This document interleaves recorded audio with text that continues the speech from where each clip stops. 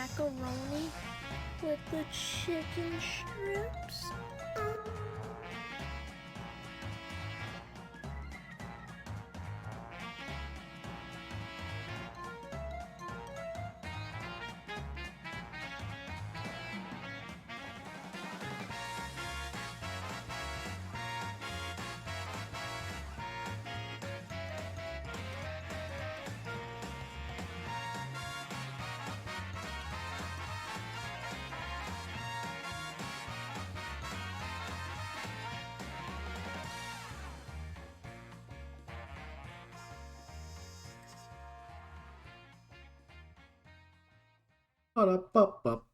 We have the gameplay for now.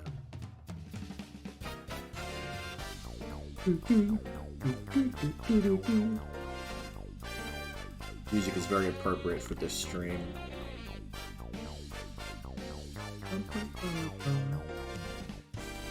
Good morning, Cole Johnson, and it's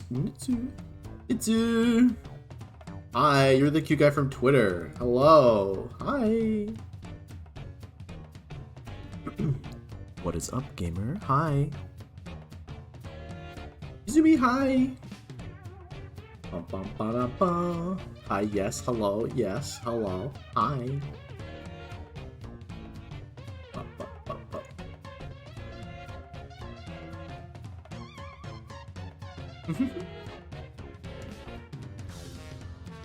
I like your Celestia is cute, yes. What is up, gamers? Hello, good morning. How are you? I'm good. Hi, good morning. Wait, I guess it's this thing. I guess this thing. Give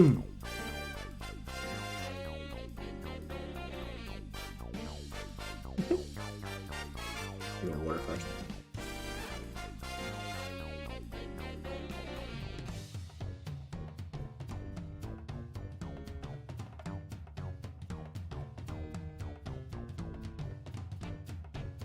Hi, gamers. It's all right now.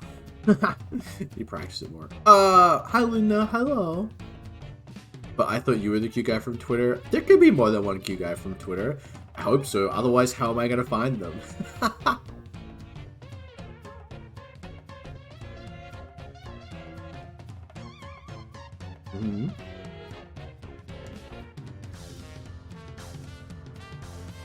Barn! Hi! Hello. Are you guys ready for some fun stuff? There's some videos to react to. I'm very excited. Maria's cute. Thank you. Hi.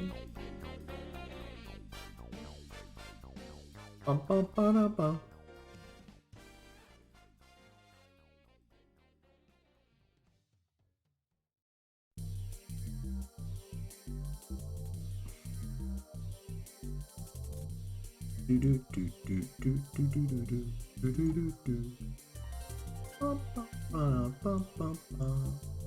Super cute, thank you. Thank you. Maybe it was fun. That looks really big.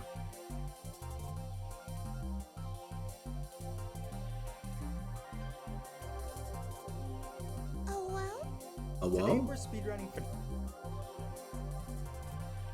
Today we're speedrunning for NAF. No. Oh, well. Hi.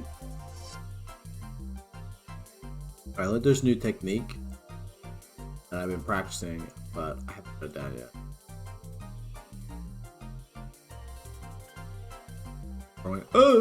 Or like muscles in my throat. That's really weird. Actually. Ah! I clicked the wrong thing again. Oh, it's so fucking annoying.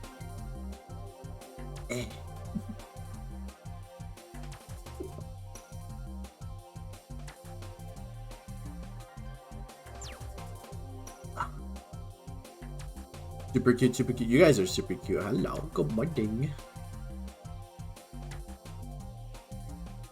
I think we do the Pokemon trailer first.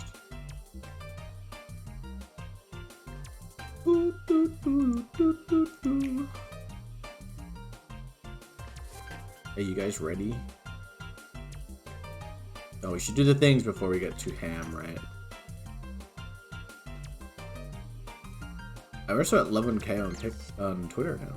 Already. You guys are crazy. Chat, if you could please, like and retweet. Mwah! It would mean a lot to me. Yes, yes. Helps me. It helps me a lot. Like way, way more than you think it would.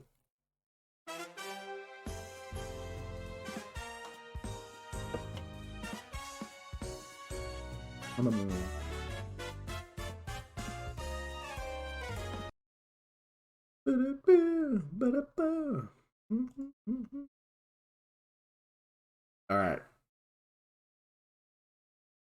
YouTuber YouTube intro happening.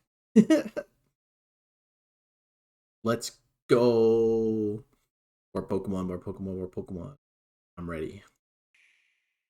All right, everyone. It's almost time to begin your journeys in the Pokemon Scarlet and Pokemon Violet games. Are you ready?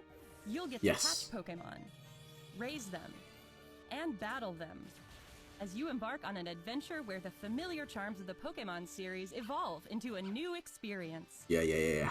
Gimme. As a student at an academy in the Paldea region, you'll take part in an independent study program called the Treasure Hunt. Really, this is probably really quiet. Let's... Yeah.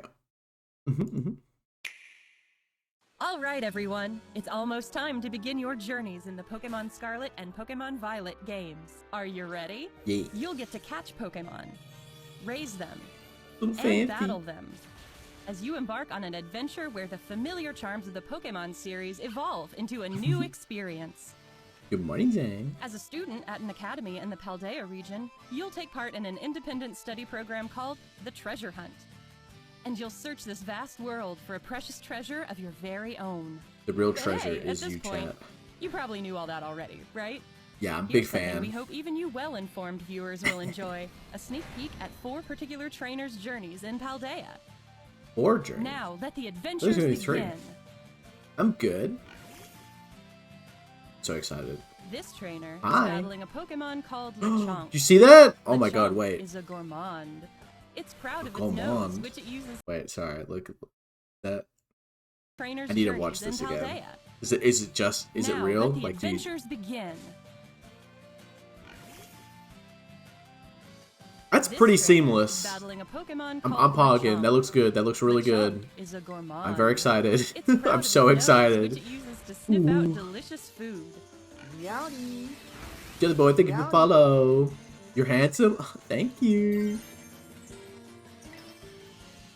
Oh, look! Quaxley terastallized. Actually, terastallized is that sounds so weird. Terastallizing is a phenomenon unique to the Paldea region, but all Pokemon can do it. Dynamaxing just It sounds adds cooler. extra punch to moves of the Pokemon's Terra type. Pew.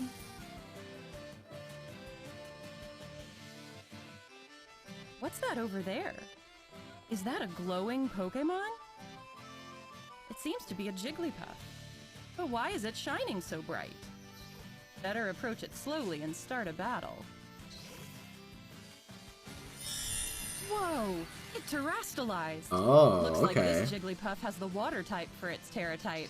Apparently, these sparkly wild Pokemon will terastallize in battle. Oh, okay, so that's how they're replacing the glowing mechanic. That's cool. So I'm just gonna assume that they have like This Jigglypuff couple seems perfect IVs pretty as well. tough. But Quaxly's strong too.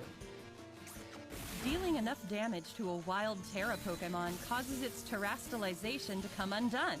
Oh. Oh, can you not capture them while they're Now, that? throw a Pokeball! Okay.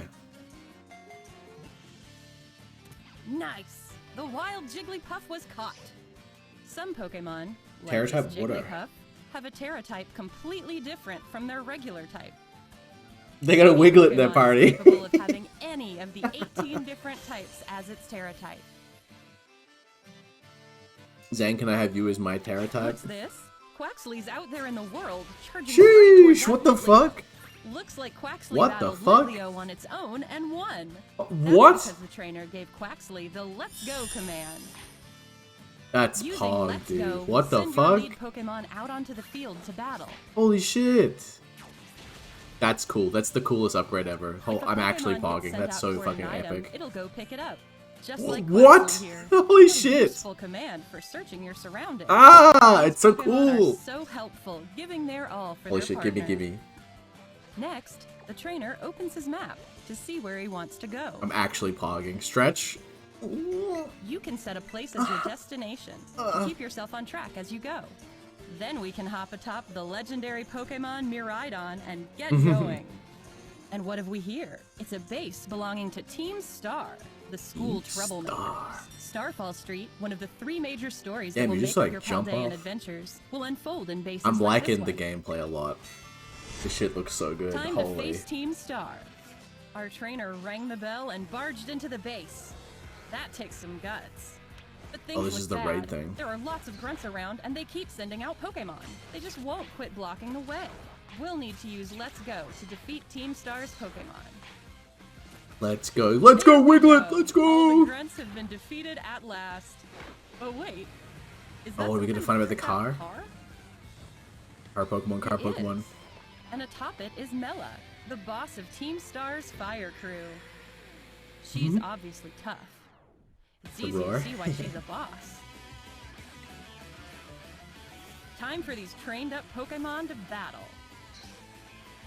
You'll have to wait for your own adventure to see how a battle like this plays out. Now, let's check in When do on you fight the another car? trainer. How's her adventure going? Aha! She's using the TM machine at a Pokemon Center. What? The TM machine lets you make your own TMs, also known What? as technical machines, using Okay. materials Pokemon drop when you defeat or catch them. Oh, I see. To replace the old way again.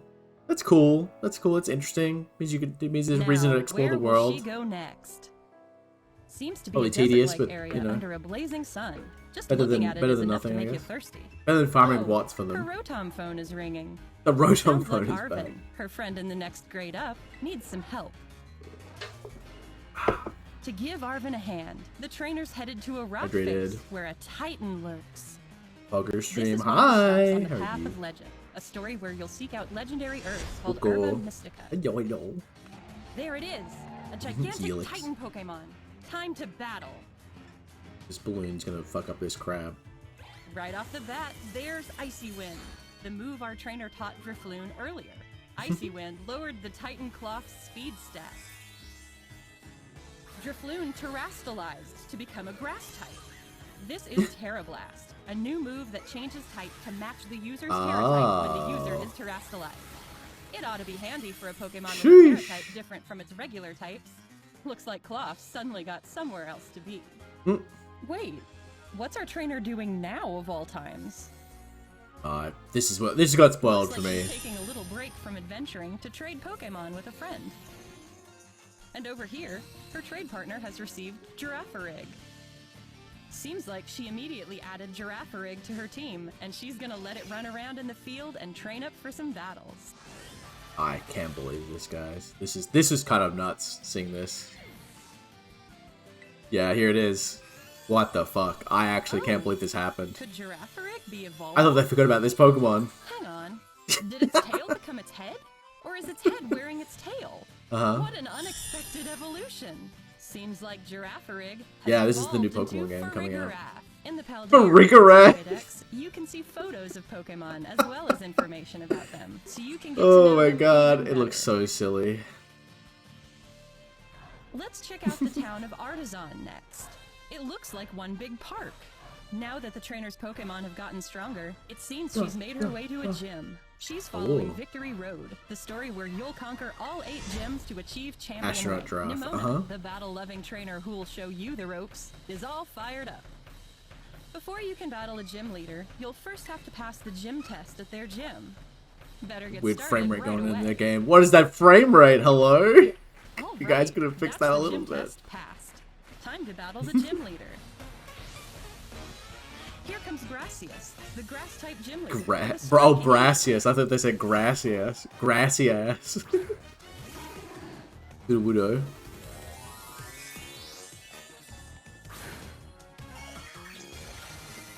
Whoa! Pseudo Sudowoodo terastallized and became a grass type. Oh, okay. So the gimmick is that they'll use Pokemon that aren't that type and then give them the type. How's our trainer gonna handle this one? Yeah, everything was so cool other than the graphics. But I mean, that's always like Pokemon. You're getting art over good graphics, I guess. Aha!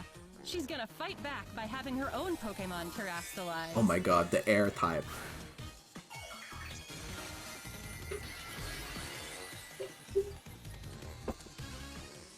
Fido became a flying type. That should give it an edge against this grass type Sudowoodo. No matter who or what you're up against, with some smart terastallizing, you'll have nothing to fear. I can't wait to see how battles. It definitely seems like a really interesting mechanic. Pokemon. It's raining bread. Oh, yes! Yes! Ooh. Wow, look at all these options. Wait, how let are me- you supposed to choose? Let me move out of the way a little bit. I want to see this.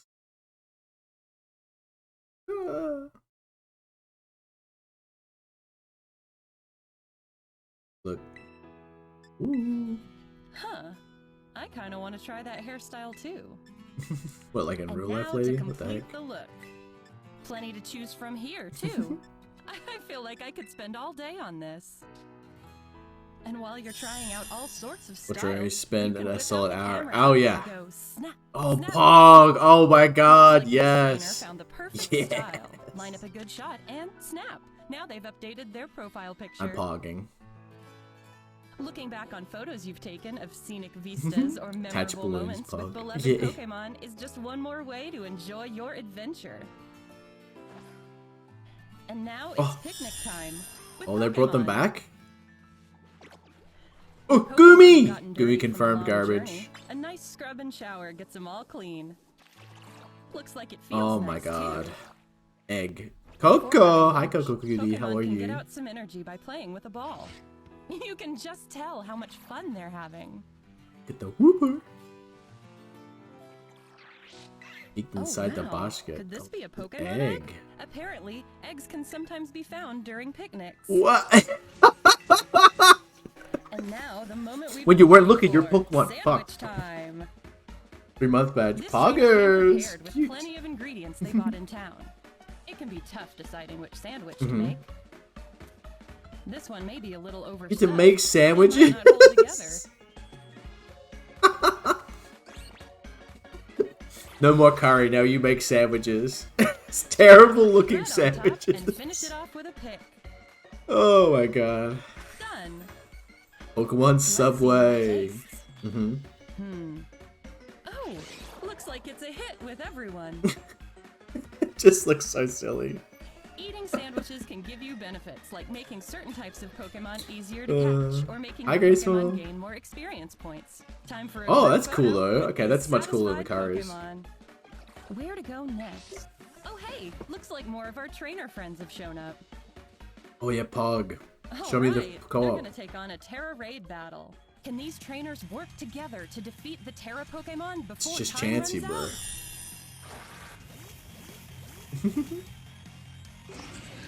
Their opponent is a Chansey that's terastallized into a ghost type.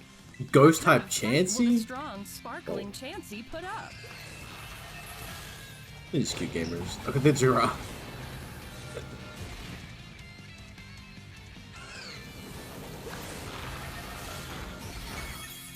It's really powerful. These trainers better stay determined, band together, and strike back. Yeah, fuck that Chansey. Fuck it. Sorry. If your Pokemon gets knocked out in a Terra Raid battle, don't worry. It can recover and rejoin the fray. Hang in there, Sableye!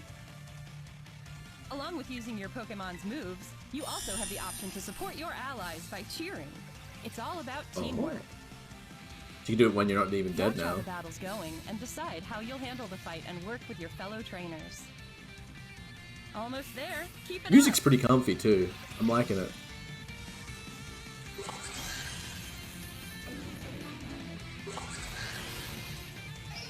Sableye died again. What a useless bitch. Oh Wow! That was a beautiful Terra Raid battle victory! And with it comes the chance to catch this Yo, rare thank you for follow. Pokemon. When you join forces to win your battles, the bonds between friends and Pokemon shine even brighter. Shine bright, chat.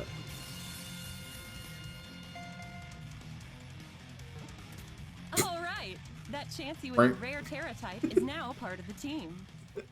So, what'd you think? But more co-op. While you were getting a look at these 4 trainers' journeys, did you spot a glimmer of something that could become your personal treasure? Encounters with Titan Pokemon, face-offs with Team Star, taking on gyms? There's plenty more to be said about all these things, of course. What you just saw was only a glimpse of the adventure. So the 4th one they were talking about now is just chilling, I guess. Which Pokemon will you choose? Who will you meet? Bruh, show me the co-op. I'm so excited. It's all up to you. Your adventures are right around the corner. May they shine bright. I think it's so funny they're using shine bright because that's like all they were saying that other in Koromon they're like shine bright. That was their thing. All 8 gyms to achieve champion rank. Nimona, the battle-loving trainer. So it is 8 gyms and you can do them in any order. Pugger's game, yeah. I'm excited. Where's this cool shit again? Yeah, this. Holy shit. On its own and one in different types as its Terra type. This shit is insane. This actually blows my mind. What's this? Quaxly's out there in the world, charging straight toward that Litleo. Looks like Quaxly battled Litleo on its own and won. That's like, because the trainer gave oh my god, I'm losing where my mouse is. Looks like... Yo, Wigglet got 69 XP and LeChonk. Oh my god, look at the... That's so cool. I love this UI design as well. This is really good. Hi, Sonic Windemon. Hello. I'm good. Hi. Oh my god, this shit. That's so cool. I'm so excited. And then the actual battle. Where is this? Better approach it slowly and start a battle. So that's like, I guess that's hiding the load screen. Looks like this Jigglypuff has the water type for its Terra type. Sorry. And then with this one, trainer is battling a Pokemon called, right? Yeah. He just like walks up to the LeChonk and then starts the battle. So cool. I'm so excited. I'm so actually excited. That's crazy. One sec.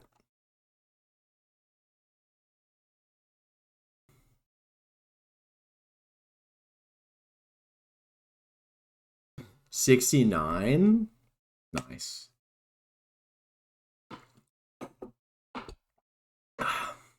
All right. There's that one. There's the Mario trailer, but we're gonna watch some other real quick.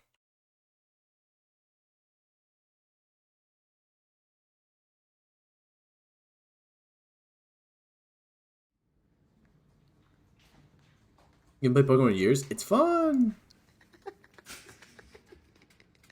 Oh Lord, oh Lord, oh Lord, grab the girl hand. Oh Lord, you walk out! Yeah, RKO.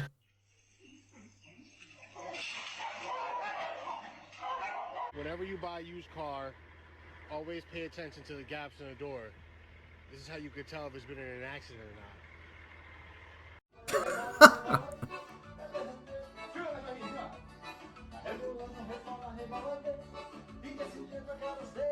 We're watching some memes while I quickly cut this out and edit it and put it on YouTube. It is like about to fall. What a...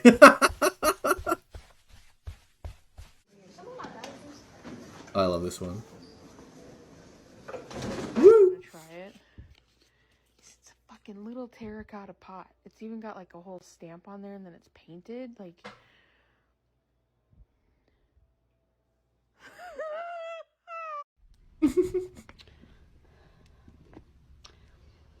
Smells really good.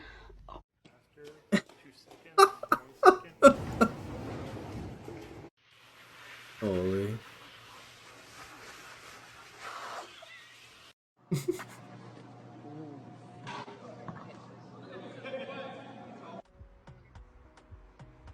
Hi, Blood Angel. Hi. What the fuck?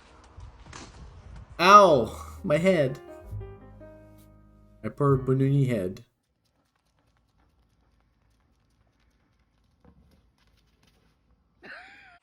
Hey Shane, All right, can I get a everyone, bite? It's almost.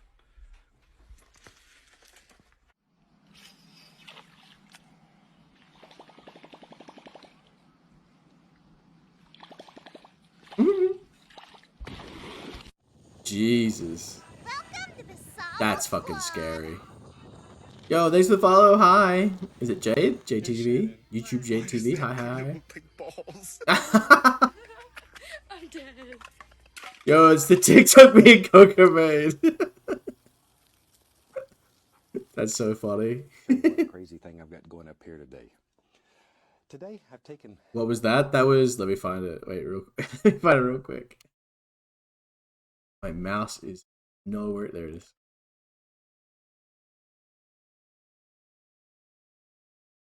Hey Shannon. What? Why does that kind of look like balls? Hey Shannon. What? Why does that kind of look like balls? Bro. I'm dead. What a hero, falling like that. Crazy canvas here.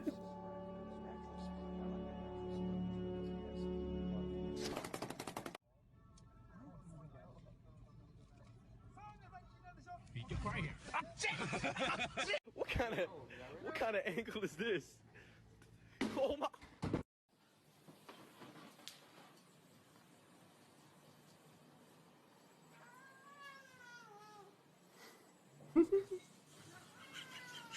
Again, very classical, but not quite what we're after, really.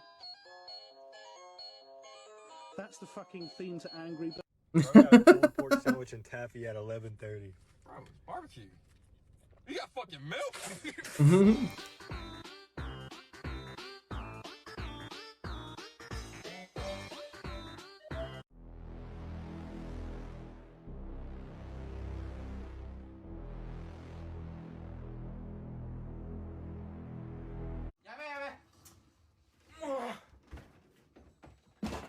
What?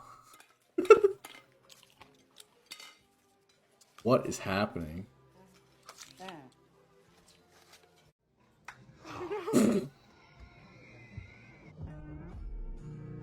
Chonker. What the fuck? Unky.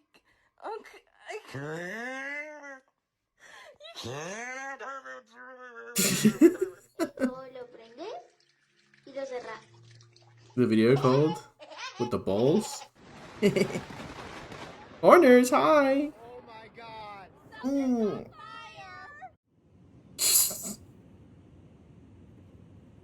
Aww, look at him. Mr. Goldfinger, yeah, come in. We've got space for you to have a haircut. Come on, sit down here. Fucking joking, dickhead. I'm not really a barber. I'm fucking James Bond. Short back and blow your fucking head off. Twat.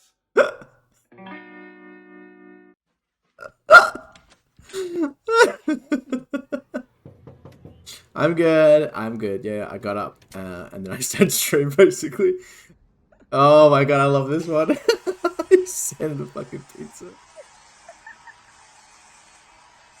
Oh, I mean, look at it. Looks like it works. I'm sure it still says burnt. The dude's here. Hi.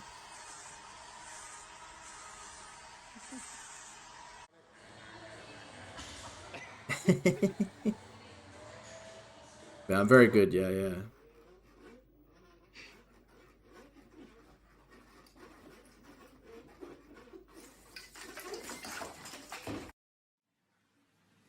Alright, I have to wait for that one to load, and then download it, and then put the thing on, and then upload it to you.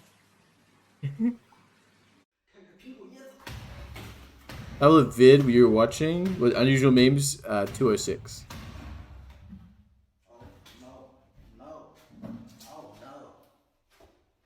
Your favorite. Shy fingers put together. Hell yeah.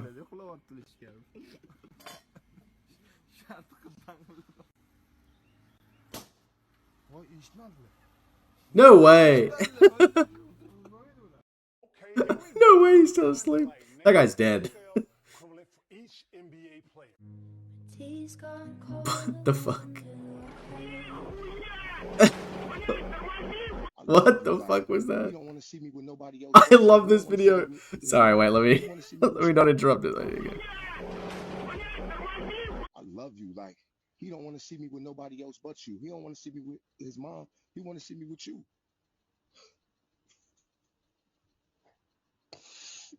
I love you, mother. Dada. This ain't my fucking son. This is a grown ass man. Shut the fuck up, calling me daddy. Mother, I can't do this without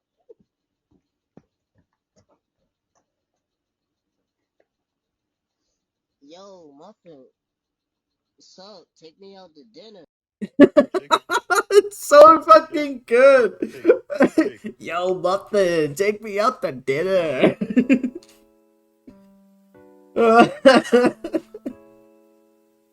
Such a fucking good video. Oh. Chat, if you haven't already, please go like and retweet today's tweet. Here's a cute picture of me. Yes, yes, yes. Oh my gosh. So good. نعم. Oh, big fan. إنها المخدرات.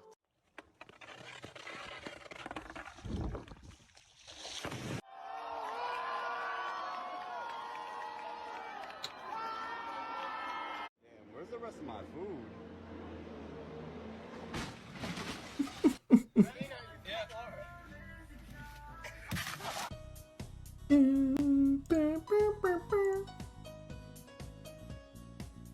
No se te vaya a caer, papi. Ay, no se cae. Ay.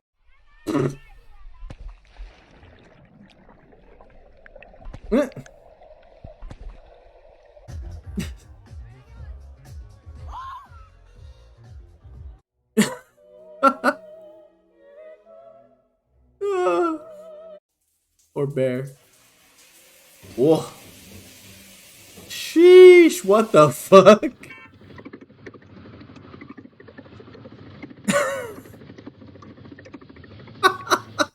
Like a fucking ship. Oh yeah. Oh, no! That's not two men kissing. I'm upset. Leon, hi. Oh, I need my socks. I'll be one sec. I gotta get my socks, chat. My feet are cold. Don't ask me why I'm streaming. I have my feet and socks on. Don't weird chat me, chat, for not wearing socks. Meme review. Yeah, yeah, yeah.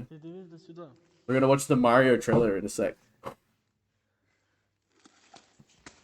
You dislike socks? They're warm though, and it's cold, right?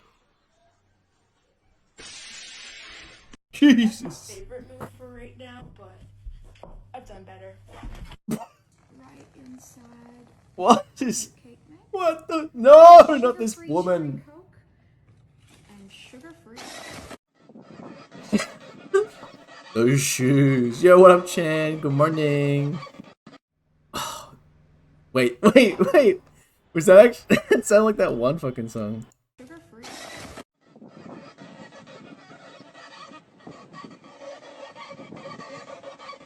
No, it's just random.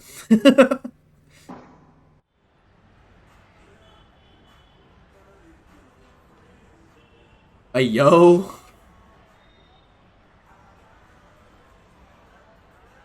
Woo, shoo. Look at Jacob.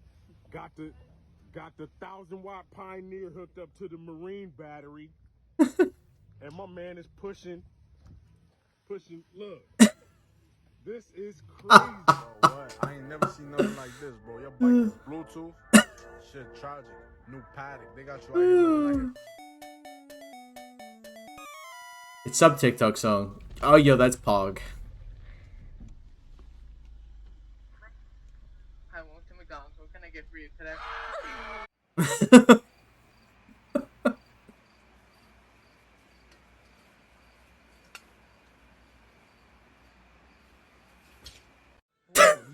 oh my god.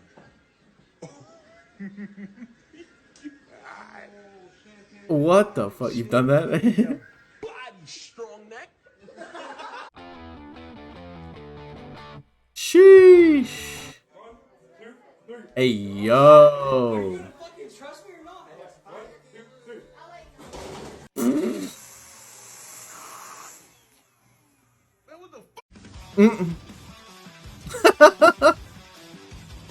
Ant-Man. Ready.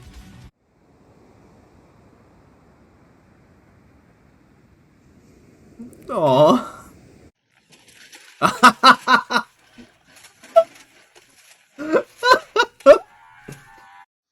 Oh, I love that video so much. Woo!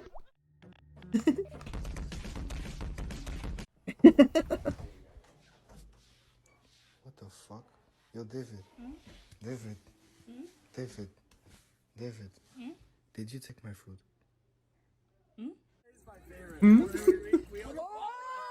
Aí quem é aquele bebezinho ali, pá, né? Quando o cara tira a boia, o pai.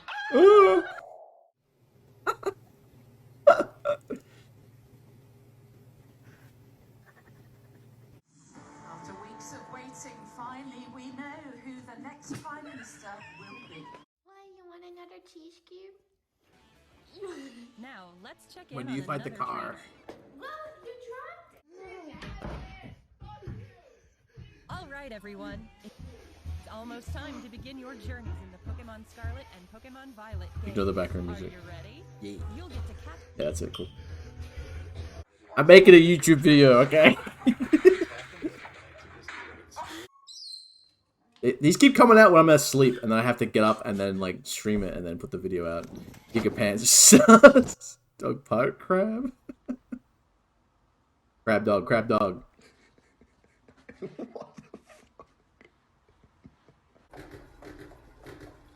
DJ on the motherfucker. DJ on the motherfucker. I get it like pull up like a trucker. Yeah. Moving pounds and weight, you know that I keep it on my.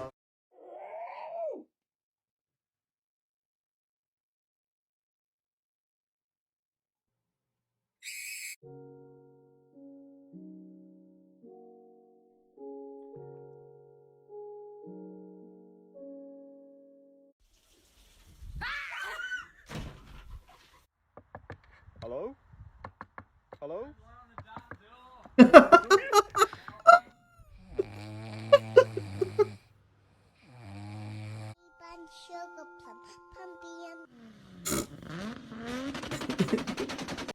Baby going. Hi. Oh God. What? He's like, all right, bitch. Oh.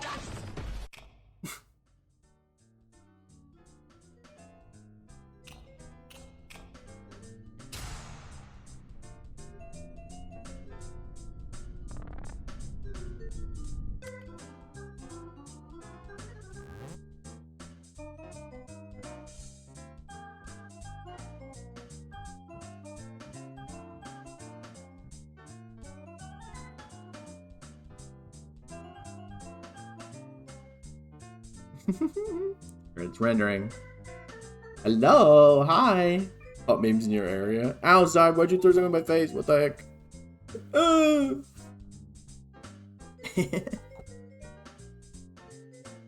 The hottest memes in your area. It's out of love, I swear. Alright, throw your fucking lips at me then next, buddy. Mwah.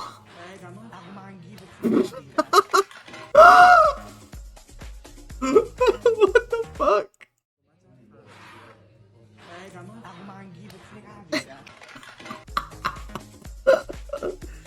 Oh my god. Buckingham Palace has announced the death of Her Majesty Queen Elizabeth II. Kiss a homie, you know it. Ah, Queen remix.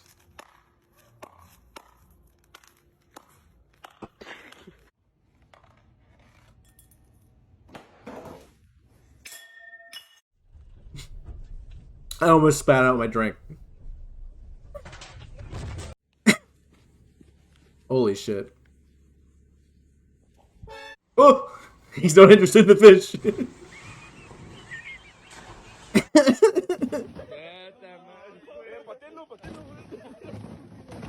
Yeah, fuck him.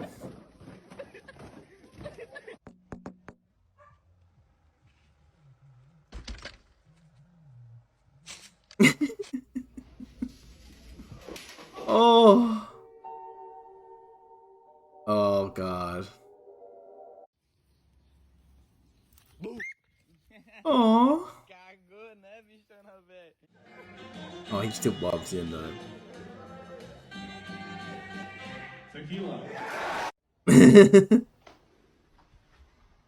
Of the animal videos, yeah.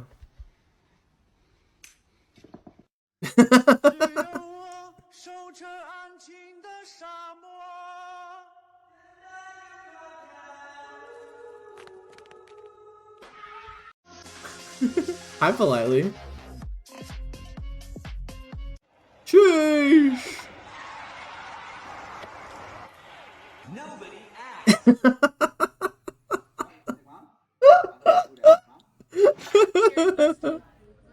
Oh, politely.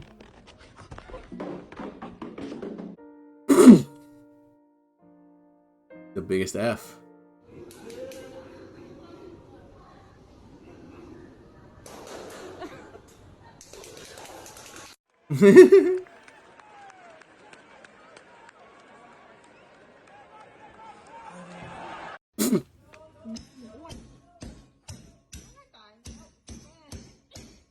The plate's gonna break, right?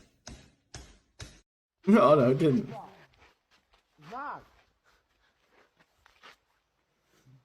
Laura. No. Hey, babe. I think our eyeliner's a little bit smudged. You think so? I think so.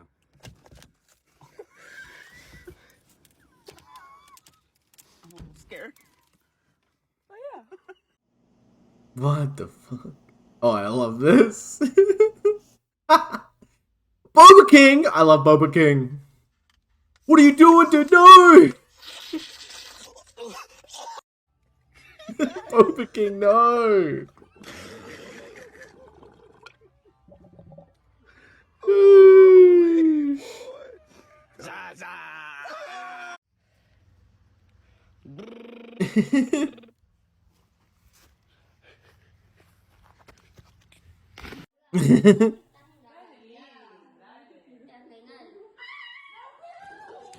Oh my god.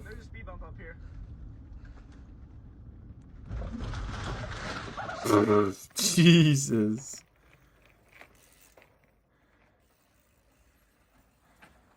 Bro, Short People Month? I'm not short though.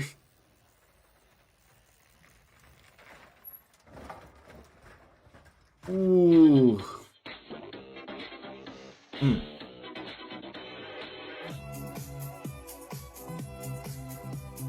If this is you, you better lower your motherfucking tone when you talking to me.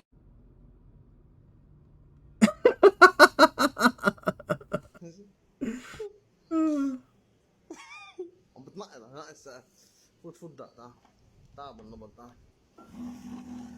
فوت فوت دق فوت تعال تعال اشرب اشرب اشرب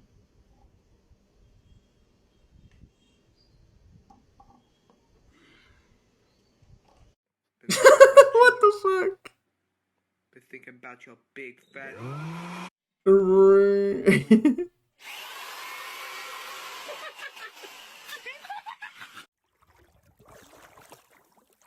Oh, kitty. Guys, I've got my hand on this bad.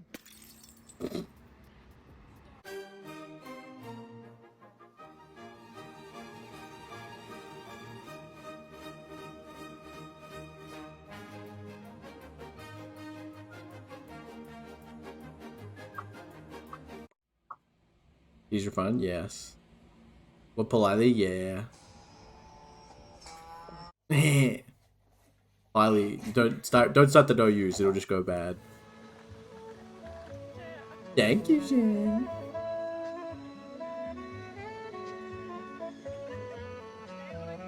Damn. What is it? JoJo scene? What the fuck is happening in this video right now? Excuse me? What? Oh, hi.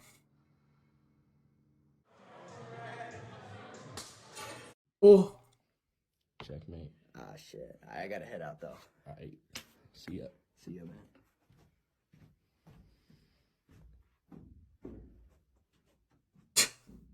What the fuck? Panini. Oh, he flew. The Mark II is complete. Mark II is complete. The Mark Hmm? II is complete. Oh my god.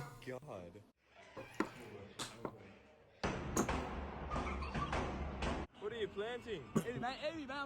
3 things at once? Mm-hmm.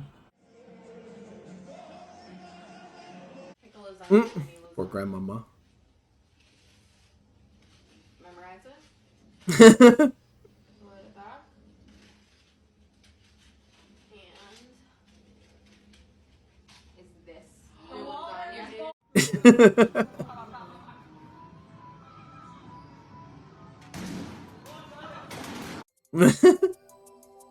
Poplar. Oh, whoa, whoa, whoa, whoa. Sleepy boy.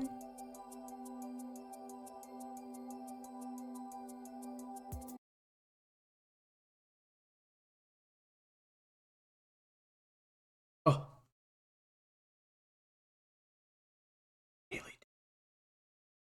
Is it Dumpy Bowls? Or whatever that was.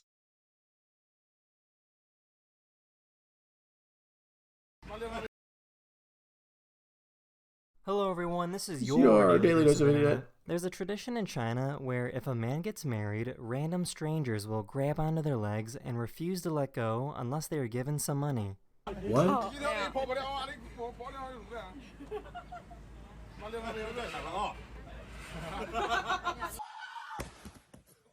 What the fuck? My coach.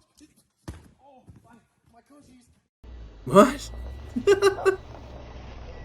My coach.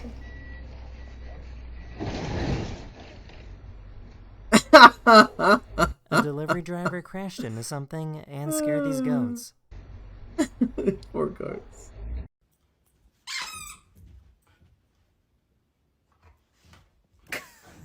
The technology the police are using is becoming super advanced. The police were following this car, and the helicopter camera provides street names, house numbers, and the officer's location in real time. Whoa, that's... Jesus, like a fucking video game. This is what it's like to fly a plane through a hurricane. The US government will send scientists into hurricanes in order to collect valuable scientific what data. the fuck?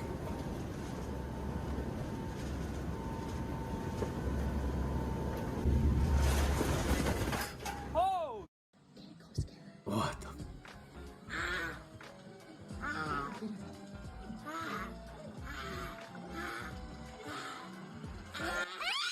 I'm not sure if this is a good thing or a bad thing, but some stores are letting you make purchases using the palm of your hand. No, there's no microchip or anything like that, only the palm of the hand. What? Someone What the recorded a fuck? time-lapse video showing the moment the They were sunlight volunteers? perfectly hits their toilet, causing it to glow. The toilet's holy.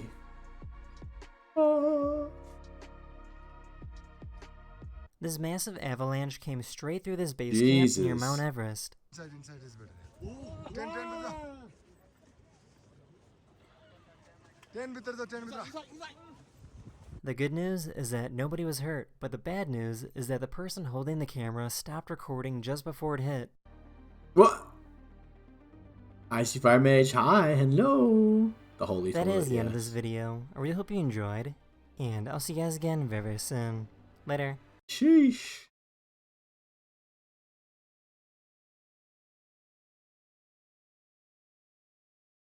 Hello everyone, this is your Daily Dose of Internet. Oh, I had no 69%. idea the human body was even capable of doing this.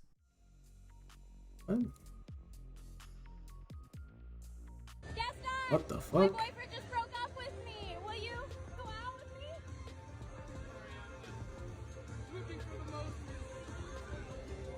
Fucking got her!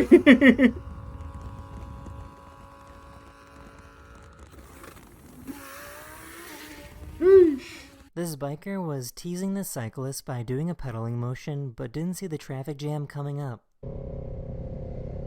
Oh no.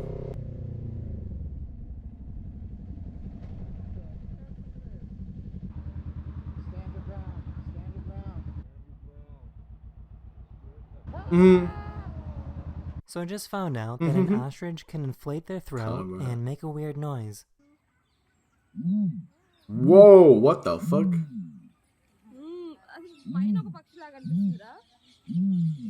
I had no idea flying fish could stay in the air for this long. Damn.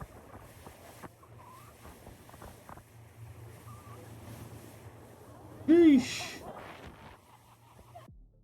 Let it go.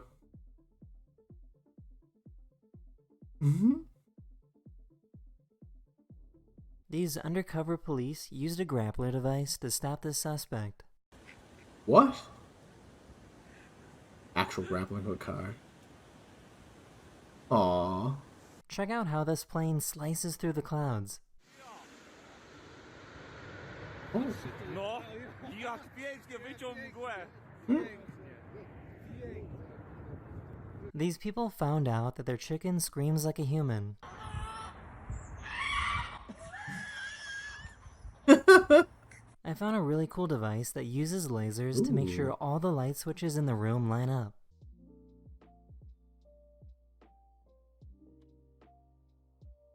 Oh, that's cool. Look at him go!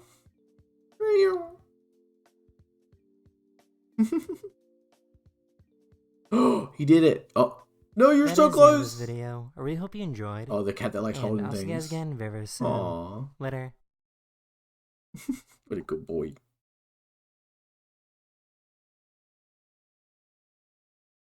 Hello everyone, this is your daily dose of internet. Really I knew sticky getting stuck with a cactus. cactus was painful, but I had no idea their grip was this strong. Watch this.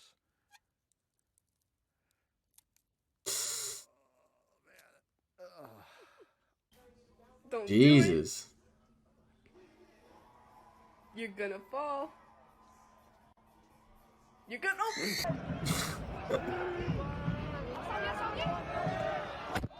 Oh. A few days ago, NASA crashed a satellite into an asteroid in an attempt to change its direction. The goal is to see if we have the ability to stop dangerous asteroids from crashing into Earth. It will take some time to know if this experiment worked or not. This building right here is the Army recruitment. Schlatt. Hello, are you taking recruitment? May I recruit, please? England. Brighton. Nope. So I can't join the You army. can't join the Army. Why don't you join? Oh, I'm busy. This person made an incredibly realistic robotic arm. What the fuck?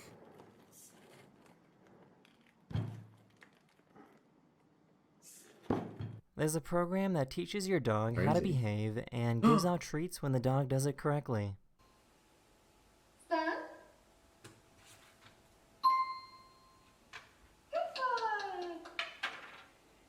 Because it's so safe in Denmark, it's totally normal to leave your baby outside and unattended. Health What? officials in Denmark even recommend that babies should nap outside to get the benefits of fresh air. So it's totally normal for parents to leave their babies outside while they go shopping or go into a restaurant. What the fuck? Whoa. That's... Florida was just hit by a hurricane, and this is a time-lapse Teach you video treats? showing Yeah, how okay. quickly the storm Good surge boy. rushed in. Sorry. You have one Pokemon card per good boy action. One of my subscribers moved their car Half a into the nuggie. living room to save it from being destroyed by the hurricane in Florida. Oh. Okay, that's it? Huh. That is the end of this video. I really hope you Poor enjoyed. guy. And I'll see you guys again very, very soon. Later. The dog was done. It's like a no more. Hello everyone, this is your daily dose of Liquid internet. dog, yeah. I guess if the police show up to your house and you don't want to answer the door, you just need a security system that says this. We're not interested. Mm. Okay. Mm. See you then.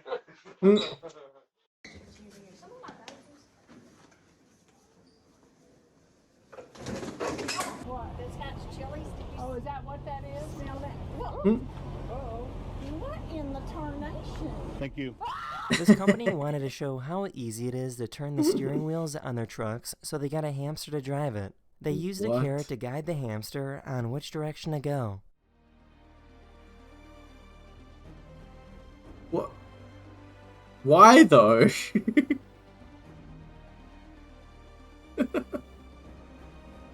Out here, we're getting ready to go down to the beach. We're gonna swing by, pick up some coffee. Holy cow! Oh my god! Oh my god. You see that thing? Yeah. This horse suddenly realized that they forgot something and had to go back.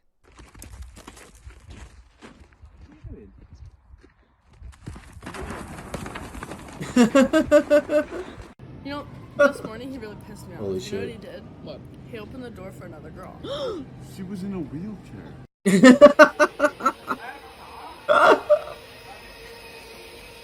Yo! I found this holy Fucking cat that dog. likes to bless people.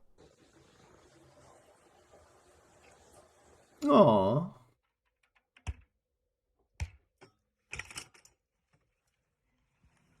You alright? This diver let the Funny. shrimp climb inside his mouth so they could clean his teeth. Ah, what the?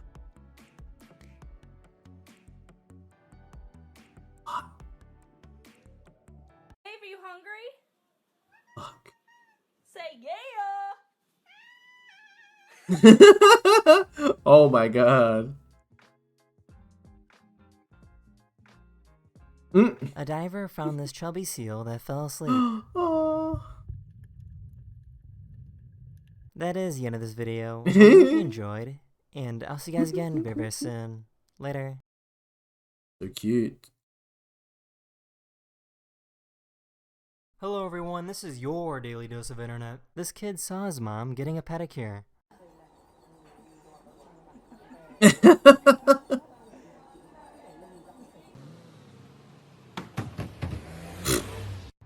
MashaAllah.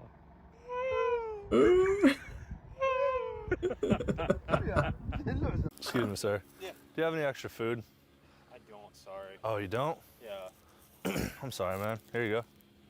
Well, I'm good, so. You don't have any extra food though. Well, This is what happens when you order a $1,000 gold-plated steak at this restaurant. What? What the fuck is this? Hello. Hi. 2 tickets, please. For what movie? There's a company in France that allows people to fly in something called an aeroplume. It's basically a blimp, but you can fly in whatever direction you Why? want Who using knows? wings. The steak doesn't look good, like, I don't know. What the fuck?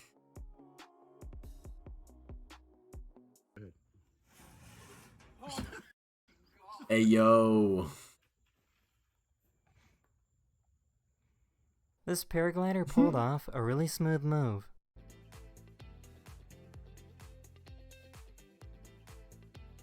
Sheesh. Excuse me, sir. Can you help me I with bet they my ordered it taxes? well done. I bet, yeah. Be his voice. This poor dog just found out that they're adopted. You're adopted. Oh. Oh no. So I guess construction workers do group stretching sessions before starting their shift.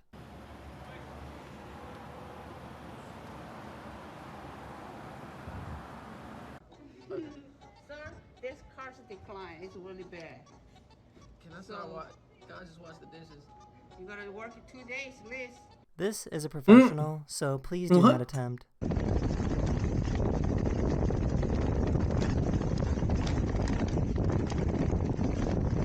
That is the end of this video. I really hope you enjoyed, and I'll see you guys again very, very What soon. the fuck? Later. So I'm gonna explain it. Alright, I think it's time. Thanks for subscribing. Papa! Thank you. Hi. How are you, Papa? Here it is. Here it is. Are you guys ready? Are you guys ready? Are you guys ready? Oh boy.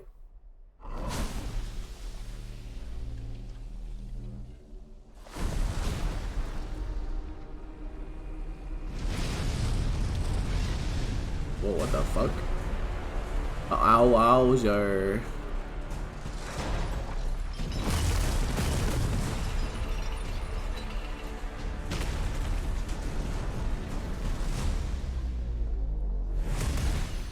Behold, the king of the Koopas!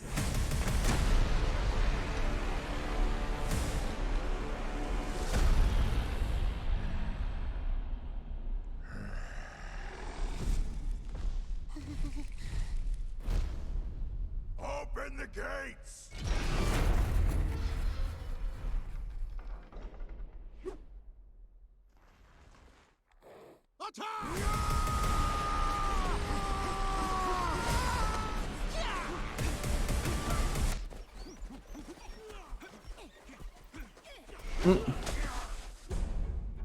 That is but a taste of our fury.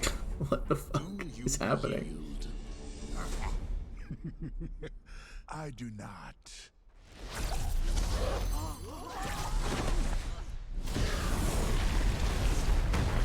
Sheesh. I finally found it. Now who's gonna stop me?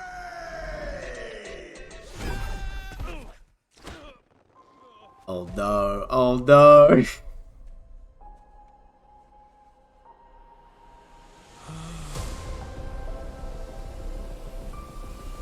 I heard these nuts. What is this place? No! Do not touch that mushroom, you'll die! Oh, I'm sorry. That one's perfectly fine. Come on, Mario! Mushroom Kingdom, here we come. Surely they could have tried a little harder on that one, Chris Pratt.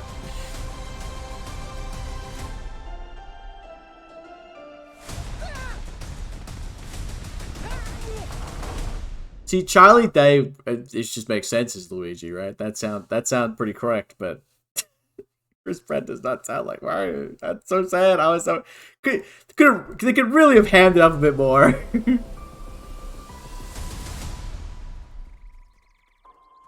Hello, Mario.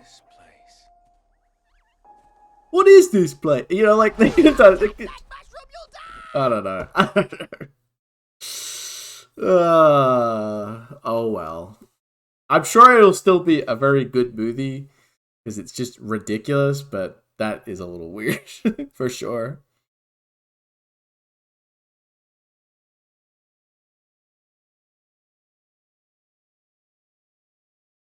Blythe, did you see the giraffe rig evolves now?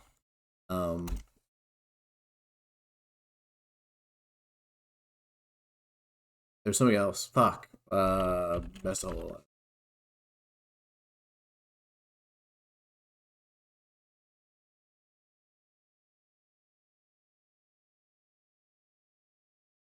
Like, oh, okay, time to go to sleep. And I can't go to sleep. Solo, And then thanks I for following. start feeling conscious of everything that's around me, like air. He didn't say here we go. Let's go.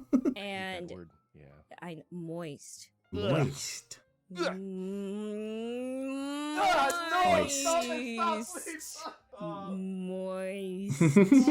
Anyway, what were we talking about? Oh yeah, the air is moist. Dude, they're stream sniping. These guys are stream sniping. These guys are stream sniping. These guys are stream sniping. Hey, get out of the stream, you It's piece so of obvious. It's so obvious. It's so obvious. Odin.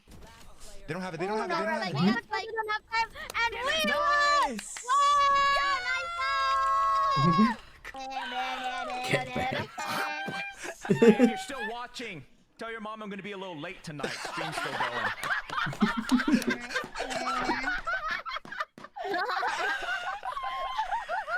They're going to be setting up the official qualifying match to see who goes into the semifinals. Very excited to see what happens. Breaking news from the chat. Literally 70% of the chat saying 144 p.m. Shut the f*** up! Everyone gets time 144p! big freaking deal. You're not a special snowflake for noticing. Anyway, I hope you guys are having fun enjoying the Worms tourney. You guys are great. Thank you so much for supporting us in Hololive. We love you so much. So, Ragus? Is it Ragus? Your Honor, it's Regis. Excuse me? Did they re-upload this one? This is out yesterday. I thought we watched this one. How do you define a hole? I'm wholly convinced. Order! Order! I will not have puns in my courthouse. Mm-hmm. Do you hear that? That is not conduct befitting the court of the Honorable Judge Magni. Before we continue here, I will have you lick up that spit off the floor. Return it from whence it came. I remember that. It's so good. Far too many outbursts from you today, Regis. Bailey Vesper. Here, take this. Okay. Just like throw this at him like really hard, okay? Mm-hmm. Oh. I'll serve you. Mr. Regis. Is he dead? Mr. Sirius, do you have legs? Yeah, I do. Prove it. No. Fair. What is this? takedown sound.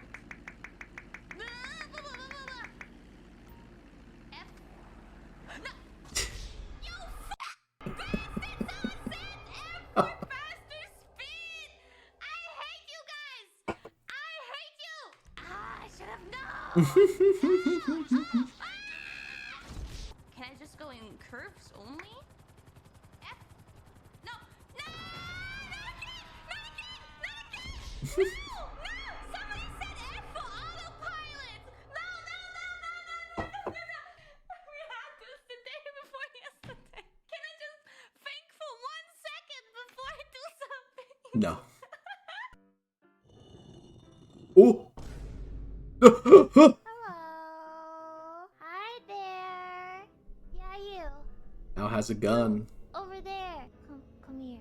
Come here. I have a word. Okay. I have a word to pick with. I have a word to pick. Bone to pick. What? Wait. I have a question to ask you. A gun. You have to answer honestly. I don't know if you're lying. What should I do today? What game should I play? I don't know what to do. What have we got here? Wave pen light from side to side. You got to be careful with some of these. I'm not gonna slip up on these again. Fan with hand, fan, female. Okay, well that was one of the ones. Okay, let's go ahead and put that away. Let's see. Wave pen light small. I'm done with these. Nope, I'm done. I'm gonna show you some music videos and stuff. I'm done with this. Oh god. Oh, this time make sure to lock in which agent you want. Oh, okay. Do you have a favorite agent? I just learned Phoenix's powers though. Maybe I should stick with Phoenix. Okay. Damn. I mean, so far, I mean, you tried a little bit of a Jet, you tried a little bit of Phoenix. Do you have a favorite agent? I need to play like a full game with Jet first. I'm not your favorite agent. No. I don't want to live anymore. What's the point? You are #1 agent in my point? No. What's the point anymore? So, here's what's gonna happen. We're gonna play one game of ARAM. If we win, we keep going. But if we lose one time, then that's a stream. So, let's see how this goes.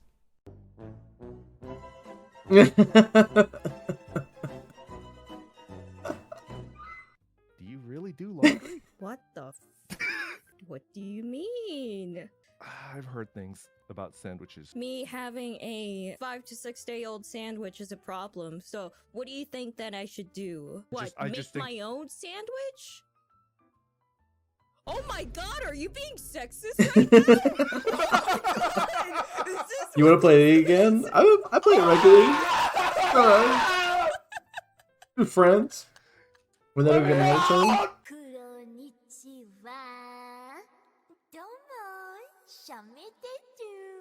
Is that what I really sound like? Yes, you do. I was expecting a little bit of hesitation, but I guess you're looking mighty magnificent in your, how would I say, cardboard. Still taller than you, though. Hey, you're like 95% light. Okay. What do I, compost or recycle you right now? Well, you can't.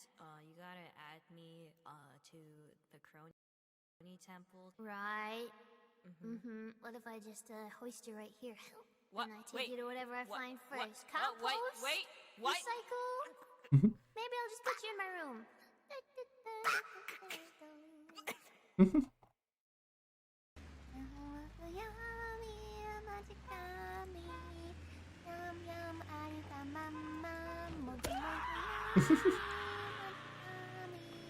Amy. Oh. Oh. Oh. Oh. What? Oh. Coward. Excuse me? What? Oh, you gonna take that? Oh, you gonna take that? What'd you say? Nothing. Mau's real Hey. question is favorite champion lane. Bro, you don't want My favorite champion is Warwick or Fiddlesticks. I prefer jungle, but I also play top. But I played for a long time, so I think things change a lot. Nice. Okay. You played the other day. I played top for like 6 games in a row. We won every game. It's really fun. Oh. Okay, so a button with the word press on it. If the button is so many words, you might die here. It's literally just one word, Axel. It's press. It doesn't say press here though. Nodoka-san, are you watching this? This guy can't read. This guy can't read. What is that? I'm sure she would appreciate it. Someone who could read. Press it immediately and release. Let's try that. Fuck you. Oh, someone munching on some chips. Kobo, I see you munching. No Where? snacks before dinner, Kobo. Why? Because then you can't eat the dinner properly. I need my snack to get focused. Can I, mommy? Please? I'm eating you right now. You are a bad child. You deserve some ass spanking. Excuse me, Kira-senpai, I'm also a bad child. I'm bad at everything. No. Not here to Oli. Oli just wanna get spanked. Ada. Oh, you want me to be your mommy? Well, then go clean your freaking room and take out the trash. I understand. You bully Chad. I never bully Chad. Oh my god. You guys can be transparent with me. Does Kobo-senpai bully you? What? Nah, man. Kobo makes us give her our lunch money. Are you bullying people at school again? Who told you? I mean, nah, I'm not. Who told you? My chat, the recent super chat. Read it loudly. Honestly, Kobo is the sweetest person. Everything she does to Chad is very wholesome. Lots of laughs together. Please believe me. Do you see those uppercase letters? The H-E-L-P? Run, Viku, run. Run far away. Run. Run while you can. Run. Some good shit. Okay. Okay. Help. Okay, Ivan,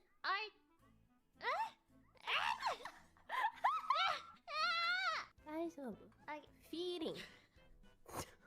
Okay. Hi. Ta-da! Hi.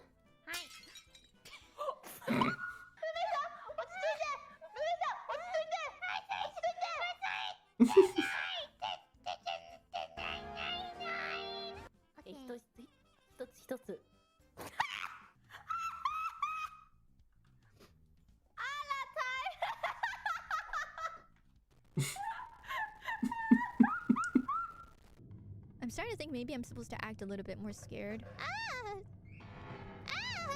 scream. Oh, here, wait. There we go.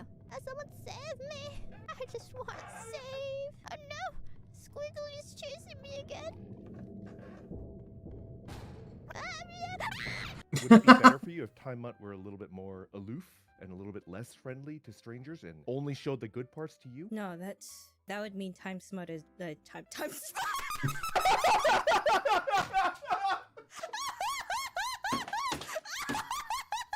What the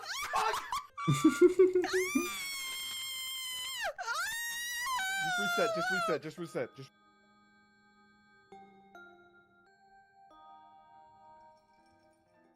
Hello.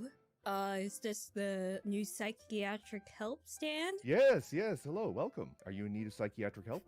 Yes. So there's like a Nice. display with a word and then like six Display other with a word. words.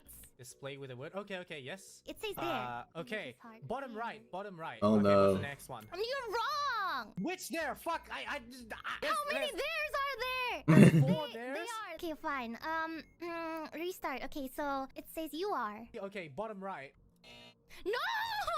What? You really Did you can't have a- read, huh? No.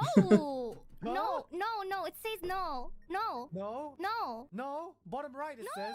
No. Bottom right again? Yeah, bottom right. Are you sure? Yes, go! No. What? Are you trolling? I'm not there. Maybe I Is this why you got no bitches?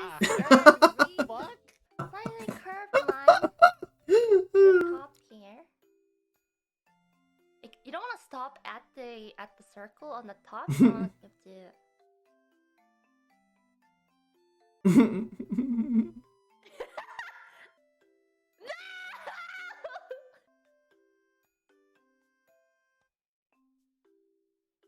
Yeah, I'm trying to be a serious teacher here. How many I strands fuzz. did I get, by the Hello. way? 5 and you have a 30-minute detention after class. Oh yeah, listen to this. How about we try Spanish? Hello. Hola. I didn't know what I expected. Oh, Korean. Let's try Korean. Sword. Come. What? Wait, what? Okay, we're not gonna repeat that one. You guys didn't hear anything. Anyways. Let's play Elden Ring. Okay, the last. Oh. Holy.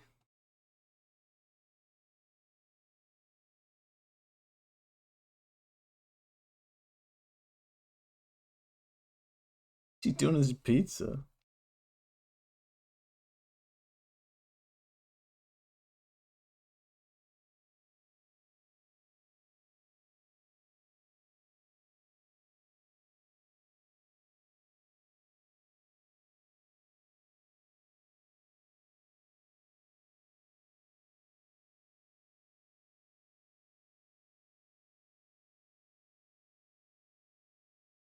Alive? Oh, oh, fuzz.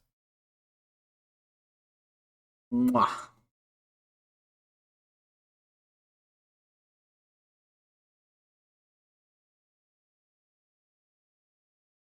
Orange Julius McDonald's hacks. All right. I'm gonna show you how to make an orange Julius at McDonald's. Be ready, chat. That's how you make it. Fact number 38. Orange Julius. That's 100% correct. You can get an Orange Julius at McDonald's. All you have to Fuck do is is Orange order Julius? a plain McFlurry and walk up to the drink fountain and splash some orange soda inside. And if anything, someone will see what you're doing and say, wow, that's a really good idea. Now just stir with the McFlurry spoon provided and sip your Orange Julius through a straw. Delicious. Yum, yum, yum. I want Rest more. of the chat? Thankfully, Okay. I've been Mwah. documenting all There of you my go. hacks into one special book I will be releasing in the near future. I don't think I've ever seen a McDonald's with a drink fountain you can access. Choose your fighter, John. There he is, the John.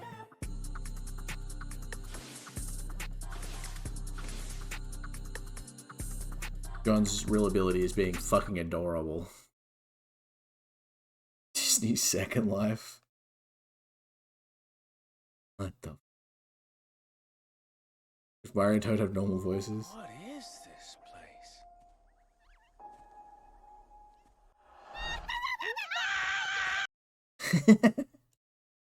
Oh. 1, 2, 3, 4. Oh, just swallow. 1, 2, 3. That's crazy. Okay. Is that the highest that you can count? Next. Yeah. Don't judge me, okay? I won't judge you. I'm It's still okay. learning ABC. A, B, C, D, E, F, G, URSIJK URXTUNZ wait WXNY what ABCDEFG X ABCDE I know that song in Indonesia but not in English. ABCDEFG Oh, I love Kobo. IJKLMNOP QRSTUNVWXYNZ. Nice. Yeah, There you go. You got all Let's go, the letters Kobo! of the alphabet. Use your brain, okay? So we can finish the level easily. Use my brain. Wow. Use my brain.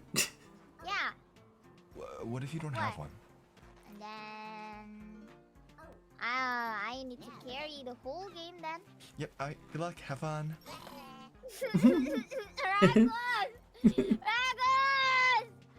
Regus, please don't Bobo. talk too much. Grab What? on my waist and pull. Sorry.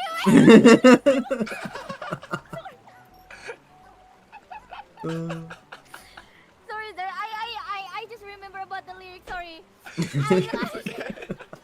Bad things here in this reel. I'm sorry. It's okay. We'll just. Sounded good for a I bit. mean, it's okay. It's your stream though. I can give your stream a copy, right? It's not my stream though. So we're playing that way, huh? That's cute. Yeah, it's cute. Alright. It's cute. I like penguins. Penguins are my Yeah. favorite. You look stupid. Wait, penguins? What? Why penguins all of a sudden? Penguins are super cute. I love penguins. You look stupid. No, it's I'm sorry.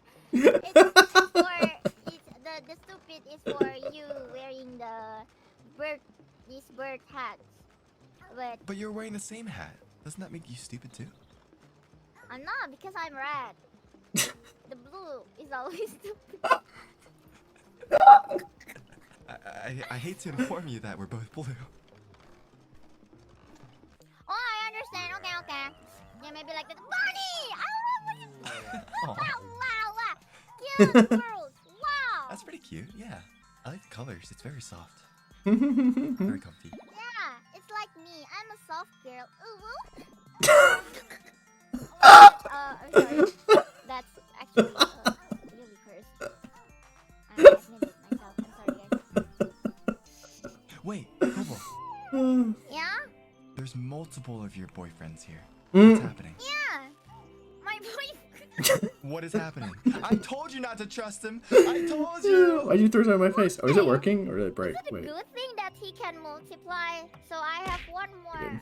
I have more than one boyfriend. Yeah, what is up? We're gonna get TMCA striked again. Oh no, you're right. It's okay, it's your stream though. Yeah, Shrek is love. What? What? Huh? Crumbs? Crumbs? I just showed you the chat. Do you know what Shrek is love is? I mean, what's wrong with Shrek? I do know, but what's wrong with Shrek? I do know, but what is wrong with Shrek? This video online called Shrek is Love. Uh-huh. And? Yippee! Hello! Don't watch it on stream. Is it on YouTube? No, not at all. Okay, chat. Even though you guys say stop, no, but I really I'm don't think you should curious. watch it. Wow, people who think your voice is already cute. Are you done with rating already, Divi? And sword. Whoa. Alright, that was pretty good. Okay. Good job. Right? I know. I'm such a good voice actress. I got you with this one. I am Albedo, Chief Alchemist of the Knights of Favonius. You Sheesh. carry this all over the stars. You said it? Interesting. Okay. 見た目はわからない。 What? どこにいるの What? わからない。ココナッツミルク欲しい。父、まずココナッツミルク。 Was that 僕は Chi-Chi? 行くわけ。 What? Excuse me? What the fuck? What the fuck?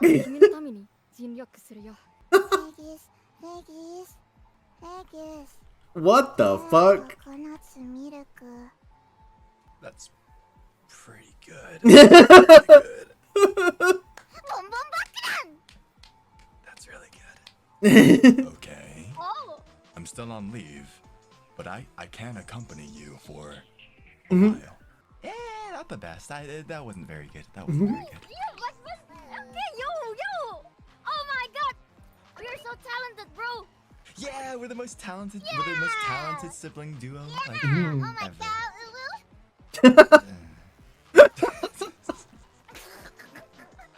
Do you know whose voice I think you can do? What's that like? Paimon? Paimon!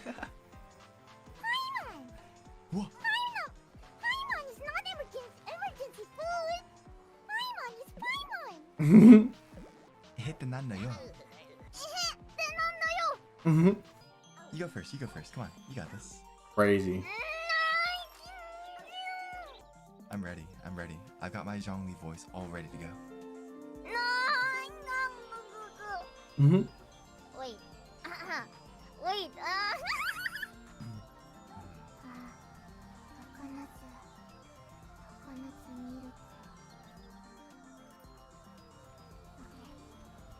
Oh, Memphis wine is the same as I remember. But where are those who share the memory? No. Guys, be serious. We're a professional voice actor. You didn't think that was good? It's not Zhongli, it's Vesper.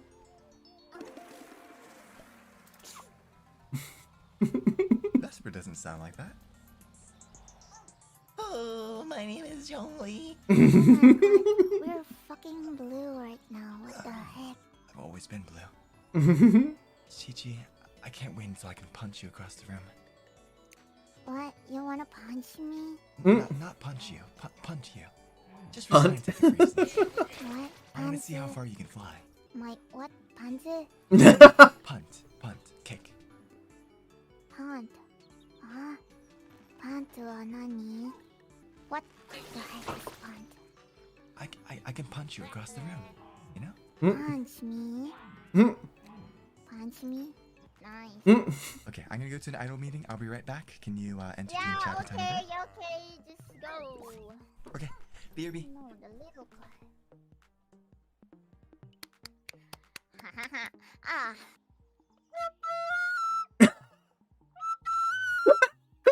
The fuck? I want to give this stream a copyright.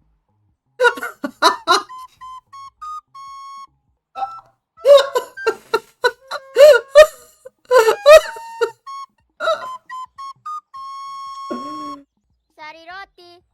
Roti sari roti. Menace to society. An actual gremlin has it's holy shit. I can't believe that shit. Oh my god. It's the best duo ever. Holy shit.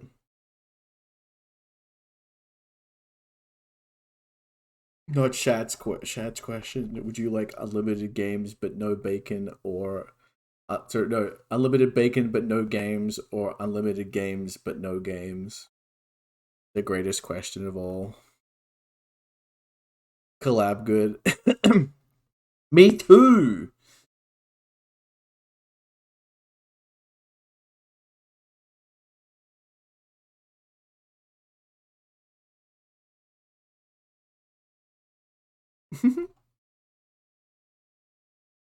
Yeah, it's I mean, you just do you just gotta find the right people, I guess. Divi's the poggiest collabor I know. I love my Divi collabs. No way. Boy browser.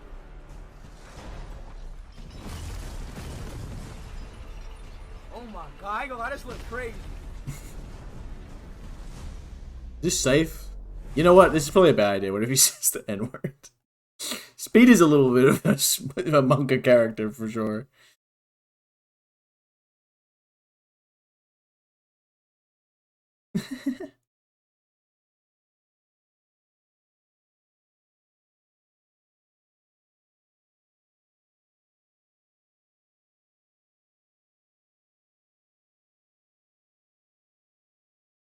Dehydrated T-bone steak.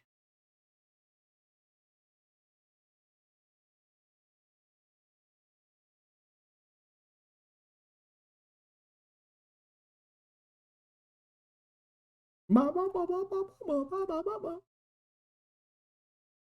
gonna go gremlin mode, dude. I'm gonna fucking flip out. Oh, whoa, whoa, whoa, whoa. Oh, yes. Like, what the frig is Hey guys, my name is Polygon Donut, and as I'll be you right know, back. there are many emotions. Enjoy that exist. As a enjoy fellow Polygon human, I can Donut. relate, and My most boy, likely you can Polygon. too. These emotions we humans feel are represented by different positions of the face muscles. There's happiness, sadness, anger, fear, relief, and many more. But what if I told you there are emotions that don't actually exist yet? According to this Blue Channel video, we've actually discovered some of these non-existent emotions already. Humber, Nage, Dorsalistness, Andric, Varanation, Podish, Harfam, Kind, Trentiveness, Teluge, and Loric. But there are even more out there. The emotional compass is still not yet complete. So today we are going to use the power of the DALL-E Mini AI technology to visualize some of these non-existent emotions. First off, let's generate some basic happy faces. At first they were pretty accurate at visualizing happiness, but then they started to get a little odd. This one has a split tongue and this one doesn't even have any pupils. Clearly, the AI is already showing us a glimpse into some of these non-existent variations of happiness. In order to further conduct our research, we need to graph them on a chart. Here is the chart we will be using. The horizontal represents either negative or positive emotion. Positive would be these happy faces we generated earlier. Negative would be something like this angry face I just generated. Grr. The vertical axis is where it gets a little complicated. There is either high intensity or negative intensity. High intensity means an emotion that has a lot of really intense deformations and feeling. The no pupil happy face would be slightly higher than the others. A middle intensity means no deformations, and a negative intensity means the deformities lower the emotional output, such as a painless change in shape or state of being. For example, this purple emotion is a slightly happy negative intensity emotion. Let's fill in some more of this chart. First off, we have the emotion. This one gets to be in the very middle with no intensity, positive or negative. Slightly more on the negative side, we have the emotion. Even more on the negative side, there's the and then the God. This angry emotion looks like a freaking Pikachu, and this slightly happy emotion has a cute little wink. This one has 3 sets of teeth, and this one has teeth for eyes. There's even 2 other ones with 3 sets of teeth as well. All of these have a little higher intensity. Some of the negative, slightly high intensity emotions have really jumbled around facial features. No, he have 2 eyeballs at once. Hey yo, who took his eyeball? My brother in Christ, why is your mouth rectangular? This dude really has eyeball nostrils. He freaking sees smells. He will be on the negative intensity side. This one's entire face turned into a nose. This little guy looks like he's having fun, so he's on the slight positive side. He's also a very chunky thing, so negative intensity. The AI also generated a happier version of the chunky square, so he is more on the right. There's a ton of high intensity happy faces that have really weird deformations. A few more no pupil ones are generated, including this monstrosity and one that stares directly into your soul. This man has headphones attached to his head. They are not real. His ass is not listening. Ew, he has bugs in his teeth. His teeth are floating in the middle. He is watching. Ooh, ooh, ooh. All of these are high intensity positive emotions, including these 2 metallic emotions that generated. I guess when you feel this emotion, your skin turns into metal. The high intensity negative emotions literally look like their faces are melting. This MF is a straight up zombie, and this guy is like twisting or something. I don't know. Like, what the frig is happening here? What is that made of? There's also many faces that don't exhibit negative or positive emotional output, like the intense spiral face, the negative bruh face, and the disturbed eye bulge face. Going on to fully negative, we witness the complete loss of humanity, the emotion of nothingness. Going even further, completely off the chart itself, we enter the meaningless void. The emotions in the meaningless void have an entire change in being, with 0 emotional output whatsoever. The all-seeing moe is the first. This emotion generates a ring around the head, and this one turns the head into an entire planet. The final emotion features a complete and utter transformation into a planet. No facial features are present anymore, as you have truly ascended into a new state of mind. At the very top of the middle section, we have the intense nothingness, an emotion with such an incredibly intense feeling of nothingness. It features a skull-like indent into the face. If you dare to go even further, you will truly ascend. The most intense feeling of nothingness physically possible, the biblically accurate emotion of God himself. This emotion is also in the middle section because it literally features both a sad face and a happy face at the same time, so it cancels out. This one also kind of has both, so it's in the center as well. There's another funny square thing that's kind of sad, so it's on the negative emotion, negative intensity side. There's even another square thing that's even sadder, and one that looks like it turned into a Minecraft pig. Oink, oink. This one looks really mysterious with its connected eyeball and weird head shape, so it's fully negative intensity. This one is scary. It goes here. I don't even know what's happening here. Like, why does he have a freaking normal map? He looks very sick. I hope he is okay. Why are his eyeballs melting? He goes here too. Once you go fully negative, both emotionally and intensely, you reach the corner of death. These are emotions that feel so much pain and are filled with such hatred for this world, but I've realized that there is nothing they can do about it. They sit in content suffering, unmoving and unfazed by this reality. The hollowed corpse, the transcendence of closure, and the tears of extinction. On the contrary of the bottom left corner, we have the bottom right corner, also known as straight vibing. These are emotions that exhibit change in their entire state of being, and they are just straight There's vibing so many with cake life. ones. These four just turned into cakes. Yummy cake emotion. Their faces are a little jumbled up, but that's okay. This one turned into a literal rainbow. Look how happy he is. These two turned into entire planets, but they were still so happy and cute, so it's okay. This one also kind of looks like a planet, but not really. Yo, he's vibing to music. Look at him go. He's so goofy. Wait a second. Is his ass not listening either? There's some other weird negative intensity emotions, like the scruggly pixel art one, the weird tongue, the funny popcorn hair, the tidy face, and whatever this is. Cranking up the intensity again, we get some really cursed results. This one has a massive eyeball, and this one only has one eyeball with weird lines on the side. A weird phenomenon that happened twice in these generations is the left eye being made of some weird metallic material. This dude has a freaking robot mouth, and this one has two pupils in the eye. This one's eye turned into a blue shard thing, and this one's eye is replaced with an entire skull. How does this emotion even work? What? This MF got the light bulb screw shape neck. God damn! This emotion goes pretty pose on your head. This one's skin is literally bubbling. What the frick? But yo, he has a cute little smile. My humble acquaintance, your brain is exposed and it is yellow. What is going on here? What am I looking at? This emotion just detaches part of your face? I don't know, man. The sheer change in facial structure on this emotion is incredible. How does this even happen? This one also has two eyeballs in one and a really weird tongue thing. I don't know. This emotion turns your skin blue and deforms your face. I have no idea what's going on here. This one has two mouths that both have the tongue out, and this one also has two mouths and a heart on his face, so it's very cute. This one is just terrifying. What is even going on? All the way at the fully Cat, wake up. fully positive corner, we have this absolute specimen. You awake? Woo! He's so excited. There's a few more cursed emotions to add to this positive intensity blob, like this jumbled emotion, this one with one eye and a emoji face or something. No. Feeling in the negative side again, we have the zipper teeth emotion. Man really just said zip. There's a few more really intense zipper teeth emotions that also generated. Oh my Man, God. I hate the orthodontist. Sheesh, my boy's got that diamond zipper mouth and diamond eyeball. This one's zipper is under the mouth and has a hook with it, and this one's zipper is a mustache instead of a mouth. There's some really weird looking angry emotions and this really funny worried emotion.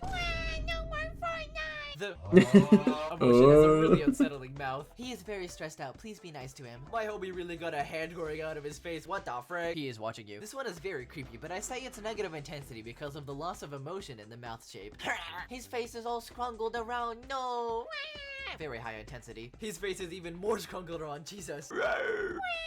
Somehow this emotion has a very peculiar spiral lip going on. These two go next to each other. And now we reach the top of the high intensity, high negativity corner. The pain of death reveals itself. These two emotions display the loss of life itself. But going even further, we reach the point of false positive agony. An emotion so negative, so painful, so agonizing that it reverses into a deceiving smile. The empty pupils, the bulging purple eyes, the singular tooth covering the whole mouth. A visualization of unholy levels of agony. And finally, when we max out both intensity and positivity, and then go even further beyond, we reach hunger. One who feels this emotion has finally found a worthy meal after millions of years of longing. Longing for something to satisfy this never-ending desire. You are its next meal. It unhinges its jaw, revealing the teeth that will now feast upon you. The double-faced terror, the nibbly-gibbly, the muncher-cruncher, the gluttonous devourer, the rusted craving, the ravenous desire, and finally, the all-consumer, and many more.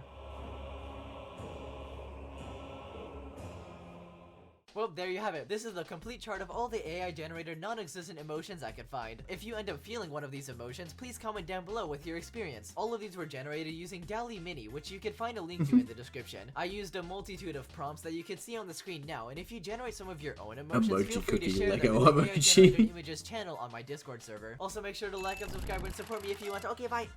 I thought it was a really good one we could watch.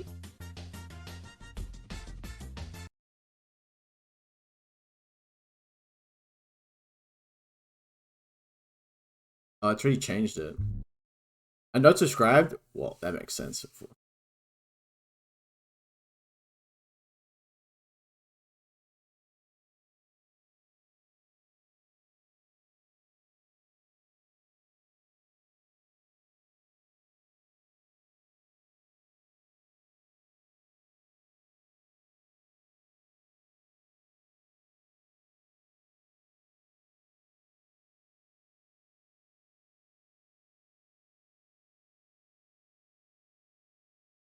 This video is sponsored by Chimera.com. Tune in later to find out more about them and how you can save 10% Death of a Game Overwatch.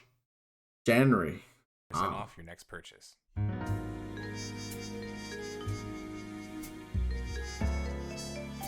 Some comfy videos for you, chat. Enjoy it with me. Cute bunny boy. Hello. Hi. Who thought we would be returning so soon with the stench of death still in the air, so fresh from our beloved childhood RTS?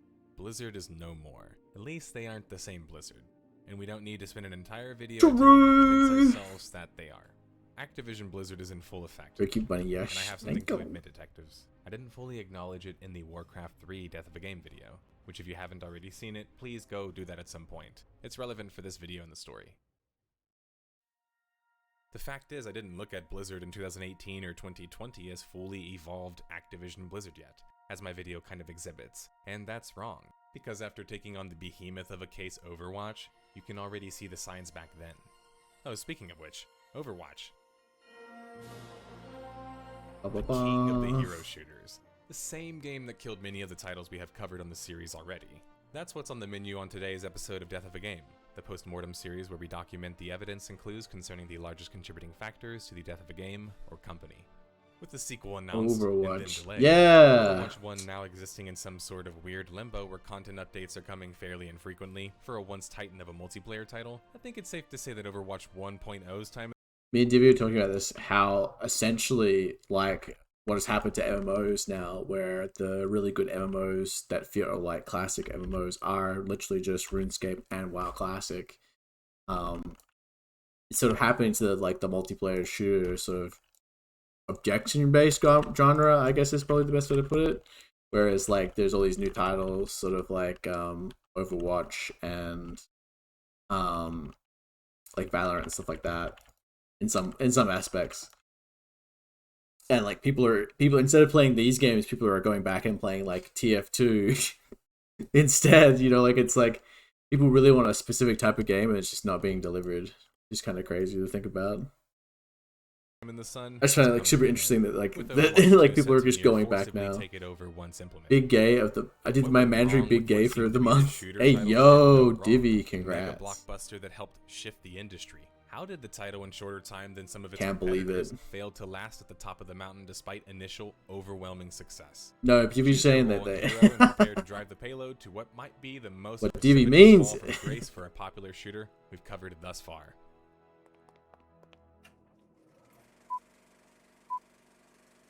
Congratulations, Divvy. Just not always big gay, yeah.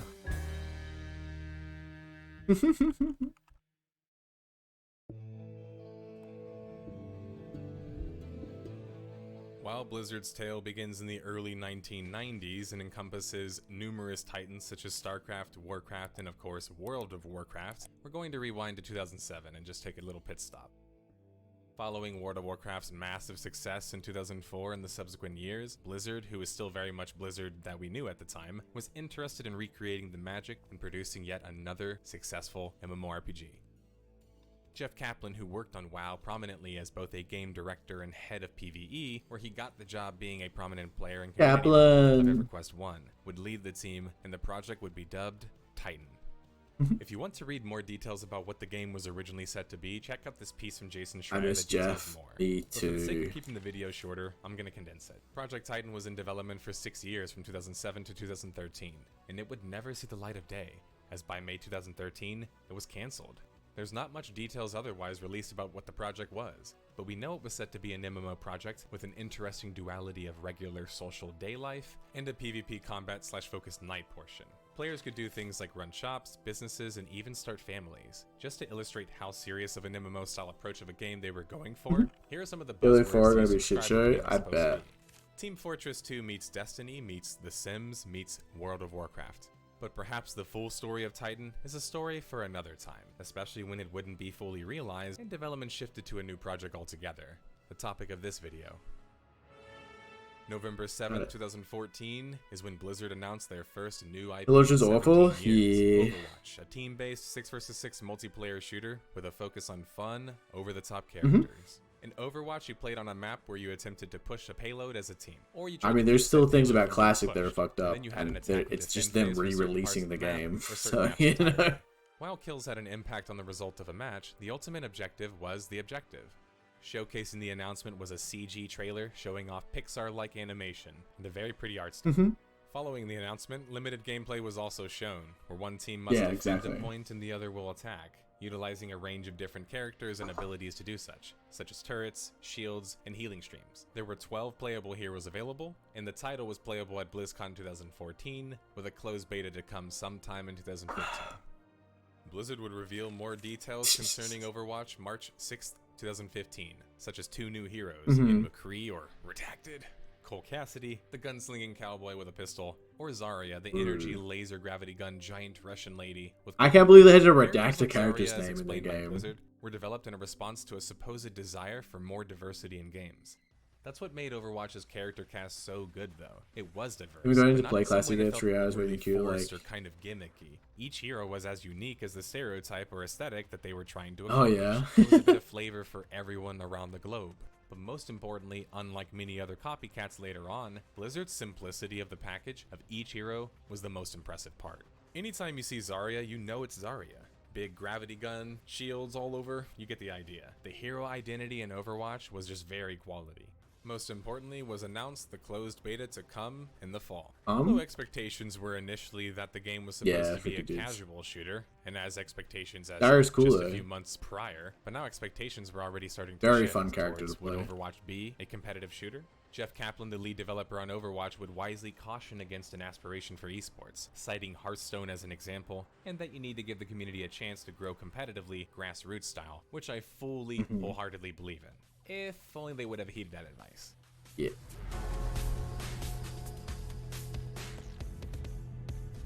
Blizzard would take a different approach with their closed beta, one that would anger many fans of the company and those interested in the game.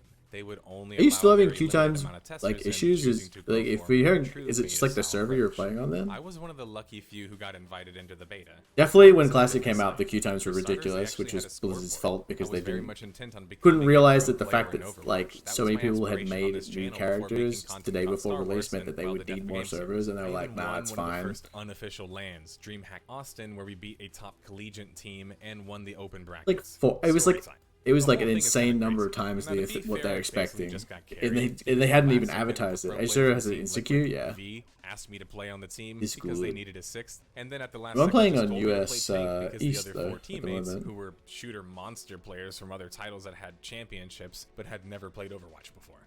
So I was stuck on tank duty. But still, for a time, I technically was the highest earning pro because in that same tournament, on tank, I won a razor blade for scoring the play of the game in the finals. And no, if you're wondering, the play of the game wasn't even impressive. That's the best part. I just yeeted somebody off the map as Reinhardt and basically killed myself in the process. But I was a razor blade richer after that. That's my personal history with Overwatch. It started in closed beta. We being the competitive crowd full of ex-pros and current pros from other games, and then the MMO gamer nerd like me. Is that would one of make the newest lobbies all the servers? time and just play I together. mean, DB It was chose a it blast. Amazon Mega. It's what made me so hyped for the game's potential. We even had a series of tournaments organized by Gosu Gamers where we got to see shoutcasted matches of Overwatch during the closed and open beta. So how did this end up angering fans? Besides it was just limited testing. Well, all of this is how hype is being built. And Blizzard's first IP in almost 2 decades being showcased as an esport, yet not playable by most people, well, you can kind of imagine why people were so angry or interested in playing. That's because anytime something's competitive or seen as competitive, people want to be, well, competitive. which means they want to have their chance to play the game, testing or not, and have it fair. Blizzard restricting access was fairly common for a beta, but wasn't typical for the mainstream audience at this point, with betas shifting to more marketing ploys at that point than an actual state of the game. Overwatch in closed beta, though, was a special experience, so I can't completely blame people being annoyed that they couldn't experience it. Especially when, to be honest, a good portion of all the best players in the game later on were the same players in closed beta, grinding in lobbies. It was very much the typical quality Blizzard testing experience, and I say that as a tester of Diablo 3, StarCraft 2, and Heroes of the Storm in alpha. No, I was gonna be like, Overwatch's launch was announced at BlizzCon 2015. As well as more information such I like the idea behind it, but as someone who played like a lot of like TF2, it just wasn't something I was really looking for because I was like kind of like already over that aspect of like the game. And then by the time I finally like got in and played some when I got bored once, I was like, this game's okay, but it just felt like it was kind of soulless. Even though the characters are super cool. Standard edition. It's one of those classic things where you just jump in and no one knows what they're doing and they just sort of throw themselves at the opponent even though there's like an objective to get. It's very clear and obvious. But console players would kind of get shafted here, as they would have to pay the full price of the game, $60, and get a multiplayer only game. Overwatch beta would come to a close December 3rd for a short break before coming back in January of 2016. Overwatch would be during this time swirled in a controversy, if you want to call it that, regarding a certain Tracer pose. Blizzard was asked to remove it by many fans sensitive about a girl with some junk in the trunk. But this wouldn't mark the last of the controversies, unfortunately, that Overwatch would find itself in. More lore and hype was generated for Overwatch with the impressive animated shorts that would start launching March 2016 and onward. These shorts were so good they had the player base asking for full episodes. To counterbalance the fact that they were multiplayer only, but not free to play, Blizzard would announce that all Overwatch content post-release, such as maps and heroes, would be free. Overwatch's open beta would take place May 2016, just before its launch, where Blizzard would revel in incredible success as they would pull in 9 million players. Overwatch wasn't only watch anymore, available only to a select few. It was playable to millions of people, and taking over the world before it even launched. Activision Blizzard was putting the time, effort, and money to make sure that Overwatch's launch was huge. They even took the time to have a bunch of giant, oversized Overwatch characters put up across the globe, in Busan, LA, and Paris in particular. The Overwatch that was launching May 24th, 2016, though, wasn't the same Overwatch it started as anymore. While many changes were likely due to the fact that feedback was being received and they were trying to respond to such, Blizzard would change key aspects of hero balance, and even key things such as removing the scoreboard that originally existed. But some things didn't change, or weren't really accounted for properly. For starters, the game would launch without a competitive mode, leaving how Blizzard would handle such kind of a mystery. Would they allow hero stacking, for example? Or do, as some of the community tournaments were doing at the time, restrict them in some way? It seemed like Blizzard was going to try and solve that problem after the fact, which would work if the community had a chance to evolve organically.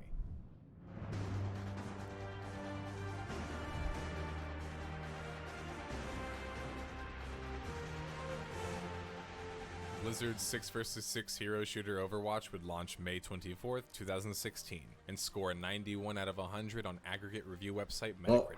Game Informer would score the game 100, stating it was fresh and consistently fun and a masterful polishing. IGN would score Overwatch a 94 out of 100, stating it was an incredible achievement in multiplayer shooter design. Overwatch, as positioned for, was a smash hit for Activision Blizzard, grabbing numerous awards including Game of the Year and being named Game of the Year by outlets such as Eurogamer, Game Informer, IGN, GameSpot, and The Escapist. In under just 1 month, Overwatch had reached 10 million players, immediately becoming a blockbuster hit. But while that's certainly impressive, and a measure of success, the true measure of success is the porn scene that sprung out of nowhere for Overwatch and business was booming. I'm just kidding. Seriously. It showed the level of cultural phenomenon that Overwatch had reached. If there were any serious issues with Overwatch, to be fair, if you want your game to do well, that's something they should probably look into at some stage. It's the whole reason like Fate Grand Order and stuff does so well is because they don't like copyright people who make doujinshis and shit. Because it's free advertising. They weren't exactly apparent yet. At least not for most players. The game was smashing every record imaginable, and it was hard to think of it being anything short It's a of near workout, perfect. yeah. But less than a month after the launch of the And game, now look, already there now were look at Blizzard increasing encryption on Overwatch 2 characters clues so they forming can't be about what would ripped. become of the fate of Overwatch. How far they have fallen. Questions about if Overwatch would be an esport were all over the headlines. More importantly, if it did become an esport, or more competitive shooter, would it have what it takes to become successful at such? You might be wondering how some of the very respectable names in esports were dubious from the start about Overwatch's future as an esport, but it's because the biggest issue in Overwatch esports or competitive, or just watching it in general, is the most glaringly obvious. Overwatch has an issue being discernible to experienced players in a competitive environment with a spectator mode, let alone completely new players or ones who are just not experienced enough. It's difficult during the heat of the action and team fights in Overwatch to discern what's going on. This leads to key impressive moments getting kind of lost in the shuffle. Early on, people thought it was just inexperienced observers, which is typically what people say, but over time it was shown that Overwatch as a game in general is difficult to understand if you're not very familiar with it, and even then it's difficult. A lot going It's on. not just the for abilities, sure. it's the fact that the game is 6 versus 6 on top of all of the abilities. It's not a traditional deathmatch either. It's a payload map that oftentimes turns into a capture point style map, which means by literal design, there's tons of waiting around for the payload to move, for you to run out of spawn, and etc. No other esport has had such a design for it's a just game mode. So you have all of these abilities, the Sad. different parts of Overwatch Sad. thrown in there with hit scans and projectile-based characters alike, and the non-typical shooter game modes, all contributing to a recipe of poor visual clarity during esports and competitive play. Contrast this with a classic sport where the concept is simple, it's just get the ball and the goal. Or other shooter esports where it's just like kill the other guys or plant the bomb, but it's also still technically kill the enemy team. These are way easier to understand and visually see take place. This wasn't some death curse though for Overwatch. It didn't need to be an esport. Team Fortress 2, the game in many ways it was emulating, had an esports scene but was almost entirely community run. There could still be a scene for Overwatch to have a similar thing, regardless if it was created right away, or artificially through the outside investment or expectation. But with ESL announcing a 6-figure tournament for Overwatch June 2016, it's hard to imagine the game was going to have much of a choice not being shepherded into becoming a competitive esport. One $100,000 tournament, not technically even officially Not that supported big. by Blizzard anyway, wasn't enough to push the esports scene too quickly necessarily, but it wasn't going to help. It was like it's a thing of like companies need to get their head around like you as a company you can make your game an esport, at least in some sense, but a lot of them just can't seem to like get their head around it. Whereas like you look at like Nintendo is big enough that they don't need anyone, even though they like constantly do a shit job. They're just so big they can't fail. So like even Pokken still has tournaments that they run. Like I don't know. It's like when it's like the whole thing with Dota 2. Like Dota 2 isn't as popular as League or anything, but the fact is that they just run a better events and more competitive players want to play, and then there's a community just based around that. I don't know.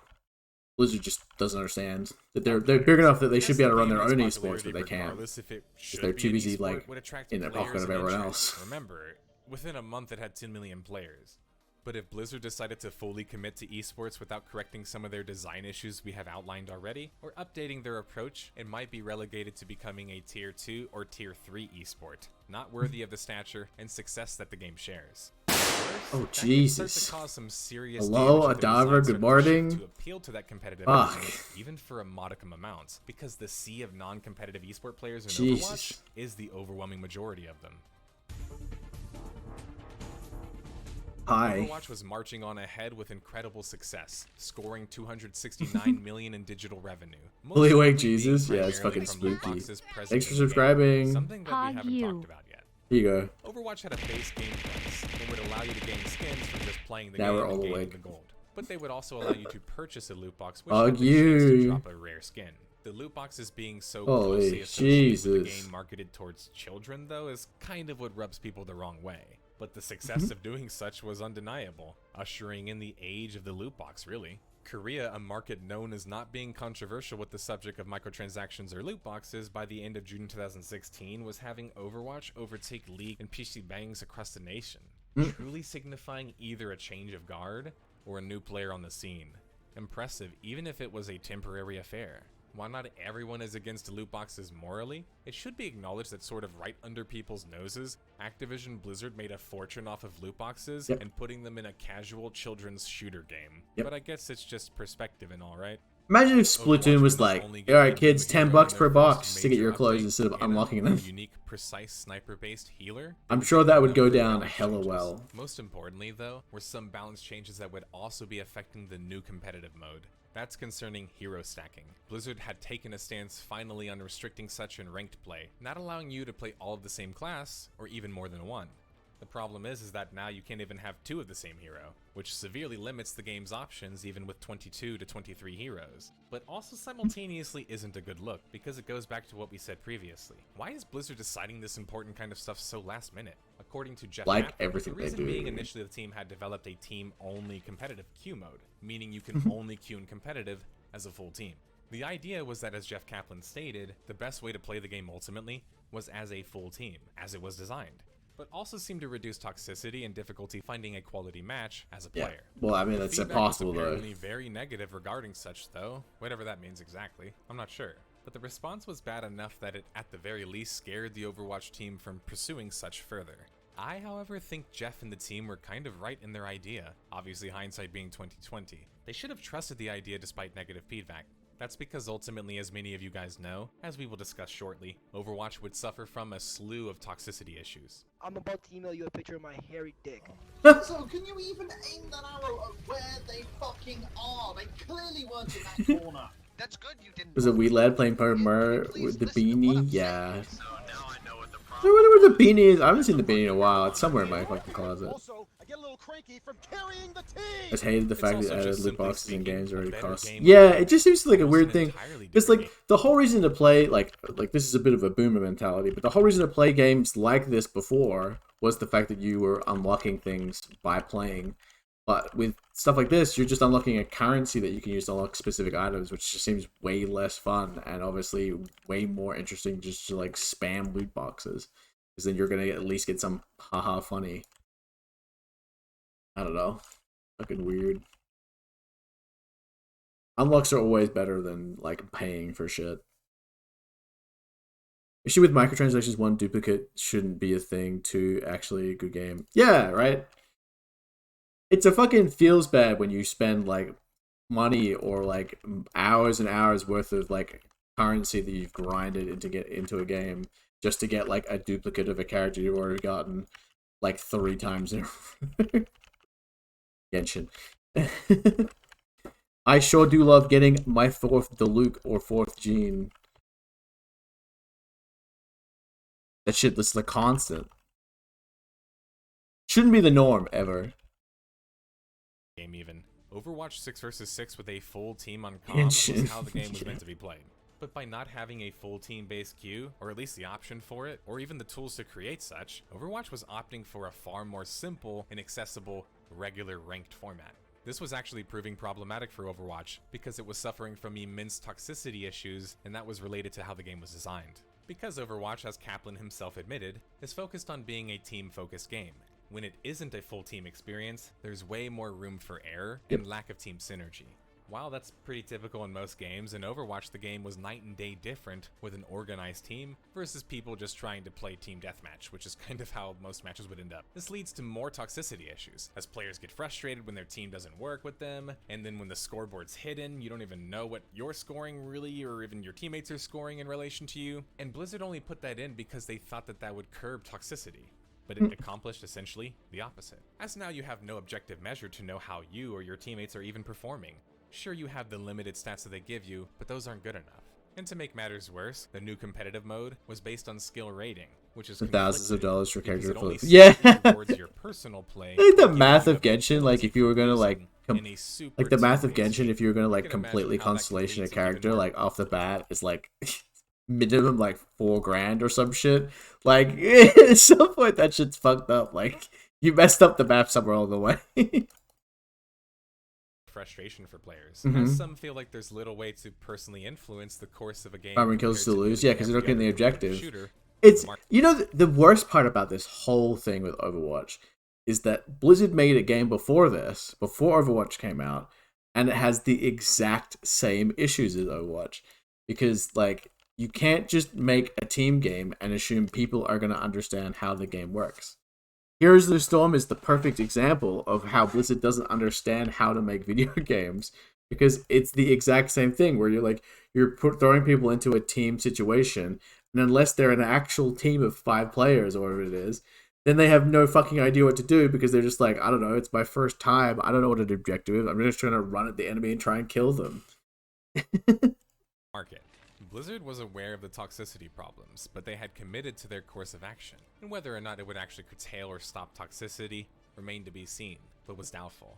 But you would think they would have some data to back up that it wasn't going to work, Had you Blizzard done know? a better job introducing players to each other and forming teams with each other, some of the toxicity issues could have been alleviated, but they would unfortunately plague Overwatch from the beginning of the game throughout most of its life cycle.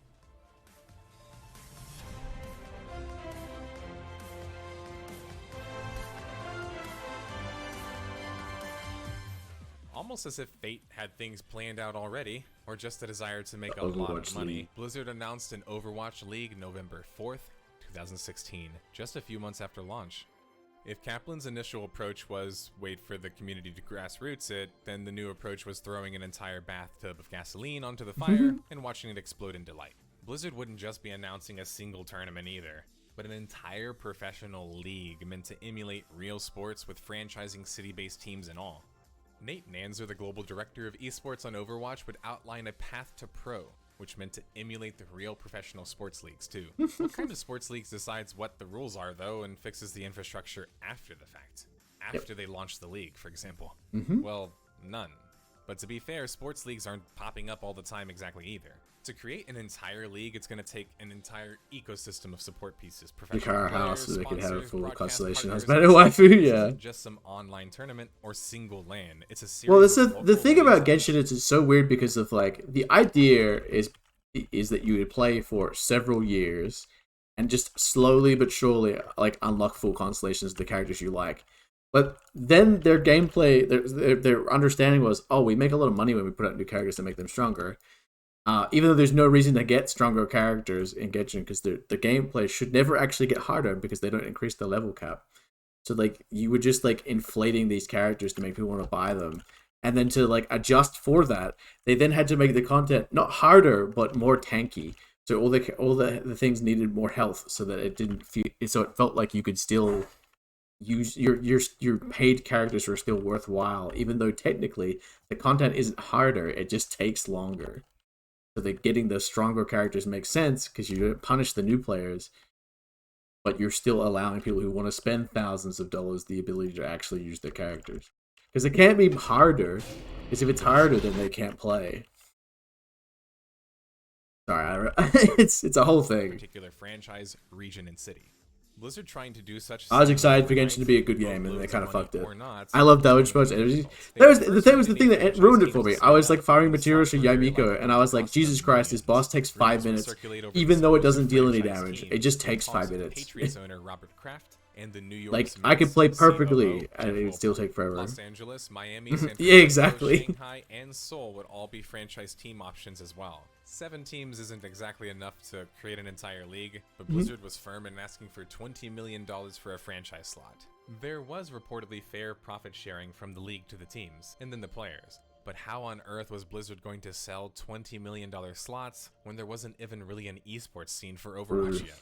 With salaries for pros at a minimum of $50,000, I was happy for my friends getting paid for being amazing at the game, as they should. But I was worried back when this was announced because there weren't any examples of esports being artificially created and then being successful. There just isn't. It's been done over and over again, it doesn't work. There also wasn't enough information about the challenger amateur scene and the path to pro options that were mentioned either, which made the whole Overwatch esports thing feel even more forced. Yeah, fantasy At for the a end of bit the day, the too. game might have Just been RPG aspects competitive, of but war what games. did it have to be an esport? And why did it necessarily have the markings of being the best one? So far, no signs of that, but investors were trusting in Activision Blizzard's vision anyway, especially as Overwatch eclipsed 30 million players. They must have figured, well, a lot of players surely means that that's going to translate into a lot of viewers, right? Hello everybody, I'd like to Swotor. welcome you to this video's sponsor, Chimera.com. Chimera.com is a clothing company that makes sleek and cool, but cheap and affordable clothing. Let's not skip the ad for this man. I'm currently wearing one of their t-shirts right now, one of their graphic tees, and I really like it. It fits nicely, it's comfortable, and best of all, it's affordable. Here's an example of one of their shirts. You can see it's just a plain tee, this one, but it's really nice. They have nice plain tees, as you can see. The best part about Chimera, besides being affordable and looking good, is that they use premium material with their clothing, but only work with sustainable manufacturers. And Every shirt is kissed by a femboy before sent out. Easy marketing. Send out my permissions for Ganyu, just hit the pity instead of Ganyu. They limited time by character better and trying to get full moto. Let's get back to the case. Yeah, that's why when Ganyu came out, I saved up enough for 3 pities. To beef up their roster. And still only got 2 Ganyus. Character who can hack an enemy and disable their abilities. Because I was already on one, but it meant that I still hit pity both times. I hit pity 3 times and lost the 50-50 twice. A new powerful shield tank. Like once before summoning, I got the Ganyu, lost it again, and then got Ganyu again. Like, I think it was 2 times I hit pity and actually got the character with the 50-50. More often than I would just lose it though. Not very fun to watch for spectators, and not that fun to shoot at for about a second time? Despite Yeah. being incredibly important to break. It's one of the most frustrating parts about Overwatch is that you have to tell your teammates and explain to them that they need to break shields. But who wants to sit there shooting at shields the whole game, breaking them? Kind of nobody. Doomfist as well just made the game feel less like a shooter and more like a MOBA, which would become a gradual shift from this point on, especially with many hit scan heroes like McCree or Cassidy and Soldier 76 being repeatedly nerfed. Now Doomfist was even more powerful due to these nerfs, and due to the fact that he required a team to deal with them, taking advantage of the game's design. While Orisa and Doomfist would complicate the meta and balancing, I don't think they were nearly as problematic as the next 3 heroes to come later that year going into the next. Kaplan would promise harsher penalties for toxic players and urge players to use the report features to try and discourage toxic players. But Blizzard's unwillingness to ban accounts was on full display, in many examples of them offering temporary bans on even some of the most egregious defenders. They would eventually introduce competitive mode bans, but even then the toxic players can just play quick play, so you're not really getting rid of them. Blizzard not being firm on toxicity and dedicating the resources needed, as the article would compare them to League of Legends, which had an entire team dedicated to toxicity, and you still get cancer anyway, but anyway, are also huge contributors to the game facing issues. Sure, as we discussed already, the very design of the game can create these toxicity issues, but if the toxicity does happen and is spotted and you still aren't really stopping it, that's obviously going to create problems too. Can we please, for the love of God, just get on the point? Use the tanks to charge. Twice. If you're wondering why we're dedicating so much time to esports portion of Overwatch in this video too, it's because we did something similar in the Heroes of the Storm video. And simply speaking, Blizzard has done this before. Exactly, that's what I'm saying, dude. They should fucking know. Resources, focus, and above all else can affect the base experience of the game. If Blizzard fails again with forcing an esport on Overwatch, it's going to be a huge At least in League you tend to satisfy player reported punishment. Yeah, exactly. Schedule ahead for each of the now 12 teams by November 2017, and $1 million on the line. It was full steam ahead for Overwatch esports, with a cool new $200 million in sponsorships from HP, Toyota. League had that thing where you could view player games that were going to be reported, and you would be like, yeah, this player should get reported and shit. Focused on Overwatch League and the competitive gameplay in order to get the game ready for esports. With more than 10 million across multiple platforms tuning into the league, Blizzard was in position to capitalize on the success and hope it's more than just a one-time thing. Just 1 or 2 big events though isn't enough to become the next big esport, nor is it enough to rival sports leagues. For reference, NFL games are pulling tens of millions of viewers every game, not just the Super Bowl. Merely a few months later though, and sponsors were already worried as Overwatch's toxicity issues were spilling over into competitive play. Blizzard was still able to score a broadcasting deal with Twitch though, at the last second, May 2018. To make matters worse, the big question mark over the path to pro stuff that we mentioned previously wasn't alleviated, especially when news came out in October of 2018 that Blizzard would be canceling any offline tournaments for the Contenders League, stopping amateurs from getting crucial lane experience. Blizzard was also reportedly months late on payment for the contender players, with some receiving only some of their money or none at all. This likely contributed to the biggest broadcaster of Overwatch Contenders dropping altogether shortly after. The amateur scene suffering wasn't a good sign of things to come in Overwatch esports, because that's the lifeblood and the future of the game's talent pool. It's never a good sign. You gotta build it up slow, bro. You can't just like throw it out there unless you get Overwatch's that in-game capital. spending, aka a fancy way to not say loot box, would top an impressive $1 billion by July of 2019. Overwatch had no signs of going anywhere anytime soon, raking in great successes for their corporate overlords. Well, until the cracks started to form bit by bit. Combination of new heroes, balance issues would start to hurt Overwatch and its scene overall. By summer of 2019, Blizzard had launched 6 different heroes, but 5 in particular were problematic. For starters, Moira, the support character who required little to no aiming, was added, and to me, she lowered the overall skill floor for playing a support. Whether that's bad or good, I think is actually more opinion-based. Bridget, or Brigitte, or however you pronounce her name, nobody ever figured out, was added after, and she would cause many nightmares before being finally nerfed much later. Bridget was basically a tank support who could assassinate enemy assassins due to her kit, which allowed her to basically stun you and then whack you a bunch of times until you died. Sigma was also added, and while not necessarily as outright annoying as Bridget, whatever her name is, Sigma yet again increased the shield prevalence, further shifting the meta towards more of a shield meta, because now you have another placeable shield that you can stack.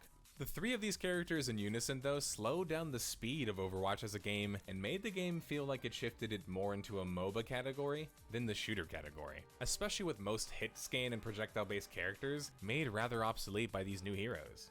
They created a new meta altogether dubbed GOATs, which was basically 3 healers, 3 tanks, and was dominating the scene. This is where Blizzard's approach to hero design, I think, never had much place in competitive play. Similar story with Heroes of the Storm. Basically, these characters are set from the beginning to be designed to be fun and over the top to attract casual players. To do this requires creating very gimmicky and silly characters that sort of call into question competitive integrity. And when pressed about balance issues due to this, they have a very laissez-faire approach to feedback, letting the issues kind of persist for some time.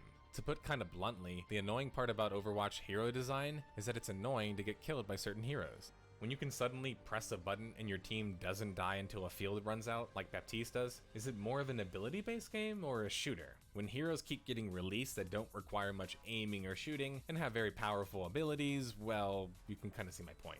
Overwatch at launch and in beta felt more like a hybrid of the two. Overwatch by the end of 2019 felt more squarely like an ability-based hero game, and that kind of seemed to contradict their constant push to esports and the competitive crowd.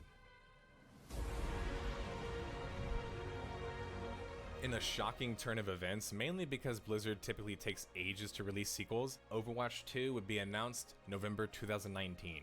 Overwatch 2 was set to fill the missing PvE component of Overwatch that Overwatch was only ever to flirt with in events. I don't know if this is true, but someone was saying that like this PvE mode isn't even coming out for a year. So like, Overwatch what? 2 would also be affecting the PvP gameplay, including the PvP balancing, hero reworks, and the removal of the 6th hero, making the game now 5 versus 5. Overwatch 1 and 2 players will share the PvP experience effectively. On top of this, they would be only if you have some a healing phone and with a phone shields, plan. as well as introducing a new game type dubbed Push.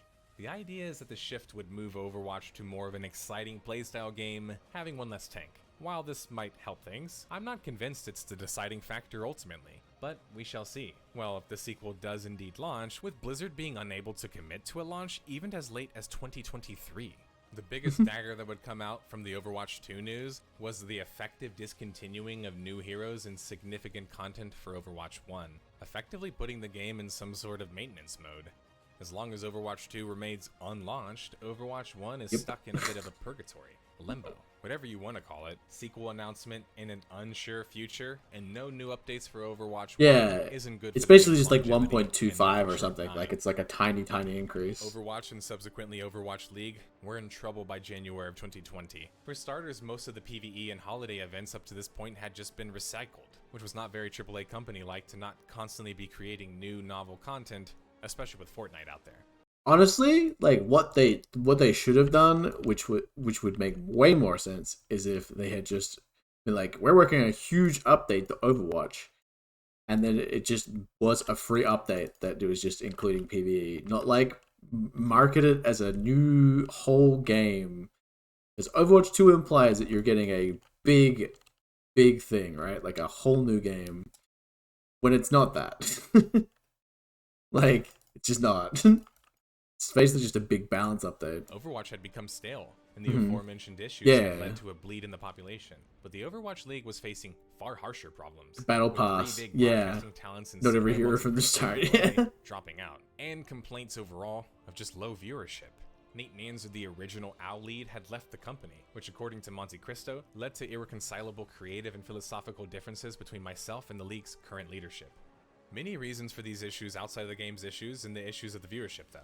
The pro and talent involved in the OWL League were reportedly having to travel around 76,000 miles, which is nearly double an NBA player's travel time. Throw in the fact that you're playing on a computer and yeah, it gets kind of weirder, right? OWL being a failure isn't a surprise to most who have been in esports for a long time. It's just more frustrating that the failure was so predicted by so many people. Because that's an awful lot of money to be artificially throwing into a scene only to pull it right back out. That doesn't really create an ecosystem. At least not a stable one. Blizzard again has done this twice, and if they aren't a lesson to other developers to not try and force an esport on a game, especially with boatloads of money, I don't know who would be. Blizzard was still somehow able to keep scoring these deals though, as another $160 million deal would come from YouTube, though that would be bundled with the Call of Duty League. Overwatch was meanwhile suffering from more design issues regarding heroes and matchmaking. For starters, in order to enforce the 2-2-2 meta, Blizzard would implement a role queue that would lock you to your preferred role. The problem with the role queue was, well, it highlighted more of the game's problems in the first place. There were double the amount of offense characters compared to the tank or the support characters. So people wanting to play DPS more wasn't just because of support and tank are boring, it was because statistics, right? If anything, it made it worse, funneling everyone into only one role and then giving you really long queue times. Kaplan stated it wasn't an attempt to try to fix the GOATS meta or the esports meta either, which sorry, I just don't buy. But by May of 2020, they were adding an open queue mode that doesn't require a role lock back to the game. That's basically admitting at this point that they didn't really know what to do, so might as well just go back on what they had said. It seemed like the more Blizzard tried to restrict and constrain their meta and control it and their player base, the more negatively they were reacting. And maybe that's because they were doing it after the fact, or just kind of messing up. 2020 would only see a single hero introduced. Down from Just the feels like they 2 and 3 fall a year into Blizzard was success, maintaining Blizzard. previously. They never Which like even then is pretty damn get there slow pace naturally. compared to They League or always even like Heroes fall of the into Storm. it, where By it's never 2020, like just 4 years after they launch, never seem to players were have a really good idea slog of for like content. where and why they got successful.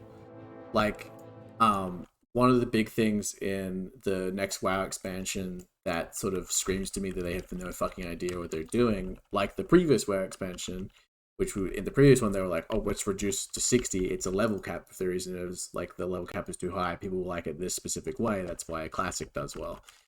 And it's the same thing with the new expansion. They're like, oh, we've got to bring back the talent trees because that's the thing that people enjoy. The talent trees are the thing that the people enjoy about classic. When the real thing is the fact that because classic is such like it is just like a more harder community based game where like you. Like the tools aren't there for you to just quickly jump into like a group finder group, or like the content isn't as easy. So you like never have to actually be like type in chat looking for one more to do this quest. Like that's the stuff that sort of like makes like it's harder and is more annoying for people, but it's the thing that develops community in a way that makes people want to fucking play the game because there's actually things to fucking do. Like it just matters more to like people, and it is why it's successful. It's not these like gameplay things they did, it's the things they did by accident that make the game fun. I don't know. Super Blizzard. Funny because Apex is having so many of the same problems in the last year, trying to change stuff. Yeah, exactly. Layoff relating to You're fun. esports You're that shift fun. away from in-person events to online primarily. Yeah, the Apex changes look fucking weird. They Like no that game longer was need like the extra okay, 50 but people, like I assume, to run the online events, or a the convenient way they to changed go the to game esports for branch. We don't know competitive, exactly. I WoW was guess, certainly it's in just so trouble, weird. with last year's grand finals having a 61% decline in viewership from the previous It just year. sounds But awful WoW to like abandoning jump in a in-person events game and wasn't just play going nothing but competitive Predator either. players After all, they while trying to designed rank their into esports gold. as a franchise-based esport. Without local events to fund the Forced to franchise play teams, three they weren't mans. going to be making the revenue they needed to really even break even. Viewership numbers, most likely, were only going to continue to decrease. And at that point, you're paying millions of dollars for Don't a get me slot started, that okay? doesn't make you Look, I tell you what, Zag, I talk to Tatsu a lot about Apex and his opinions. I understand it's kind of fucked up right now. Causing them to potentially lose State Farm. You just want a Titanfall 3, To make Hello. matters worse, a Hong Kong esports player of Hearthstone, known as Blitzchung, would don a mask and ask people during a live interview to liberate Hong Kong, the revolution of our times. These protests would be related to the 2019 through 2020 Hong Kong. Again, Blizzard in pocket, While Blizzard I'm in not going to pocket. dedicate much time to the giant struggle between Hong Kong and mainland China, and how China is basically trying to pretend that Hong Kong doesn't exist, and of course the people of Hong Kong are being harassed, silenced, and even worse, in some cases death. But how the controversy affected Blizzard was after the interview, it was immediately pulled off air. How Blizzard responded to the whole thing made people feel even worse. Shortly after the stream was cut, and Blizzard would ban Blitzchung. Blizzard had shown with the action that they were willing to put Chinese interests over the interests of the people of Hong Kong, or even Blizzard's own audience. Would have been a perfect moment for the group of heroes meant to save the world to kind of, do some saving, huh? Blizzard's last play is the transition to Overwatch 2. Something that they hope to show off in April of 2022 by allowing the OWL players to play on an early build of the game. But Overwatch 2 wasn't different or deep enough for many players to warrant being called a true sequel, more of a content update asking for a price tag, and it has not launched for 2 years after being announced, so the hype is kind of running cold. The future of Overwatch is all but done with the transition on the horizon, as we already have discussed, but we're discussing more than just the failure of Overwatch 1 now. If Overwatch 2 doesn't knock things out of the park, I can't see it doing well, dude. It's just they need so much. You tried it today? Did you love it, Flows? Was it the best game you've ever played? I think that's what they need. Many of its most talented developers throughout this drama, the court case drama, and No. including the main driving force behind There you Overwatch go. itself, F. Kaplan. Kaplan would not only just Guess leave it's Overwatch, dead but then. Blizzard altogether, and we can only speculate as to why. But with Activision Blizzard having so many stories leaked about them at this point, I think we have a bit of an idea. Without Kaplan to helm Overwatch 2, that doesn't necessarily mean it's guaranteed to fail or anything, but it doesn't spell well for the game's future. They lost arguably the most important developer behind the project, the one who kind of stuck out and kept the project alive. It feels like the passion left with Kaplan. Not that passion was enough to keep the franchise going without significant change, but it makes the current Overwatch experience, I think, just feel that much more hollow. Especially when, like I talked about with the Blitzchung situation and sexual harassment situations, when the premise of the entire game is built on heroes from all over the world, Mexico, the US, France, Russia, Korea, all uniting together to defeat evil. Meanwhile, the evil in this case is now the company behind the game itself. Well, Overwatch is literally the name given to these groups of heroes. How are we supposed to feel motivated to play as them for a company who cares so little for its workers and their health? It's very ironic, yeah. I don't know what happened, dude. They just like...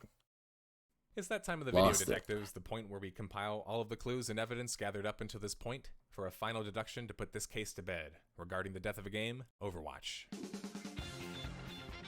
Issues with core balance, hero balance, and etc.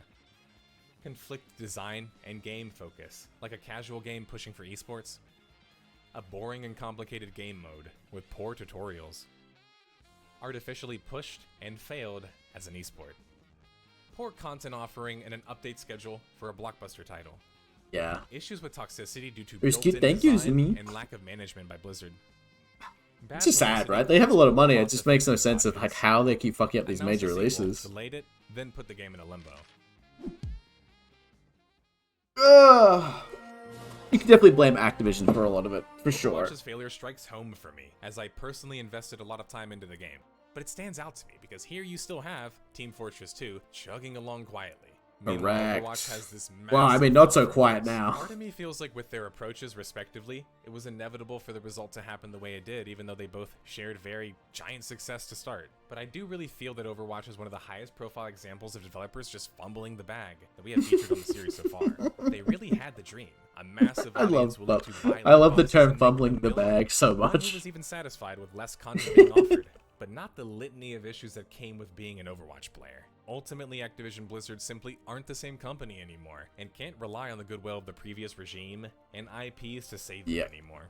And I doubt many are so willing to give them another shot, frankly. But I wish Overwatch 2 the best of success, because I never wish Everybody any likes game or fumbling the company to bag. fail. I do, big fan of that, Overwatch 2 for fails as sure. well, then I guess you guys know where to find me, detectives. Thanks for watching, guys.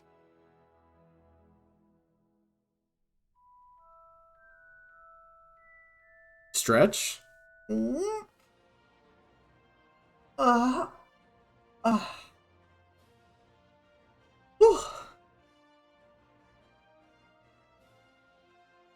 Oh, here we go. Shout out to Squarespace for sponsoring today's video. Stay Noises. tuned Hi, near the end to Coco. hear more about that great sponsor. Sus. Okay. Alright, buddy.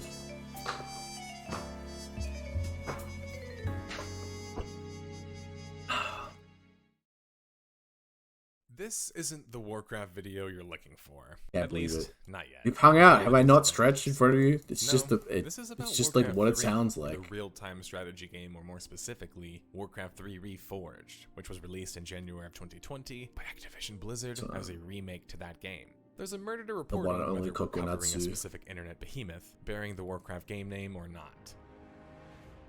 We have a serious problem to solve. The murder Kokonatsu of is many like of our that one meme where This it's is a like case in which I am unfortunately you highly see immersed and you see the passionate cute and girl well and they're personally like involved. As a you're like player expecting the someone playing voice and then the Warcraft voice is still, like, I, oh hey yo, most what's up millennials bro? Grew up playing all of the classic Blizzard games before they were popular. Which is Pog, by the way, Warcraft but series was anyway. no exception, and I was just another diehard fan, enthralled by the fresh graphics and arcade game possibilities, which would give rise to titles like Dota and a slew of other spin-offs and inspirations.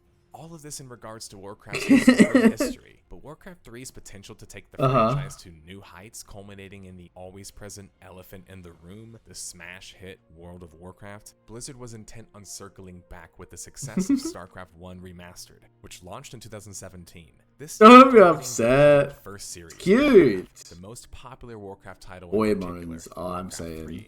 Warcraft 3 Reforged. And the end effect was more akin to refurbished than reforged. Warcraft Again, 3 they just Reforged drop the would be one ball of the lowest every rated time. games ever on Metacritic, and it would be abandoned just 10 months after release. Having hugs. Where Yeah, did right? Reforged go so wrong? I What was heard the gay source stuff. Hi, of Dippy. anger and fury that greeted the game's release and following live? On this episode of Death of a Game, we'll go back to my childhood, as well as many of yours, and try to piece together the puzzle of a very messy case involving one of the best games of all time from one of the best RTS franchises of all time. Grab your peons, peasants, ghouls, or wisps, and let's get to work on this case. Everyone is. I'm pogging.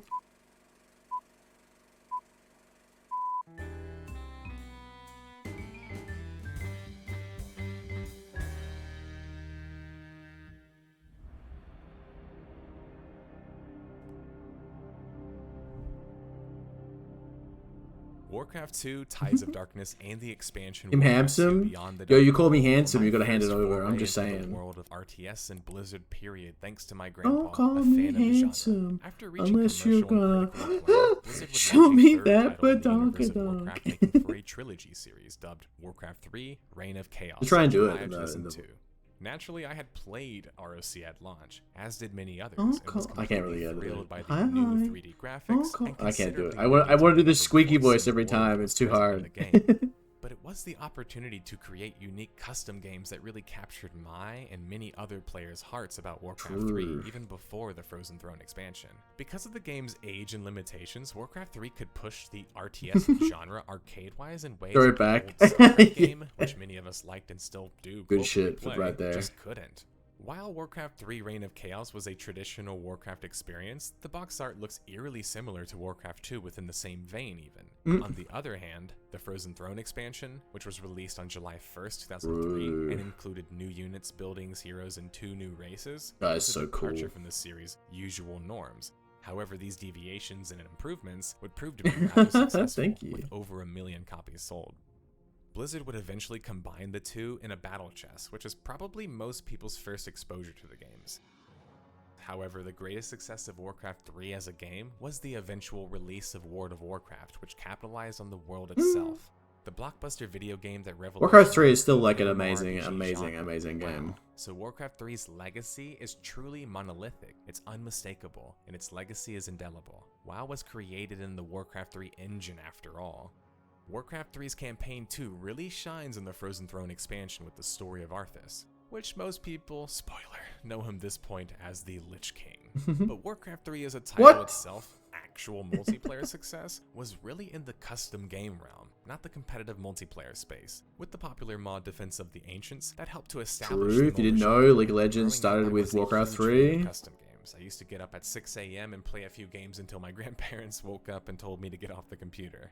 My drug of choice was Helm's Deep, probably because I loved it in StarCraft as well, which I had played starting in 1999 and subsequently for 10 plus years. So sure, I'm a bit biased about the custom game legacy of Warcraft 3 and StarCraft in general. But the game's multiplayer competitive scene in Warcraft had a number of issues that plagued the game, and it unfortunately was living in the shadow of Blizzard's own stablemate StarCraft 1, still even in 2004. Before the Warcraft 3 competitive multiplayer fans jump all over me, Warcraft 3 had its own long-running competitive scene, with numerous high-profile tournaments and champions. It just never quite reached the same heights as StarCraft, living in the shadow of it throughout its heydays in terms of layout and global reach.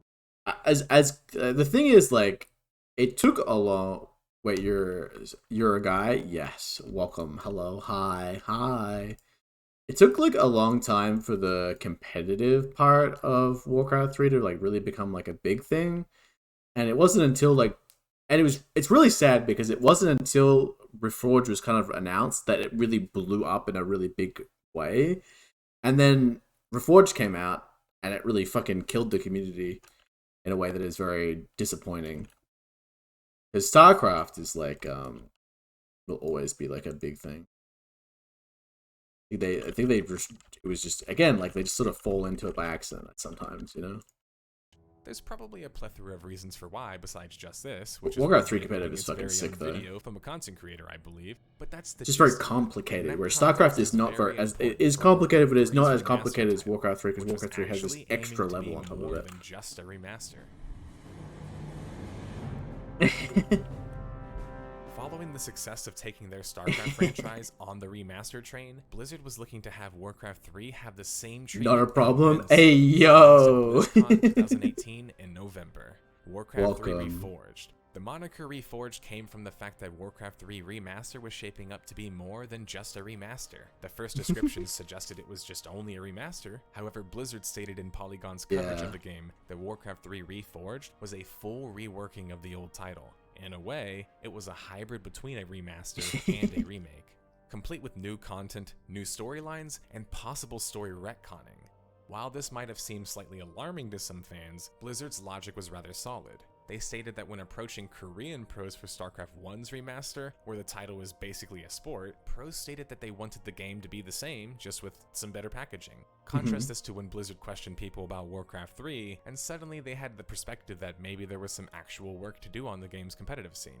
Senior producer Brian Stillwell expressed interest in pushing the limits of Warcraft 3, to try and achieve more, that perfect balance he believed StarCraft possessed. Blizzard was promising hundreds of balance changes to heroes, units, and buildings in an attempt to modernize the game. Most interestingly, this is when we realize that the already acknowledged stark contrast between StarCraft 1 Remaster and Warcraft 3 Reforged going forward.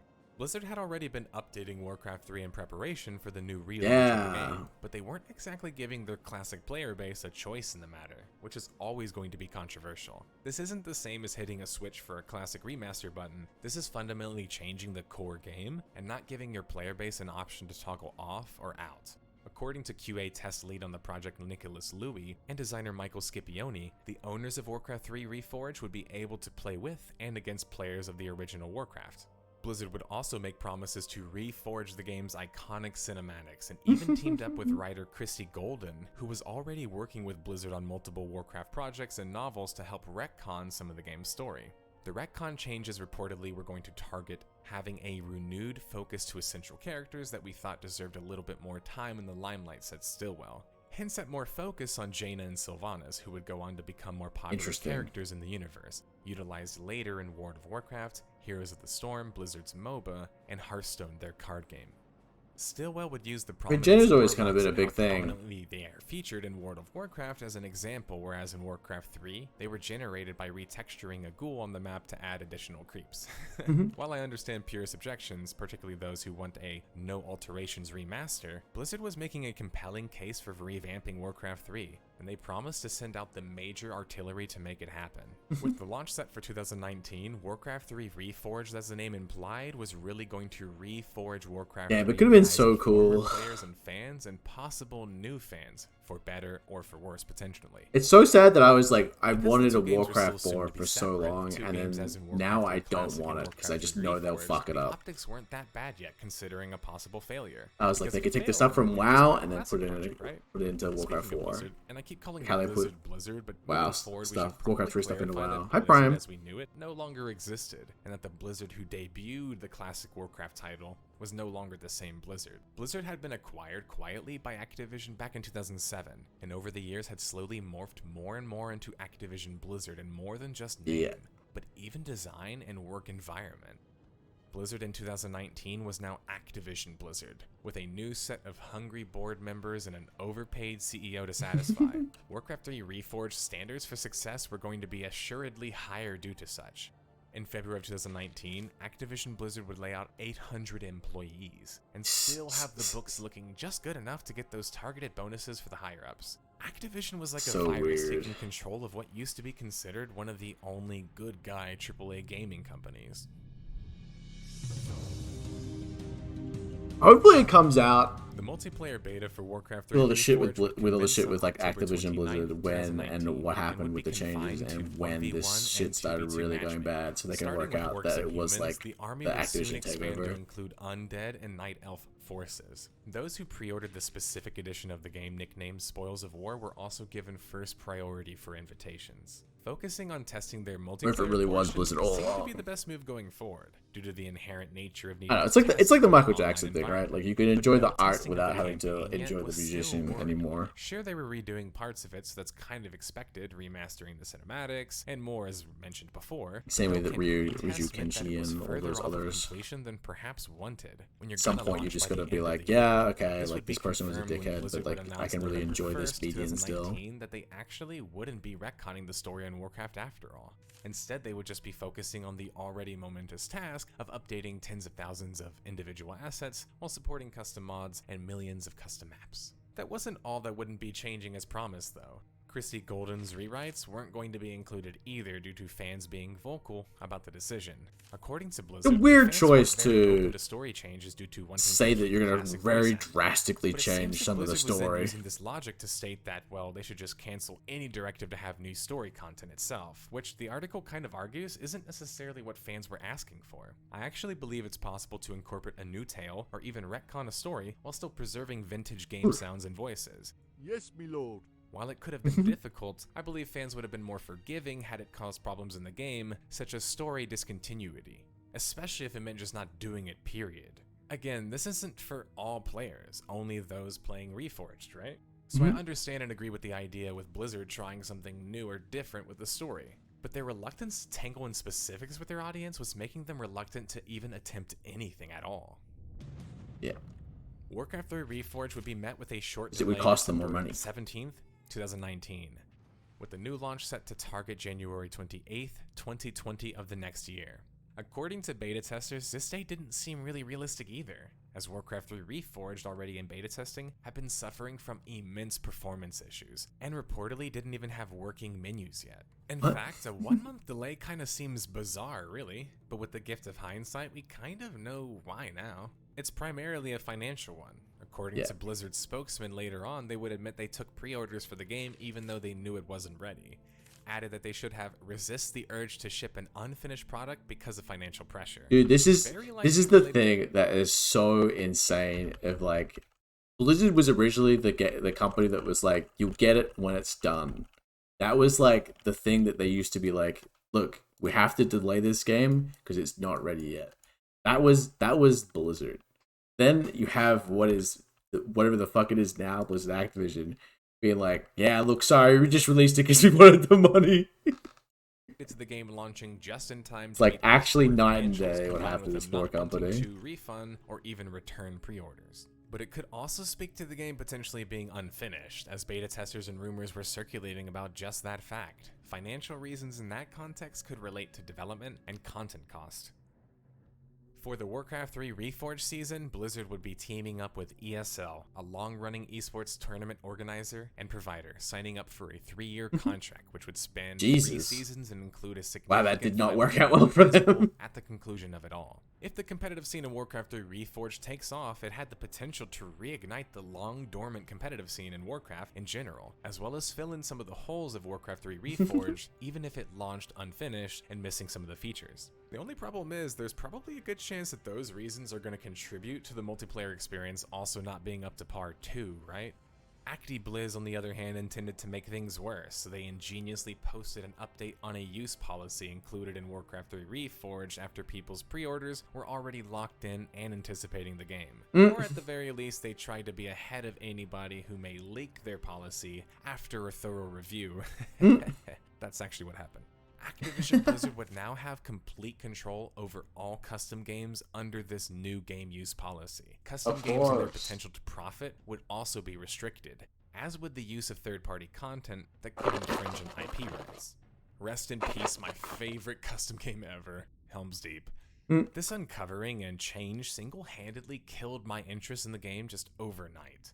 When I heard about this, I never even bothered buying Warcraft 3 Reforged at launch. Yeah. I only recently purchased it with the desire to play on the community Warcraft 3 ladder, Warcraft 3 Champions, since the actual game doesn't have one, and introduce the game to my cousin who's a StarCraft lifer. Seriously though, you guys are that bitter that you lost Dota to Valve? Really? It's not like you had them in your community They were the very whole bitter. time and could have offered some sort of opportunity yourself, right?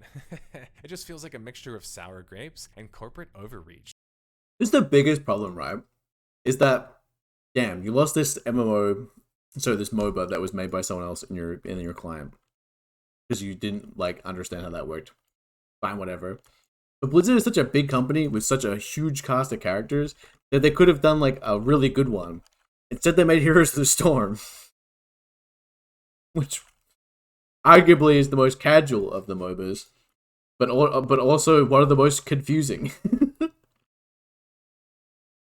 While you may argue it's simply a good idea from an economic or legal standpoint, in actuality it killed a number of well-known custom games in Warcraft 3 as well as prohibiting and discouraging the creation of new ones. Consider that for a moment. Helm's Deep, as mentioned, Risk, Battlestar Galactica, Resident Evil, and all of these other popular mods in Warcraft would now be prohibited as a result of the new rule. For some players, including myself, custom games were pretty much all they played in Warcraft or StarCraft at times, especially when they were getting destroyed in ladder. However, Blizzard's draconic handling of the situation was clearly tone-deaf to their audience, and there was no way committed Warcraft fans wouldn't let them know about it. It also didn't make any sense when StarCraft 2 had a more open policy regarding such, even allowed some creators to sell their own mods through Blizzard itself with a profit share.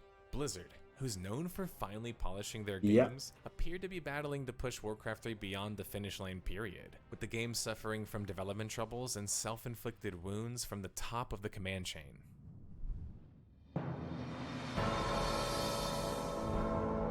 Gotta blame Bobby.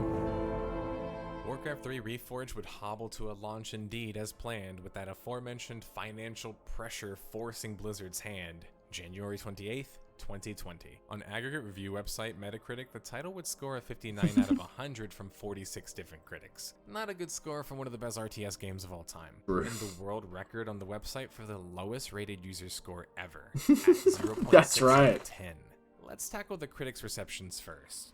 IGN, who scored the game a 70 out of 100, would state that Reforged is an uninspiring remaster, but Warcraft 3 itself is still a great game nearly 2 decades later. While Game Informer scored it a 60 out of 100, and although they highlighted certain elements of Warcraft 3 Classic remaining, ultimately proclaimed that the game was greatly flawed.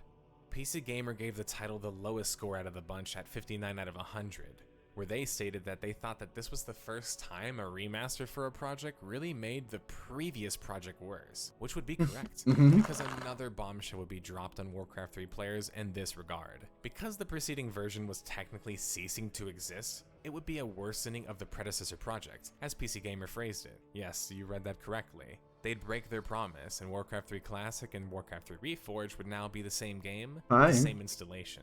players who already owned the Classic Edition would be forced to upgrade to Reforged for free. Players were enraged as a result of this, as Warcraft 3 Reforged had just launched and had a slew of flaws. Worse yet, they wouldn't be able to return to the familiarity of the previous game because Blizzard was pushing the two games to merge at this point. Players were dubbing the forced upgrade a forced downgrade because of the 0.6 terrible user score I stated earlier. While the critics' concerns about Warcraft 3 Reforged were fair, they were rather general and didn't truly speak to the amount of unmet expectations and promises for fans. Not only would fans be unable to return to the classic version of the game, in order to access the reforged version of single player, you actually needed an entirely separate save. You were unable to save, for example, like in the Master Chief Collection of Halo, simply hit a button and transition between the remastered and classic version. But not even reloading the same map or any other concession was allowed or afforded. You just straight up needed an entirely separate save, which makes the game feel completely disconnected while actually being married in actuality. On top of it all, you don't give your fan base a choice in the matter.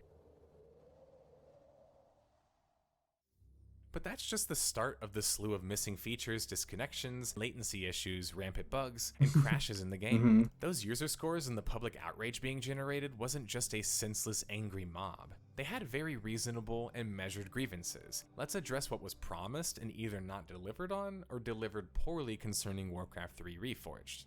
Many of these features you have to think were available up until the game launches. Once the game launches, you can't go back to the previous version, so suddenly all of these features are missing.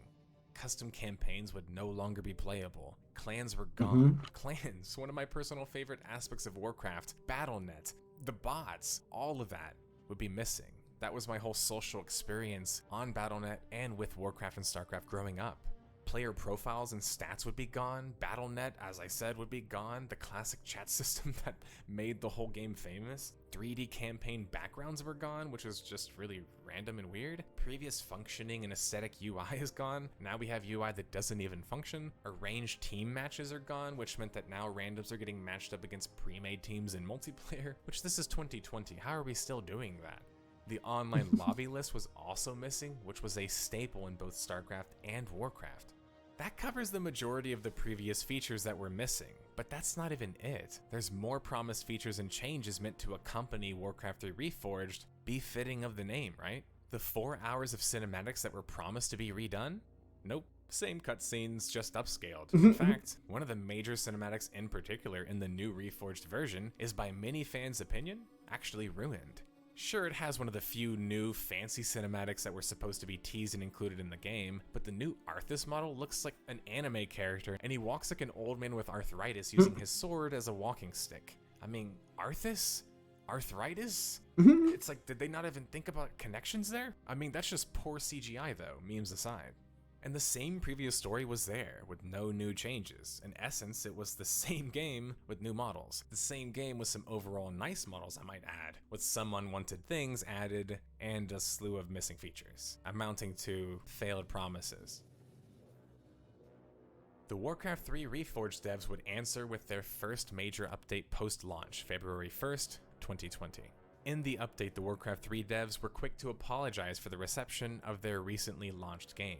Well, sort of. They apologized for the experience being poor, which is kind of different, but exclaimed they wouldn't abandon the game and would hit it with a series of updates meant to bring the game back up to speed. Blizzard would acknowledge the plethora of visual bugs when selecting classic mode of play in Warcraft 3 Reforged as well as the lack of leaderboards, clans, and more community features that Blizzard's RTSs were known for. Blizzard would try and use their StarCraft Remastered logic, stating that the changes would come in a later update. Most alarming, since these other responses are acknowledging problems and basically saying, well, we'll fix them eventually, we promise, was Blizzard's logic concerning why they didn't redo the in-game cutscenes in the first place. They stated that they did not want the in-game cutscenes to steer too far from the original game.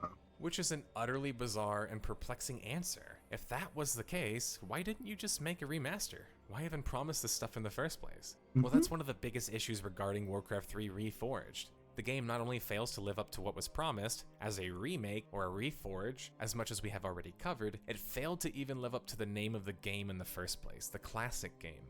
When Blizzard first approached the fanbase with the idea of Warcraft 3 being remastered at BlizzCon 2018, they made it a point to call it more than just a remaster, hence the name Reforged. how was what we ultimately got really reforged? I mean, sure, the new models I actually was a big fan of. Those were done by another studio, by the way. Lemon Sky Studios, who was contracted to recreate the art assets for the game. Obviously an insanely daunting task that was outsourced, which is just kind of bizarre, that I think despite some issues here and there, they did a pretty damn good job of. But besides the new models, more content was taken out of the game than was added, which makes Warcraft 3 Reforged feel less. The weird thing is reforged just and like, more like reduced. that they or struggled to refurbished. get it out in the time end, as I'm well. absolutely convinced had Blizzard taken the StarCraft 1 remastered approach, Warcraft Which is 3 would have been weird just considering fine that by they didn't comparison. include so But much as of the it. head of the Classics teams himself said, Rob Breidenbecker, they had ambitions of pushing it further. They wanted Warcraft 3 remastered to be more than just a game you hop on and relive some past glory, but perhaps create new experiences altogether. Utilizing an already legendary game, fixing some wrongs, and adding some new bells and whistles, the idea was surely tantalizing. But Rob and his team never dedicated enough to actually making a remake or reforge, thus they got caught in between making both, which I genuinely think is a terrible idea even in a vacuum. You simultaneously piss off the old fan base and possibly don't even attract new players due to issues or the cloud surrounding the game. You've got your fan base expecting more than just some new paint, which Thanks you for the promised bit. them, and this is also your chance to bring Thank Warcraft you. 3 to a modern audience who never experienced Chat, wake the up. game. That's a whole lot of pressure, but it's pressure that Blizzard put on their own plate. Blizzard It's merely so fun. days after launch was already heavily faltering at both of these goals. Hello. Players were in such an outrage Hi. they even pressured Activision Blizzard to issue full refunds for Warcraft 3 Reforged, which is not ever going to be the full amount of the pre-order money back, since most people might just move on and maybe just don't get a refund. But at least those who did want one were going to get one now. I don't think I've ever seen Blizzard in my life issue full refunds, especially to this scale. Oh, you know what it Both a is? I was truly like, why is that not momentous working? And depressing sight. There you go. Because even as Blizzard offered refunds, Should I work felt like now. the PR Here. and community part of the company was really failing to pick up the pieces and address future changes, and the current I hate to have to unhappiness with the reconnect it product every is time. something they had historically done really well. But if it wasn't clear at this Sorry point in for messing that up. 2020, this is Activision Blizzard now. With Ow. most of the original Blizzard founders and original key members gone, we're watching one of the game companies we never believed to be capable of failing falter in front of our eyes. Nearly a No month copy of after Biden. launch, Ow, Blizzard would you're launch fine. another It's just significant me, dude. patch. But the issue with the patches that Blizzard was putting out was they were primarily focused on smaller things in the big scope of things. For example, the plethora of I just wanted to bugs, throw both stuff at my head audio and because it's visual, funny. and fix the barely working UI, which are very important things to fix. These are all needed and important. But the player base's response was a resounding "that's it?" Because you have to remember, all of these things were expected to be fixed and ironed out already, since Yeah. they were already fixed and ironed out in the previous game. Although oftentimes those that are going to work on new content aren't going to be the same developers working on bug reports and bug smoothing, to the player base, they can't really distinguish the difference, and all they can think about are why parts of the game they loved are missing, especially from a game that's supposed to push the limits in a modern age. By March 18th, 2020, Warcraft 3 Reforged was still missing ranked ladders, profiles, clans, and custom campaigns, and all Blizzard could say in their minuscule update that launched on the day was, "We'll continue to share more details as those features are nearing release, but know we're here and hard at work on the game," which was basically just more promises of possible fixes and changes in the future, but not right now. The crowd were just way more enraged at this moment than they had ever been before, if that's even conceivable. Because this March update was much too light for a corporation that should feel compelled to press the panic button on their game. Right? Perhaps it was lean because the big guns were apparently all focused on balancing the multiplayer experience in Warcraft 3 Reforged, even if they were still major complaints about the single-player campaign and the numerous times mentioned the missing features. It goes back to the point we raised earlier in the video. Perhaps Blizzard was hoping to rely on Warcraft 3 Reforged making it competitive and making it successful, making competitive very successful to get the success they needed. To do this, they were going to need to balance the game after observing the tournaments that took place, naturally. Except how can you even have a competitive scene when you don't even have a ranked scene? That's the most bizarre thing about this whole thing to me. ESL, who has a whole Warcraft 3 league going on, and tournaments are running for the game, but you can't even have a ranked ladder system, clans, or profiles to show off your wins or loss in the game, which is an industry standard? The balance update It's also all built into itself, StarCraft too. 3.9 is actually quite a good update in my opinion. But again, it's not addressing the things that are far more in the face of the player base. Think of balancing as tweaking under the hood of a car, so to say, and the player base is just expecting the car itself to get detailed and kind of look better, which is external, right? This sort of balance update is the kind of update you expect when the game has already fixed its more gaping and visual holes. But my hunch is the classic team at Blizzard was losing resources and focus due to the lack of success of Warcraft 3 Reforged. It's very likely they were very limited to smaller things such as balance changes over new and expensive content anyway, and that of course was problematic. But no basic rank features in your standard game or not, ESL did have a 3-year contract and they were going to follow through as such. With the previous season ESL Pro Tour 2020 coming to an end, they were renewing for another season. The stream numbers weren't very impressive, neither were the prize pools. A tier 1 tournament in Warcraft 3, for example, only paid out $71,000 to the number 1 player. But it's unfair to say it was because of Warcraft 3's multiplayer itself as much as it had to do with the reception of the game in general and the rampant issues. To make matters worse though, when Warcraft 3 Reforged was shown at tournaments like DreamHack Anaheim, they had a full stage and audience to witness the brokenness of the game. So it's not entirely fair to say Warcraft 3 wasn't working in esports because it sucked as an esport, or nobody was interested. If anything, people tried to show interest, but like with every aspect of the game so far, they were just let down. Yeah. Warcraft 3 esports might have had another season in the future planned due to the contract obligations, but with the prize pool shrinking, the tournament seasons themselves being restructured, it wasn't really looking optimistic anymore. Not with the game still missing key features and being so buggy. Still, there was one more year left on the deal, so perhaps Warcraft 3 could pull things around eventually.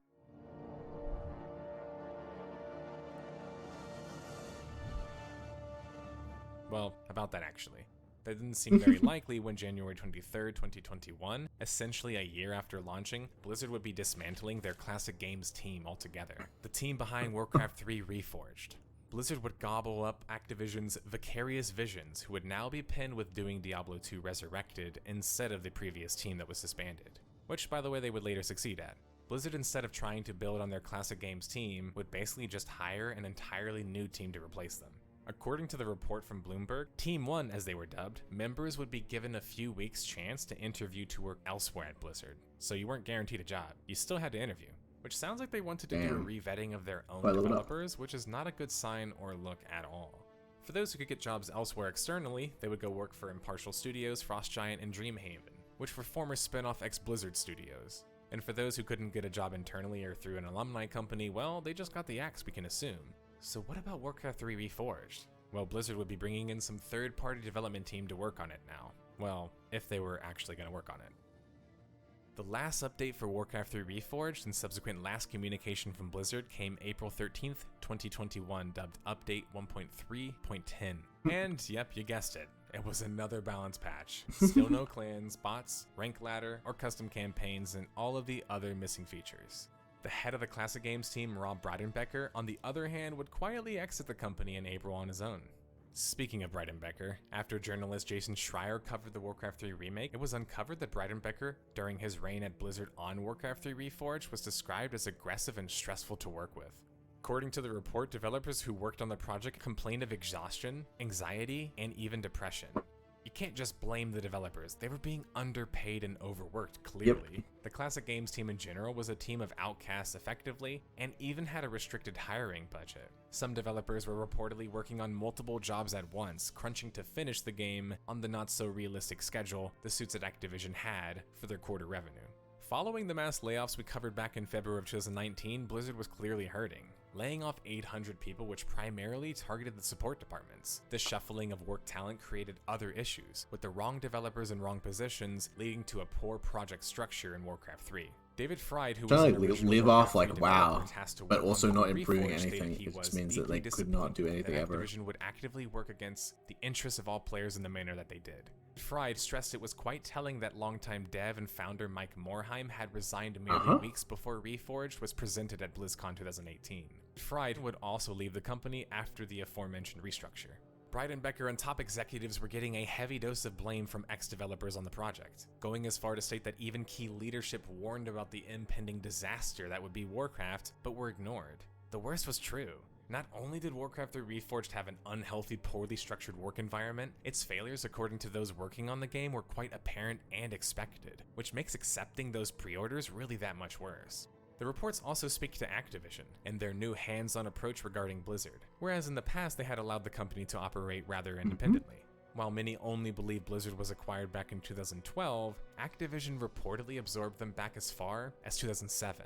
Activision's influence was impossible to not see now in 2021 amongst Blizzard, especially with so many of the senior talent and founders gone from the company. Blizzard was the sweetheart of the gaming community, especially the online RPG and RTS communities. That was no more. Activision had assumed direct control, and were making the new relationship more like Activision Blizzard than ever before. Activision was still raking in the cash, all the while ruining Blizzard's decades-long reputation and allowing many of their key titles to falter seemingly beyond repair. It's unsure why they decided to go so radioactive lately regarding this strategy. My thoughts are they simply underestimated pissing off a loyal fan base by basically desecrating their favorite game, and how long they would be able to milk such before they were going to be held accountable. Shadowy 100. That's not even counting the whole slew of harassment claims and the lawsuit being levied against Activision Blizzard as we speak. Got to love American corporate though.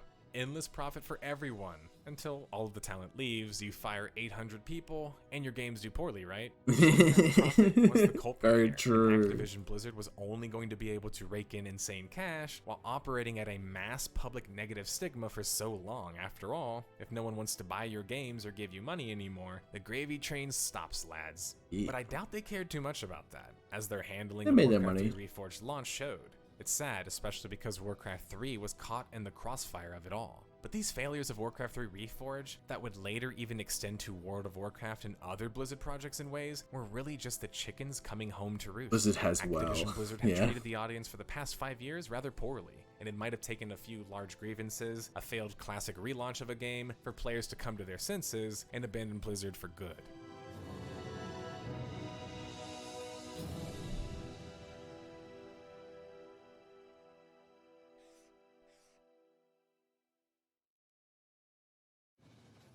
As of October 2021, there are no new updates, let alone communications from Activision Blizzard concerning Warcraft 3 Reforged. Even Twitter and other social media have gone radio silent. Warcraft 3 Reforged is all but abandoned at this point, and there's not a new Jesus patch or update coming seemingly in the plans either.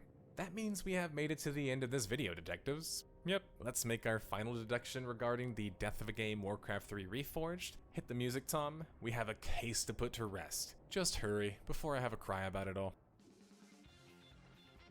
Warcraft 3 Reforged was caught between being a remaster and a remake. Activision's influence in the way of immense financial pressure was felt. Missing key features the previous classic version had.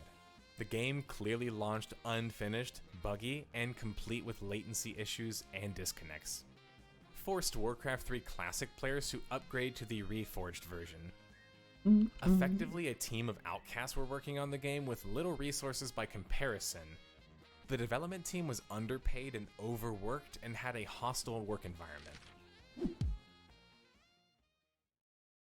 Bad. With that note, we can put this case to bed. It's not an easy pill to swallow, but we don't have much choice but to play what was given to us if we want to ever play Warcraft 3 again. And if that's the same current broken state, that will always be a travesty for us and those who never got the chance to play the game in its heyday. I usually like to end these videos on a positive note, despite the name and the moniker of the series. But the most positive note I can think of regarding Warcraft is the non-confirmed rumors of a 4th game coming, and Warcraft 3 Champions Ladder, which functions better than the actual game's matchmaking itself. Speaking of which, I think I've got a game to catch. Thanks for watching, detectives. Thanks for the bit! Thank you for the beat. Is the greatest team of hunters ever assembled. Evolved, yeah. Thanks, Squarespace, for sponsoring today's video. What is Squarespace, you say? Well, Squarespace is a Funny chicken game.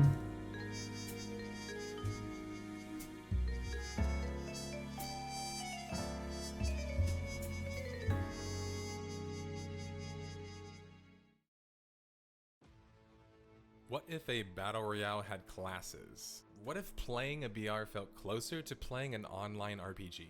While some watching this video, perhaps during the BR genre's heyday as well, are uttering a single phrase in response. Not another BR. That's kind of what became of the sentiment for many players. When Fortnite BR launched back in 2017, it took over the world and inspired many other projects and developers to pursue the genre, whether for motivations of glory and or wealth. Most of these projects would falter, some failing to even garner an audience to begin with. For the subject of this video, however, we will be covering the rise and fall of one of the most unlikely and successful BR competitors, created by one of my favorite companies as a spin-off project from a previous MOBA project. Hi-Rez has a knack for finding a market, and then putting their name in the hat with a game of their own. Hi-Rez would transition what started as just a BR mode in Paladins dubbed Paladins Battleground to a full-fledged separate game dubbed Realm Royale that would launch in early access June 2018. Realm Royale would wow Twitch streamers and the world alike, amassing a very impressive overnight player base. Ultimately, however, the game not long after would peter out into a quiet, near forgettable existence. While Realm Royale is not literally dead yet, the game hasn't received an update in nearly 2 years, and the population has fallen to dangerously low, especially for a battle royale. What went wrong with Realm Royale that caught the world by storm, and then faded into obscurity shortly after? On this episode of Death of a Game, we take a look into Hi-Rez's hero class shooter BR and its inability to find long-term success in the marketplace. Choose your class, hit the forge, and get ready to chase some chickens on this episode of Death of a Game, Realm Royale. Chicken game, chicken game.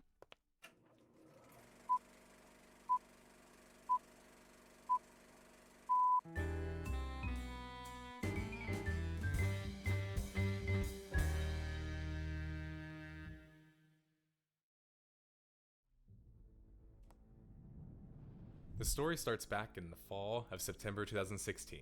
Following the successful launch of Hi-Rez's answer to Overwatch, Team Fortress 2, and the whole hero shooter craze. The result was a very successful and legitimate free-to-play competitor to Overwatch that was positively received by fans. But in another sector of the online shooter world was It's another game I title never played because it's also just like, adapted to I just don't care responsive about that sort of game anymore. Save the World started as a PvE-only co-op build-em-up horde sandbox type game. Fast forward a bit, and I would just go Fortnite play found TF2 themselves again. following the PUBG craze and attempted a battle royale of their own, titled just Fortnite and launched in 2017. The rest is, well, history. Hi-Rez couldn't resist the urge, and found themselves also chasing the BR trend as well, announcing a spin-off game mode of their own, much like Fortnite did, dubbed Paladins Battlegrounds. The promise of a 100-player hero shooter-based battle royale. The rest of the game was typical of a battle royale. You spawn in a map with others and made a mad dash to loot up and fight to survive to the end of the whole thing. Hi-Rez would form an in-house team and give them a website and team name and everything. Heroic Leap Games. This is the team according to Hi-Rez. It's popping at the moment. Itself. Are there more people playing TF2 than there were Apex the other day? Which is mind-blowing. It says a lot about it says more about Apex than it does about TF2, honestly. Paladins Battle Royale. Hi-Rez President Stu Oh, you have a PC? Damn. His team opted for Battleground over Battle Royale due to the MMO inspiration, such as Altereg Valley. While this logic makes sense, you can't always make sense when you're trying to make sense, if you know what I mean. But even past just the monetary success, there is the danger of perceptions not matching reality, because it didn't seem like Paladins Battlegrounds was actually like Altereg Valley, or an MMORPG. It was still at the core a battle royale. They're making it like Altereg Valley, what? Or possible player The WoW perceptions reference. early on wasn't good, but since the game hadn't launched yet, there was still time to accept that battle royale was your genre, not the MMORPG one. Hi-Rez would stop ignoring market expectations and rules and would end up changing the name of Paladins Battlegrounds to Realm Royale. If you like that name change or not, I think is kind of less important. The more important thing is that the fact that they changed the name, and thus possibly averted negative perceptions. We saw how those perceptions helped Magic Legends just recently. Hi-Rez stated later that they renamed the game to stop it from fragmenting Paladin's player base, which I don't know if I really necessarily believe. Sure, it assuming its own identity is an important thing, but I'm more so focused on their lack of mentioning the whole Battlegrounds thing that they kind of mentioned earlier. After going through a round of alpha testing to a select few, Hi-Rez was ready to launch Realm Royale into early access on Steam sometime in the summer. Early access is the new craze where developers who otherwise don't need the funding utilize it in the same way that a brand new developer or a small indie team does. But early access has some strong perks and thus was attractive to launching in due to avoiding criticism, still being able to monetize, and also being able to work on Early access development kinda freaky. simultaneously. Realm Royale would launch in early access on Steam June 6, 2018. While the game had an impressive population at the hour of launch, when key influencers and content creators like Ninja and Tim the Tatman picked up the project, the population skyrocketed to a peak of Yo, thank you for the biddies. 104,557 players on Steam. Realm Royale had 8,300 positive reviews, and although this chart shows nearly half of that number equalizing the negative reviews, those would actually come later in the month, as I will talk about shortly. The game was being very positively received, and was taking the streaming content and video game BR world by storm. A unique take on a familiar genre done in a way that immediately caught players' attention, and had the level of fun that Hi-Rez is kind of known for having in their games, especially at launch. You had 5 classes to choose from: Warrior, Mage, Hunter, Engineer, and Assassin, each with unique abilities and craftable weapons. With a few bells and whistles added for enjoyment, such as mounting to travel around like you do in an MMO or Heroes of the Storm, and a mechanic upon down when you played as a chicken who was then able to run around and attempt to be res to turn back into a player. Finally, the unique aspect of Realm Royale was the Forge, a crafting center where you specifically travel to craft items and weapons for you and your team. The issue is, well, everyone else could hear you and potentially steal your loot there as well.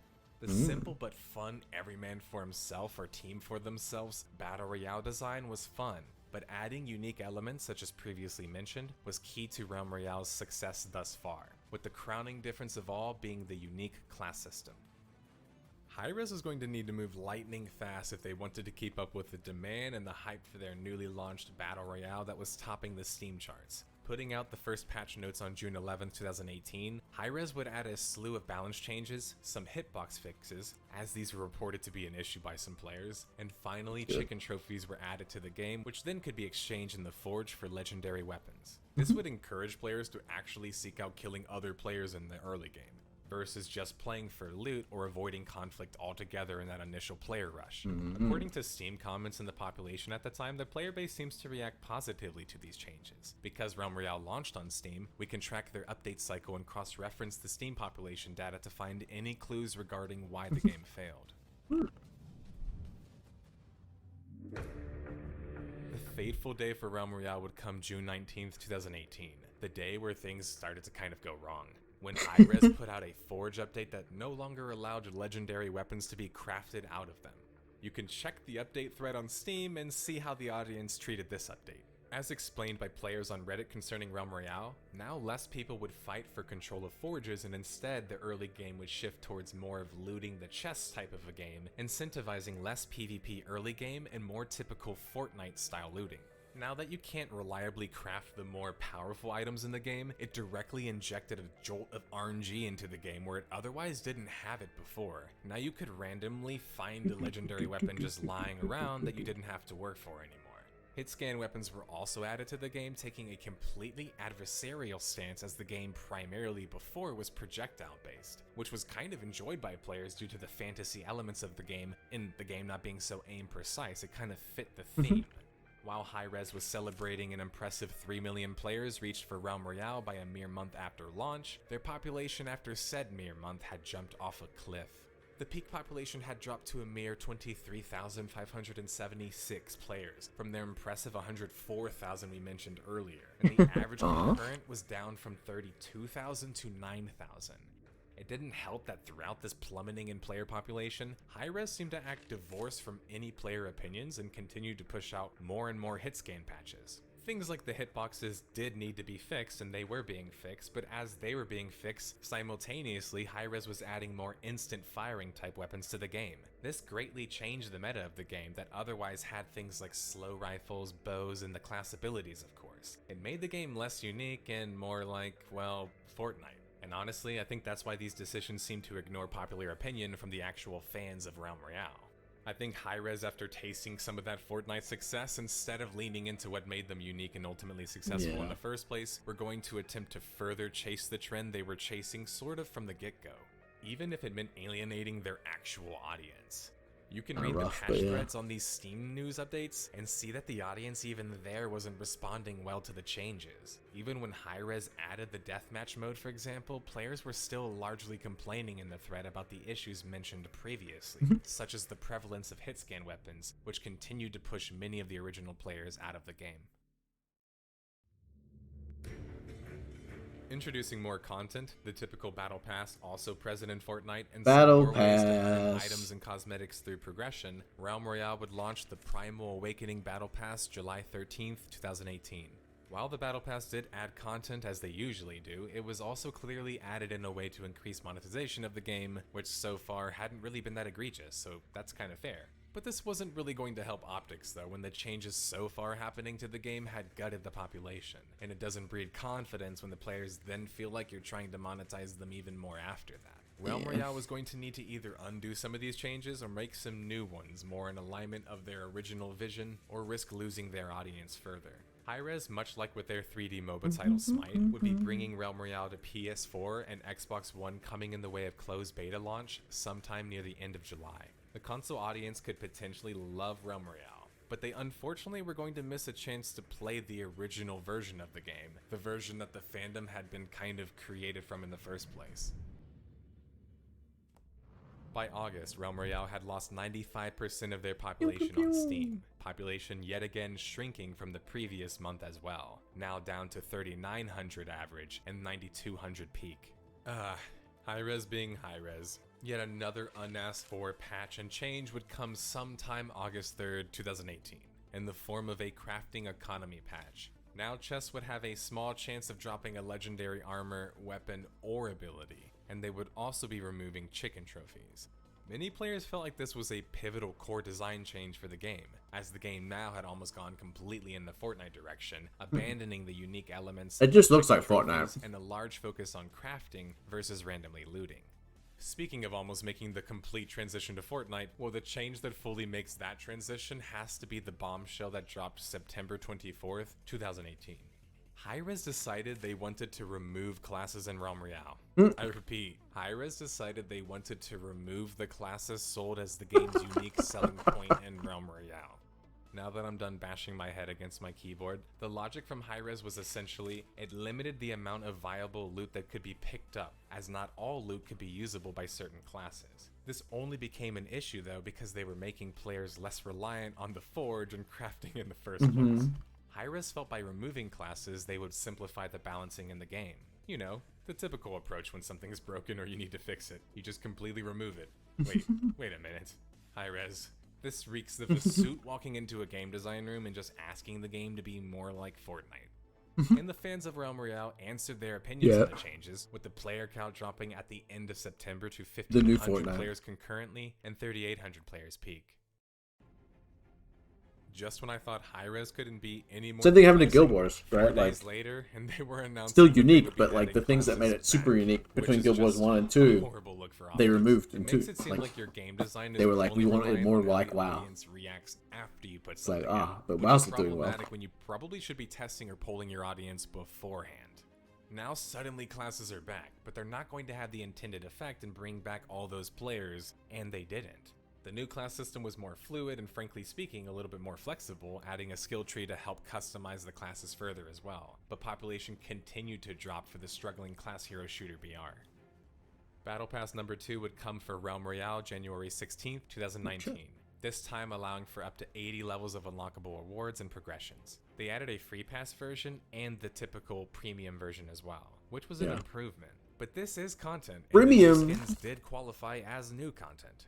And the needle was moved somewhat, with the population starting for a first time with a positive population trend. January 2019, the population was up to 3,011 players, concurrent, and 8,271 peak players.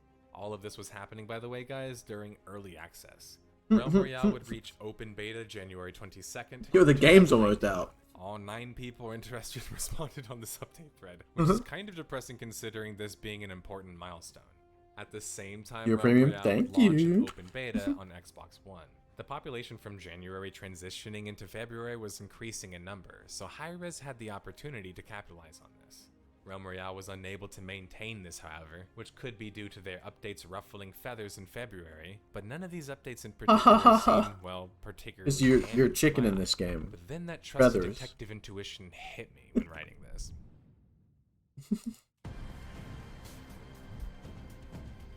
Instead, the bigger dagger came in the form of a competitor who, much like Realm Royale did for a time, Apex. Oh shit, dude. what was left of Realm Royale's audience, frankly.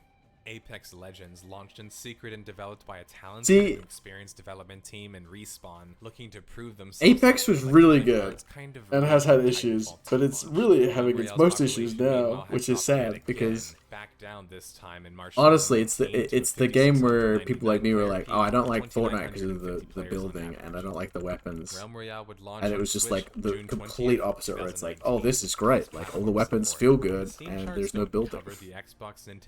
And now it's kind of like falling this weird spot where they just keep like moving shit around. Which went quickly back down to 3,561 players. Like the last time I played, it was like I think I got down and like it was either like you killed someone in 2 seconds or they killed you in 2 seconds. It's just like it was just kind of weird considering it. Before it felt like you had time to like move around and stuff and heal. Realm Royale would receive their Deviled Eggs update January 31st, 2020, introducing LTEs or limited time events pioneered in Battlefield Heroes and now utilized by Fortnite to a great extent. On top of this, the update would offer a plethora of quality of life changes and some balancing changes.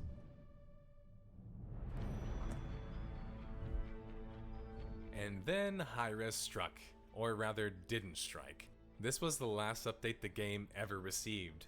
The entirety of 2020 leading into 2021 for Realm Royale as apparent on Steam charts was met with more drops in population, but worse, signs of abandonment. Hi-Rez has done this before on the series even. Global Agenda, for example, was abandoned as soon as Smite started finding success. They also abandoned Tribes of Sin in a very similar manner that we will cover maybe more in depth on another Death of a Game episode. All the while the past 2 years had been taking place for the game, Realm Royale had actually been primarily populated by bots. Yeah, you heard that right. In order to create the right amount of matches, Hi-Rez was leaning on bots to fill their 100-person Battle Royale lobbies. There's no choice to disable them, and you don't know if you're playing against one until, well, you do. This is one of those damned if you do or damned if you don'ts, though. Bots were a desperation play by Hi-Rez to keep the game alive, but they were also slowly killing the game. So while the game isn't completely dead yet, there's a good chance that Realm Royale will slowly peter out into a non-existent population until Hi-Rez can quietly axe the game. The population at peak is down to an all-time low of 1,353 players, an average at 826 players. Yeah, it's a little manga for stream. All social channels being silent from Hi-Rez concerning Realm Royale, it's not looking good for the unlikely hero shooter BR's longevity going forward. Meanwhile, there are cries on the Realm Royale Reddit to roll the game back to an alpha version of the game. But although this could be an improvement or bring back some old fans, it didn't seem likely or that it would even have the desired results. I've hinted at it already through their series of project abandonments. It's also presented in the Death of a Game Global Agenda episode as well. I dub it the Hi-Rez effect.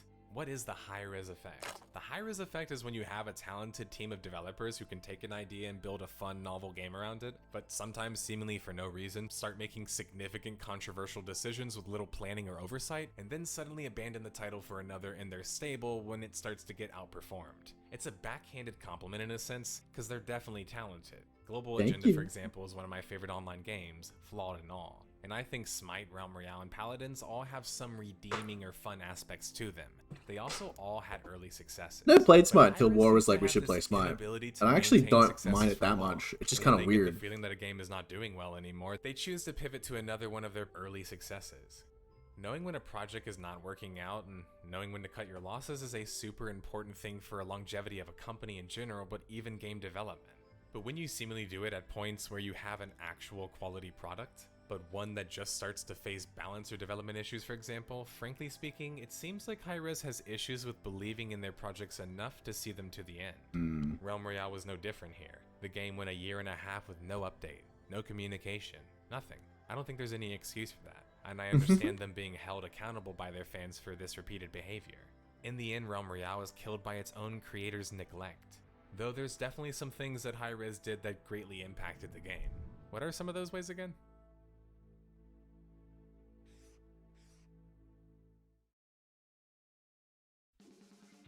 Well, Tom, start the music and I will answer that question, or better yet, collect the clues and evidence already discovered thus far, and put this case to bed concerning the death of a game, Realm Royale. Hi-Rez changed controversial core design elements a mere month after early access launch, in an attempt to mimic Fortnite. Speaking of Fortnite, Hi-Rez gambled on the Fortnite audience and lost their own audience. Realm Royale lost what made the game unique. Competition, competition, competition. AI bots dominated the gameplay for the course of many years. The Hi-Rez effect in effect, and the game has been seemingly abandoned. I double. The world of battle royales these days in 2021 looks a lot different than back in 2018. For starters, Apex Legends and Fortnite are still kicking, but Warzone also has propped up from Call of Duty and dominated the space as well. Every now and then we get the occasional BR launch, but they quickly die out, unable to compete with the tech and money There's a cool backing mage of the likes one. of Epic Games, Electronic Arts, or Activision Blizzard. I think it's going to remain like that for the foreseeable future. Yeah, the 490. Yeah, that's fucking. Without a pre-existing IP That shit's advantage. Even then, wacky. as we have seen already as well, the chances aren't good with Fucking competing with the big massive. three, especially not anymore. As It is huge, yeah. Bigger than Xbox X, if there which ever is is another insane to think lesser-known about. innovative BR to sprout up and challenge the Titans, I hope Oh, we they got can learn Torrent from the Fire. mistakes of the other titles who Oh, have Winter. fallen already. Thanks for watching. The gaming revolution comes in the year 2000. The door to the future. The door to freedom.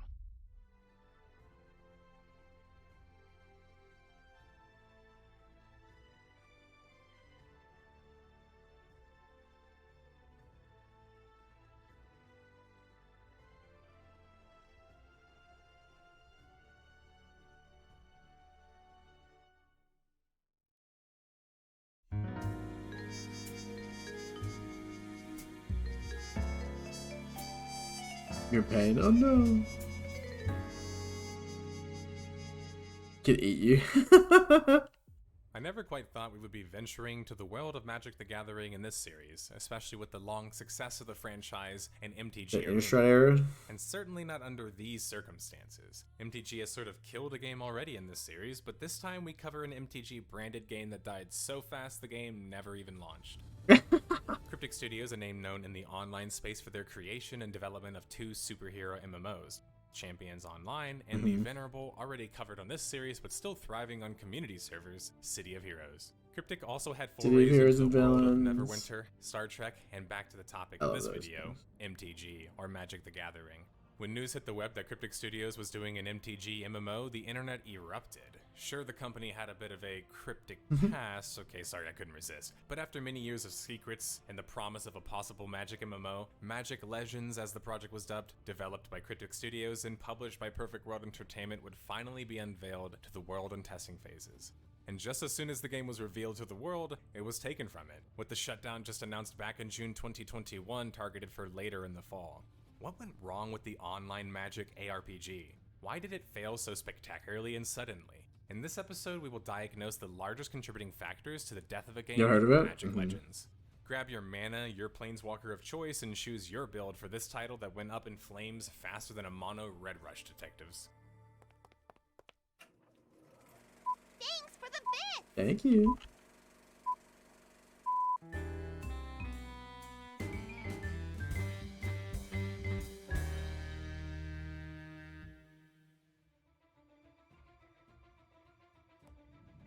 The story starts back in 2017, upon the very announcement of the game itself. Cryptic Studios had acquired a license to work on a Magic the Gathering game. Well, more specifically, Perfect World Entertainment, who had been their parent company since they acquired them back in 2011. Cryptic Studios has had a long history of making online RPGs, being the developer behind famed superhero pioneer MMO City of Heroes, which launched back in 2004 and had a storied but troubled career as an MMO, one that I have already covered in this series as I mentioned at the top. Speaking of games we have So already cool, covered though. in this series, we have also covered Star Trek Online, and someday That'd we get will bits also too. cover Champions Honestly, Online. City of Heroes and City of Villains was such a cool thing, and yeah, I don't know. It just felt like it always fell short of maybe like the time. Like holy shit, if they made something like that now, it could be so good, but they just never will. City of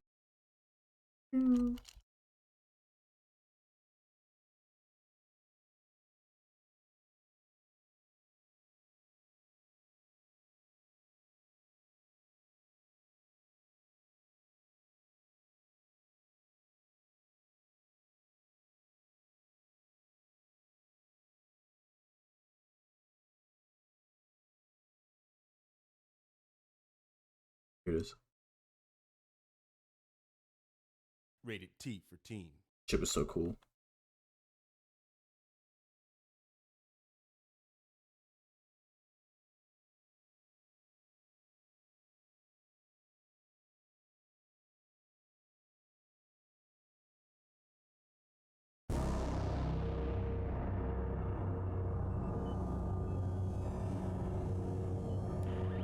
We have detected their approach, my lord. Move to your positions. They must not be allowed to retrieve the crystal of Seraphina. Move. Show the compound. Whatever you want, Divvy. Synapse, scout the building. What are you up to, Div? I'm all over it. Handsome. Retrieve the crystal.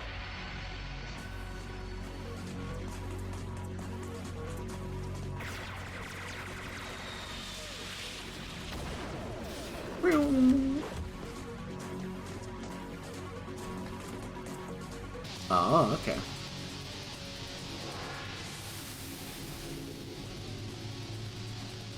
Synapse.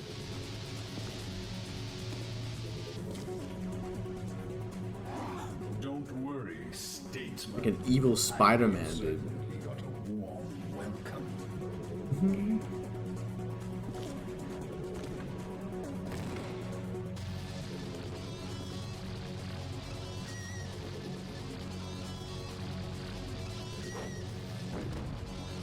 Well, my old friend, shall we see who is truly cursed? Attack!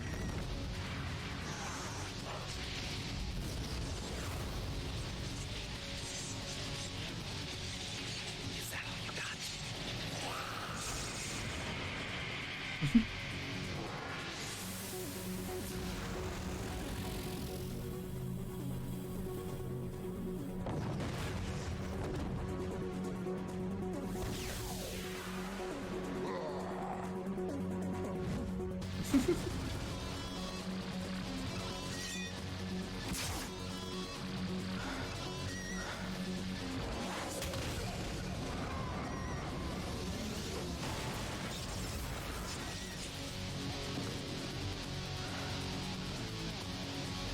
Now we finish this. And then gameplay was just like, hello?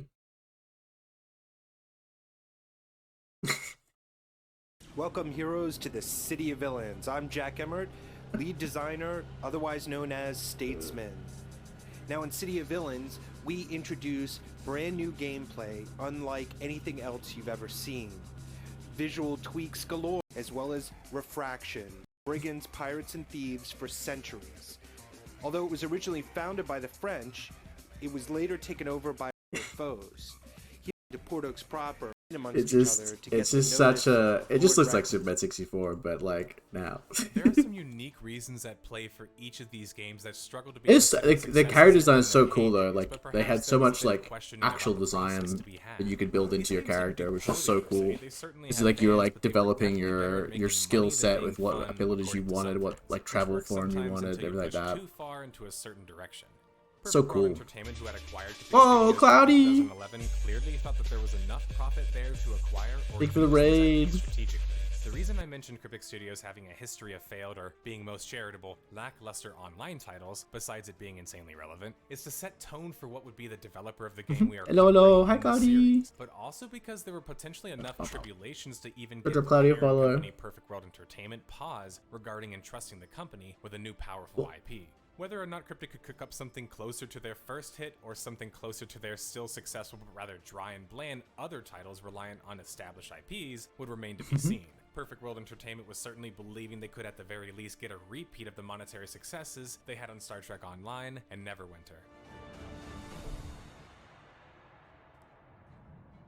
Details concerning Save Magic that Legends that would hit druid. the web January 16th, 2017 in the way of an official blog post with lead designer Phil Zaleski. MTG is a very complex turn-based card game with varied mechanics, robust lore, Debatable, and but yeah, gorgeous, sure. iconic artwork. According to Zaleski, Cryptic Studios was attempting to capture all of this essence and translate it into a dynamic, real-time action RPG. Today's good. On top of an Just action combat gaming. for We Magic watched the Legends, game Pokemon would be trailer. I put that up on boasting a YouTube. rotating The Mario deck movie system. trailer. I guess this is where Cryptic That's kind of certainly figured, a hey, we have thing cards in MTG normally, that does exist. Why not introduce them here? The idea was kind of simple. Players were able to rotate between a number of cards and spells that are ultimately But yeah, then it is, randomized and available for use once before. The weird choice. I'm gonna be real with you. The Chris Pratt thing, I thought it was gonna be really funny, and that he was gonna ham it up, but it's just kind of his voice. Weird, serious It's contention kind of for like, the action combat audience already. ARPGs Little weird. had very predictable and understandable rotations and ways of kind of playing the map and clearing it. You use the same abilities over and over again, and that's largely the predictable gameplay loop that people have enjoyed thus far in the genre. Still, Magic Legends was leaning on their deck-making mechanics, even if this alienated or made them take certain risks in the ARPG space. Another key element of the gameplay in Magic Legends, which from all signs thus far were looking more like an online ARPG or perhaps an MMORPG than an MMORPG, was the Planeswalker mechanic. Roll before you go. Planeswalkers, If you say please. MTG fans are the new focus for the franchise. You summon them as elite summoner style cards, and then they can serve a purpose on the board and often create new creatures. They would be making an appearance in MTG Legends as well, serving as the centerpiece for the game, where you as the player would play as your customized very own Planeswalker. This was a stark contrast to previous Planeswalkers though, which kind of was the whole point in MTG pivoting to them in the first place, at least I think. It's the name recognition that comes with these same Planeswalkers being used and the same Planeswalkers in rotations. You discovered new spells for your Planeswalker as you traveled throughout the world in Magic Legends and summoned creatures to fight for your cause. This could end up being very problematic though, as ARPGs already have a crazy amount of mobs on screen and a bunch of action and particle effects and you name it. It can kind of be hard to focus sometimes. Now imagine you're a character that literally spawns more characters as a mechanic on screen while fighting a lot of characters. Well, you can see the issues. The mana mechanic from MTG would make an appearance as well, albeit a brief one and a non-consequential one, unfortunately. They were the basis of classes that you could choose to play as, but other than that, you could kind of mix and match the bunch of different colors without any sort of consequence, and those would just merge into your chosen class. You guys are cute. This ends up making the mana stuff feel like a half-finished gimmick that serves no real purpose past character creation. This man, thank you for following. Hi. Magic Legends closed beta would be announced in January 2020, later for spring in the same year. In the same month, it would also be announced that Cryptic would be bringing Magic Legends to consoles, first the PS4, and eventually the Xbox release too. Cryptic Studios would showcase Magic Legends at PAX East in March of 2020. This is the first real time we had seen the game, as trailers up to this point hadn't had any gameplay contained in them, really. Although the graphics were bad in Magic Legends, they barely look like MTG in my opinion. For starters, the contrasting art style It just looks Dabbler. with the colors and such is noticeably absent in Magic Legends. Instead, the game is a bit more shiny and glossy, which is way more typical of Cryptic Studios games, which is very likely due to the fact that Cryptic Studios would use their in-house engine on the game, which would cause a number of issues in their other games, as we will later find in this video for this game as well. The other noticeable things about MTG Legends that was seemingly problematic in the gameplay demo footage that took place at PAX East was the camera. The game was supposed to be more of a 3D action style game where you can actually pan the camera around, but the issue is you can't actually tilt the camera. It's on like a fixed character plane, which is like regressing even past like Neverwinter Nights 1, which came out in like early 2000s. This causes innumerable viewing issues and also makes for a rather clunky looking and feeling camera. This was something almost universally disliked by large outlets who covered the game and the many player perspectives I have read and been sent. Magic Legends wasn't looking like an ugly game per se, it just wasn't looking enough like MTG for some, and this was worrying because the game seemed to be in some ways attempting to cater to the MTG fanbase that, well, they're making a game in. But visually being unable to represent what the players would like or actually enjoy would be a pretty huge mistake. It's not like they didn't have access to the source material either, but perhaps using their own engine, again, was causing these issues for Cryptic Studios.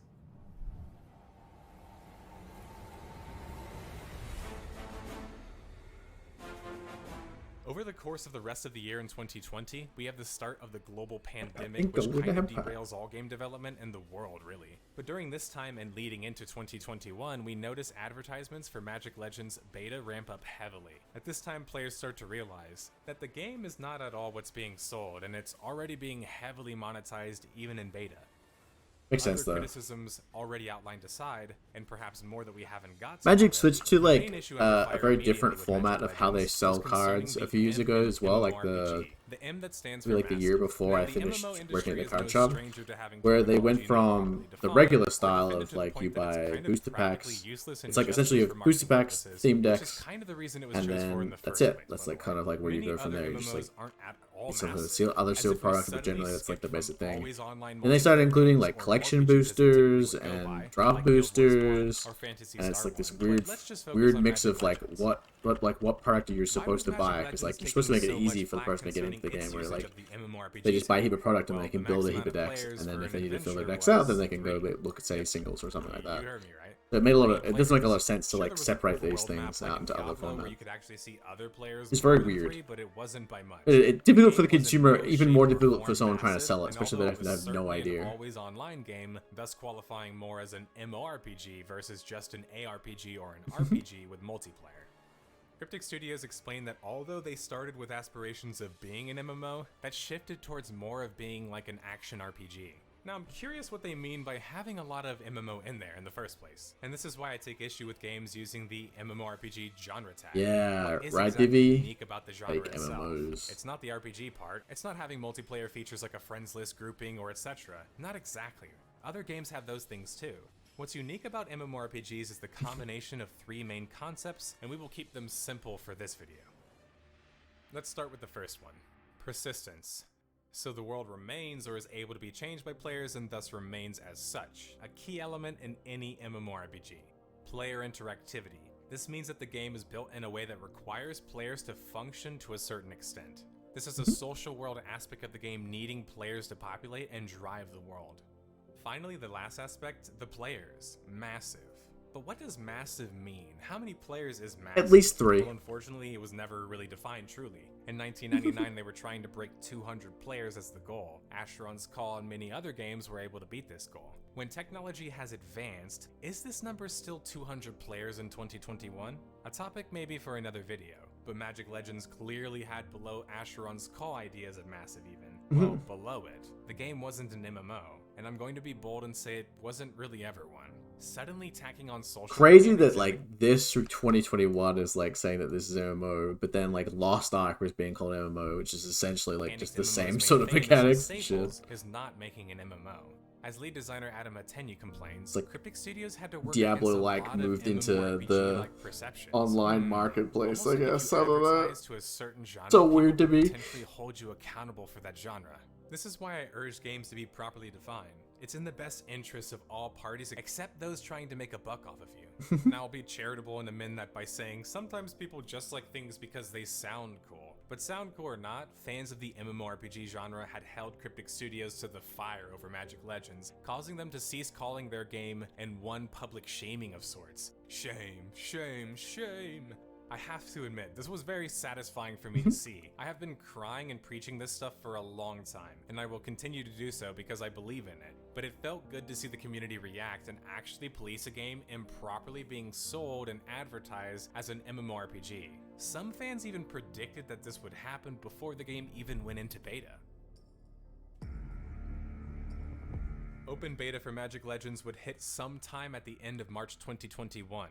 After a few days of impressions, players were already in a frenzy concerning monetization and frame rate issues. For starters, with monetization, players realized that a certain class was hidden behind a paywall. The Dimmer Assassin class was a top-tier random drop from a booster pack, each pack costing $3. The class itself could also be purchased with in-game gold, but the grind was so ludicrous to where it's pointless to even try.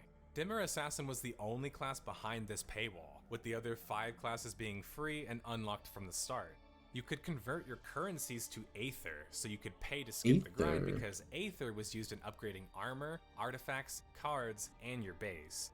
With 2 different battle pass tiers to pay, limits on resource gathering daily, pay to skip progression and boosters, Magic Legends was dipping its metaphorical hands into nearly every form of monetization imaginable. This could have been the influence of Perfect World Entertainment's acquisition back in 2011, a company sort of known for this monetization beforehand, which had a noticeable shift on their monetization strategies and such, but it's impossible to say for sure if it's just PWE, or maybe a little bit of Cryptic too. The other large issue plaguing players testing the game in open beta was frame rate issues. While the game was good looking in some ways, it didn't warrant the sheer performance it needed or required. It was also running better on older machines than newer machines, as if it wasn't properly optimized for such. And although the game was an open beta, always it was good. clear according to numerous player testimonies I have been sent, that Cryptic Studios, when pushing Magic Legends to beta from alpha, neglected to fix many of the bugs and issues present in the game. It was to the point that I was told by one There's a player gamer moment that for many sure. other players were able to exploit certain mob spawns and the economy of the game to accrue insane game-breaking wealth. That these issues had been present since alpha, worst of all. Many more bugs, as you can see on screen, were present in the game, and beta or not, there was no excuse. Popular streamer, caster, TCG, CCG player Day9 rated the game A. Yo! Short! It's awful. They died. Awful. And well, the other impressions thus far weren't much more I love positive, Day9. specifically regarding the deck system we outlined at the start. Coming from a huge Magic fan and fan of card games in general, and well, a pretty fair and reasoned person in my experience, and I had the pleasure of meeting him back at PAX once, this was a pretty scathing criticism from Day9 concerning Magic Legends.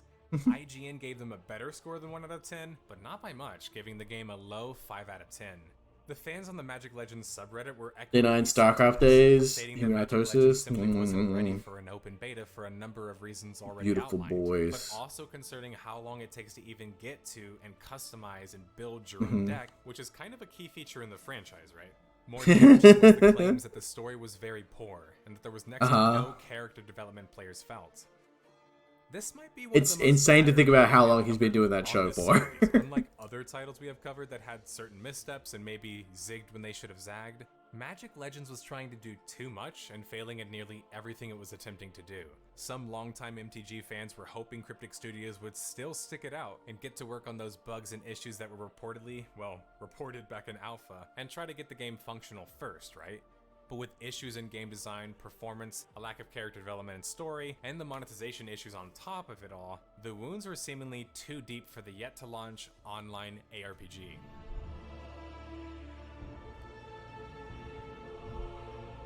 Unfortunately, surprising or not, the news hit the web on June 29th, 2021 that Magic Legends would be shutting down in October of 2021. This would result in the canceling of the console versions of the game, as well as the PC launch. Cryptic Studios in their release expressed no interest in reviving the game in the future, while executive producer Steven Ricossa simply stated that the vision for Magic Legends missed the mark, while, as the Polygon article also states, providing no further explanation. Developers likely stayed tight-lipped out of understandable fear of further employment, or unwillingness to take any fault for what became of Magic Legends, the ARPG that was unable to launch despite the very backing of the Magic Gathering IP and Wizards of the Coast. Just like that, nearly as it was revealed to the majority of the public, Magic Legends had development halted with a shutdown to come later in the year. We covered the game's issues like monetization, the bugginess in performance, the whole not being an MMORPG thing at length, but there's a few more issues I wanted to get to concerning Magic Legends before we put this case to bed. Let's see. While it might feel like a good idea to blame the death of Magic Legends on Wizards of the Coast and the Magic IP, they have been kind of known to cancel games on occasion, arguably without giving them the proper support they needed after all, but I really struggle So here they to should place drop the the ball a sole blame lot. or even a large amount of the blame on them. Instead, I think the largest issues for Magic Legends come from Cryptic Studios themselves. They had no experience making an ARPG, and as I outlined from the start, Cryptic Studios might have had some success putting out online games in general, but to be rather blunt, City of Heroes was their last major hit, and they lost the vast majority of that talent after apparently forcibly selling the IP to their game to NCSoft, which is why NCSoft never let Paragon Studios, where the refugee devs had gone to run the project, purchase the project, which kind of What led up, to the Matthew? game having this whole crazy underground private server scene. Now, I'm not trying to say Cryptic was totally at fault there, but they kinda did sell the IP so the devs couldn't actually use the IP. That's Cryptic Studios. They then grabbed some very successful and well-known IPs and made rather, well, bland titles from them. I know Star Trek Online fans already hate me as it is, but most of them also acknowledge that the only redeeming thing about STO is the story. Meanwhile, Neverwinter Nights Online, I can't deny Time it. for a I break. can't hide my bias. I can't stand You, the I game. love you? Not just No. because of the monetization, because that's also I don't know part of you, STO, bro. but because the game The itself Tapper, feels yeah, a what's right? lot B less Tap. like an online game Thank you for and a sticking massive around. step I will miss backwards you. than Maybe we'll hang Neverwinter out later. Nights 1 or 2's multiplayer.